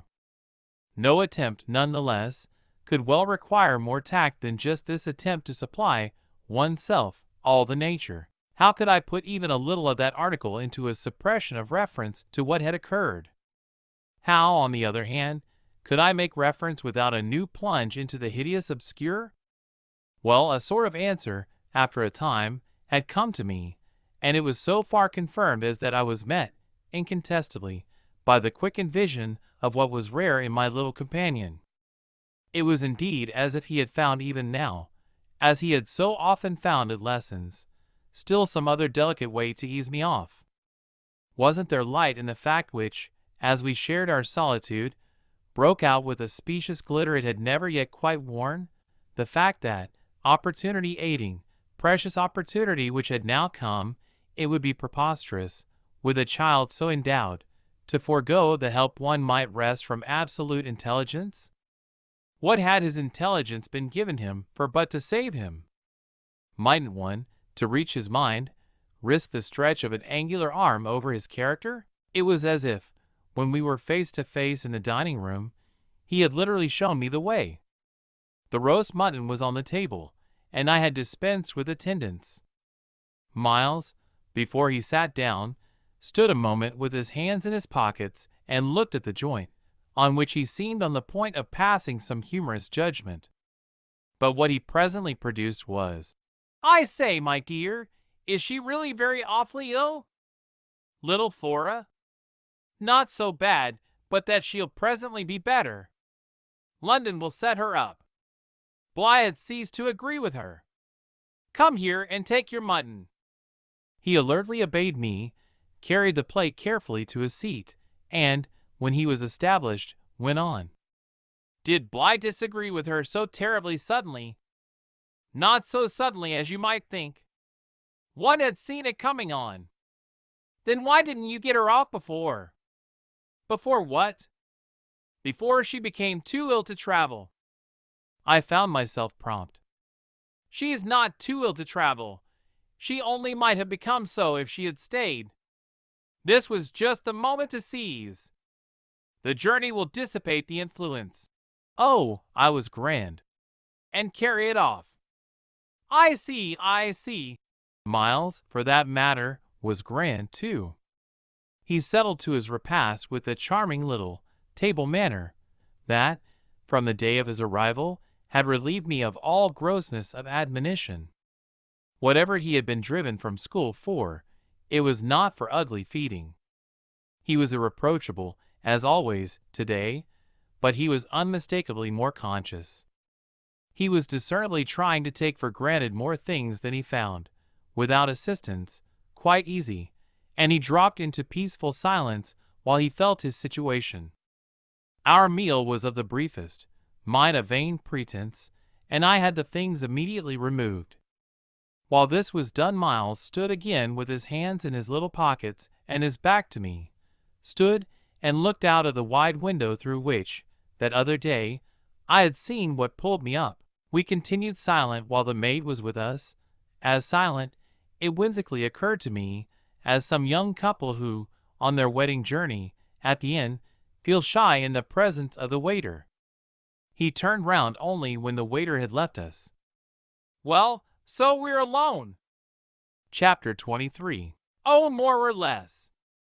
I fancy my smile was pale. Not absolutely. We shouldn't like that. I went on. No, I suppose we shouldn't. Of course we have the others. We have the others, we have indeed the others. I concurred. Yet even though we have them, he returned, still with his hands in his pockets and planted there in front of me. They don't much count, do they?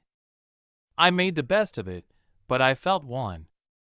It depends on what you call much. Yes, with all accommodation. Everything depends. On this, however, he faced to the window again and presently reached it with his vague, restless, cogitating step. He remained there a while, with his forehead against the glass, in contemplation of the stupid shrubs I knew and the dull things of November. I had always my hypocrisy of work, behind which, now, I gained the sofa.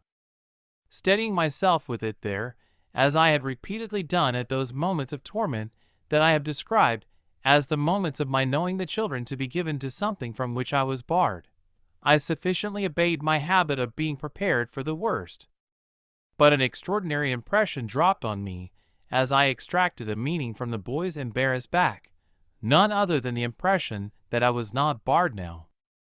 This inference grew in a few minutes to sharp intensity, and seemed bound up with the direct perception that it was positively he who was. The frames and squares of the great window were a kind of image, for him, of a kind of failure.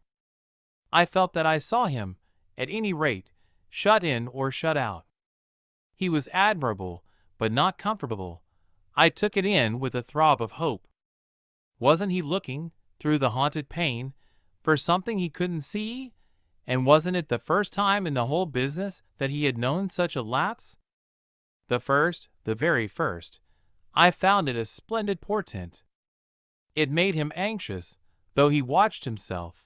He had been anxious all day, and, even while in his usual sweet little manner he sat at table, had needed all his small, strange genius to give it a gloss.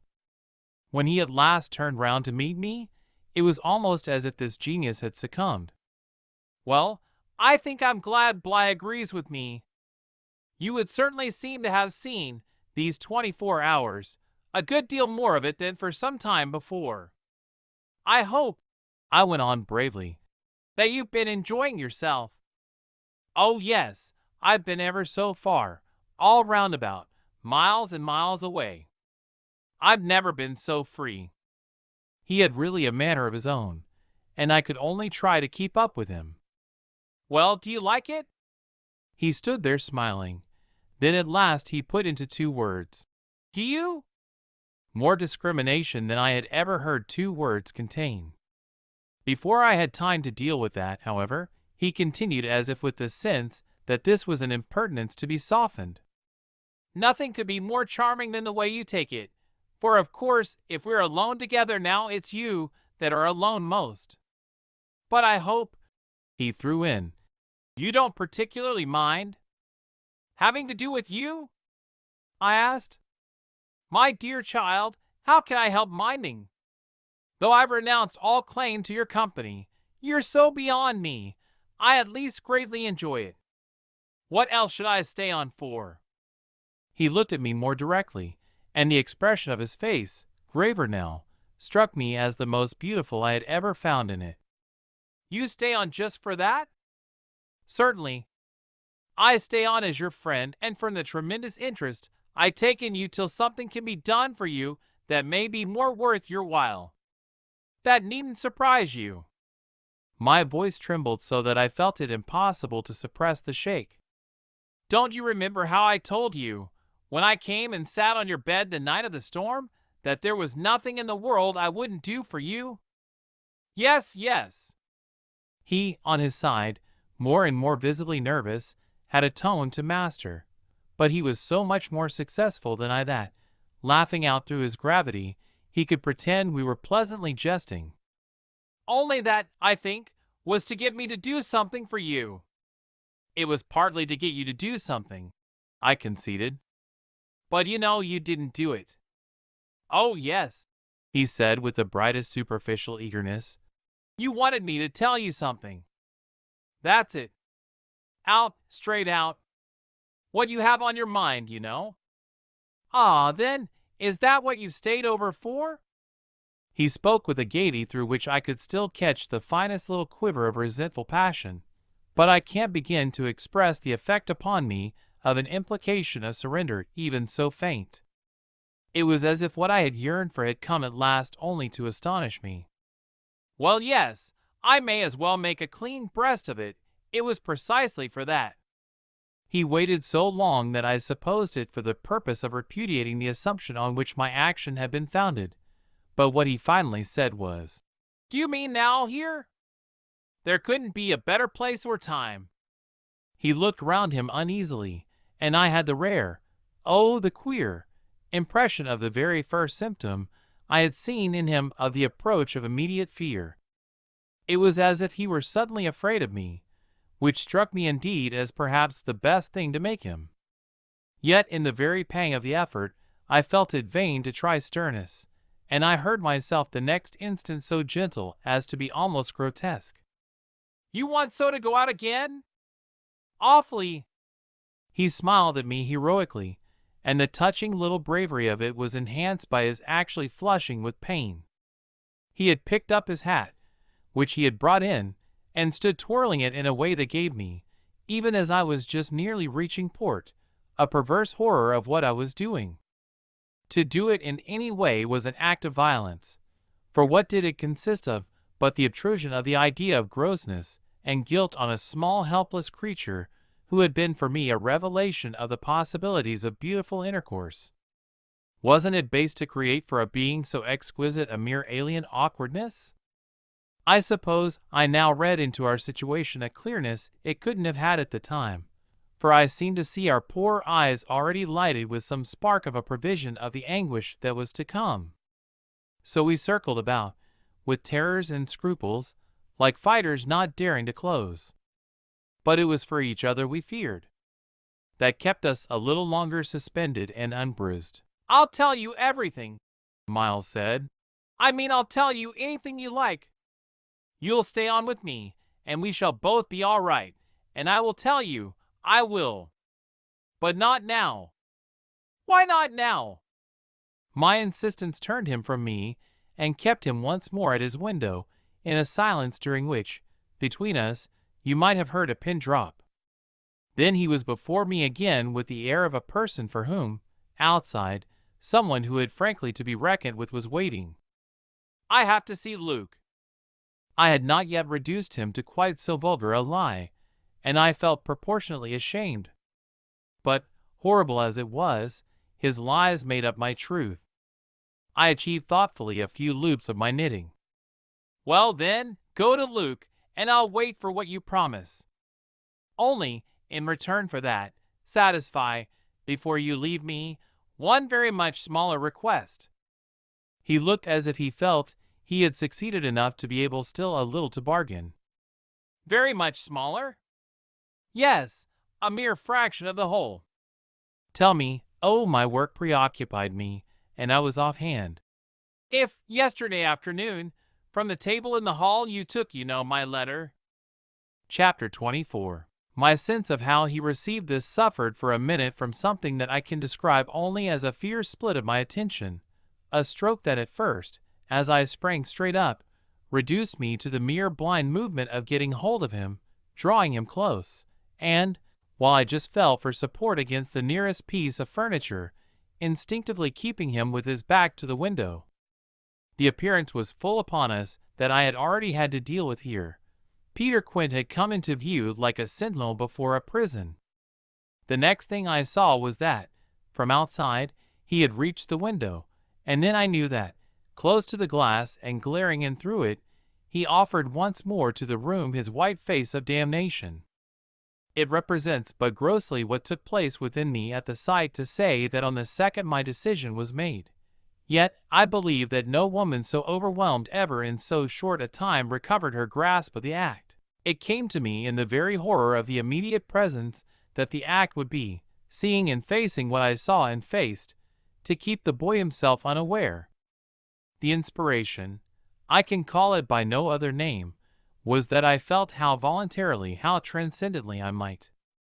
It was like fighting with a demon for a human soul, and when I had fairly so appraised it, I saw how the human soul, held out, in the tremor of my hands, at arm's length, had a perfect dew of sweat on a lovely childish forehead. The face that was close to mine was as white as the face against the glass, and out of it presently came a sound, not low nor weak, but as if from much further away, that I drank like a waft of fragrance. Yes, I took it. At this, with a moan of joy, I unfolded, I drew him close, and while I held him to my breast, where I could feel in the sudden fever of his little body the tremendous pulse of his little heart, I kept my eyes on the thing at the window, and saw it move and shift its posture. I have likened it to a sentinel, but its slow wheel, for a moment, was rather the prowl of a baffled beast. My present quickened courage, however, was such that, not too much to let it through, I had to shade, as it were, my flame. Meanwhile the glare of the face was again at the window, the scoundrel fixed as if to watch and wait. It was the very confidence that I might now defy him, as well as the positive certitude, by this time, of the child's unconsciousness, that made me go on. What did you take it for? To see what you said about me. You opened the letter? I opened it. My eyes were now, as I held him off a little again, on Miles's own face, in which the collapse of mockery showed me how complete was the ravage of uneasiness.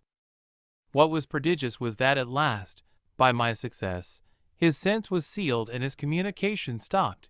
He knew that he was in presence, but knew not of what, and knew still less that I also was, and that I did know. And what did this strain of trouble matter when my eyes went back to the window only to see that the air was clear again and, by my personal triumph, the influence quenched? There was nothing there. I felt that the cause was mine, and that I should surely get all. And you found nothing. I let my elation out. He gave the most mournful, thoughtful little headshake. Nothing. Nothing, nothing. I almost shouted in my joy. Nothing, nothing, he sadly repeated. I kissed his forehead. It was drenched. So what have you done with it? I burned it. Burned it? It was now or never. Is that what you did at school? Oh, what this brought up. At school? Did you take letters, or other things? Other things? He appeared now to be thinking of something far off, and that reached him only through the pressure of his anxiety. Yet it did reach him. Did I steal?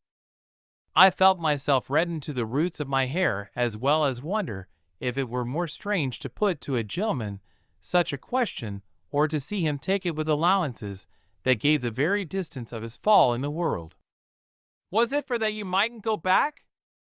The only thing he felt was rather a dreary little surprise. Did you know I mightn't go back? I know everything. He gave me at this the longest and strangest look. Everything? Everything. Therefore did you. But I couldn't say it again. Miles could, very simply. No. I didn't steal. My face must have shown him I believed him utterly. Yet my hands, but it was for pure tenderness, shook him as if to ask him why, if it was all for nothing, he had condemned me to months of torment. What then did you do? He looked in vague pain all round the top of the room and drew his breath 2 or 3 times over, as if with difficulty. He might have been standing at the bottom of the sea and raising his eyes to some faint green twilight. Well, I said things. Only that? They thought it was enough. To turn you out for? Never, truly, had a person turned out, shown so little to explain it as this little person. He appeared to weigh my question, but in a manner quite detached and almost helpless. Well, I suppose I oughtn't. But to whom did you say them? He evidently tried to remember, but it dropped. He had lost it. I don't know. He almost smiled at me in the desolation of his surrender, which was indeed practically, by this time, so complete that I ought to have left it there. But I was infatuated. I was blind with victory, though even then the very effect that was to have brought him so much nearer was already that of added separation. Was it to everyone? I asked. No, it was only to. But he gave a sick little headshake. I don't remember their names. Were they then so many? No, only a few. Those I liked. Those he liked? I seemed to float not into clearness, but into a darker obscure, and within a minute there had come to me out of my very pity the appalling alarm of his being perhaps innocent. It was for the instant confounding and bottomless, for if he were innocent, what then on earth was I? Paralyzed, while it lasted, by the mere brush of the question, I let him go a little, so that, with a deep-drawn sigh, he turned away from me again, which, as he faced toward the clear window, I suffered, feeling that I had nothing now there to keep him from. And did they repeat what you said?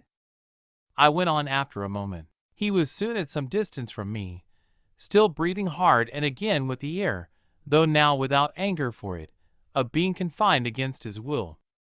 Once more, as he had done before, he looked up at the dim day as if, of what had hitherto sustained him, nothing was left but an unspeakable anxiety. Oh, yes, he nevertheless replied. They must have repeated them.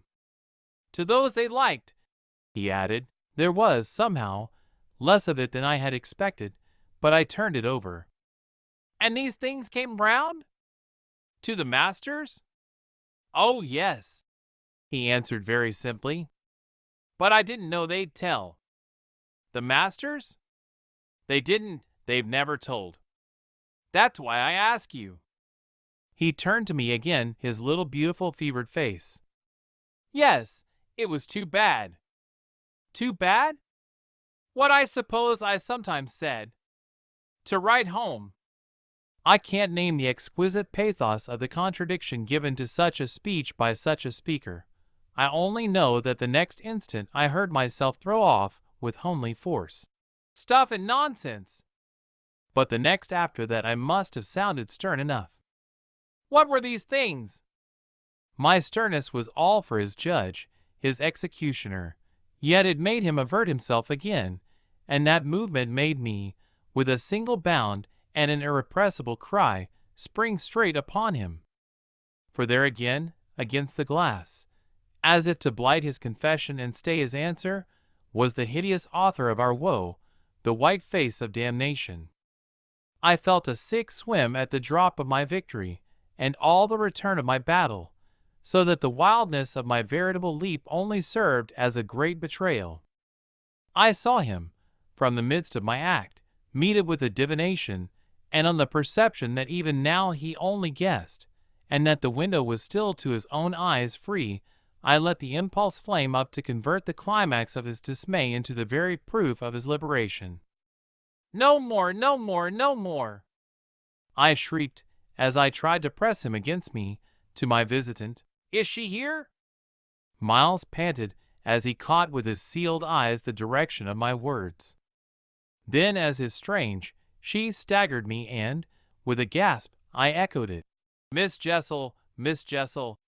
He with a sudden fury gave me back. I seized, stupefied, his supposition, some sequel to what we had done to Flora, but this made me only want to show him that it was better still than that.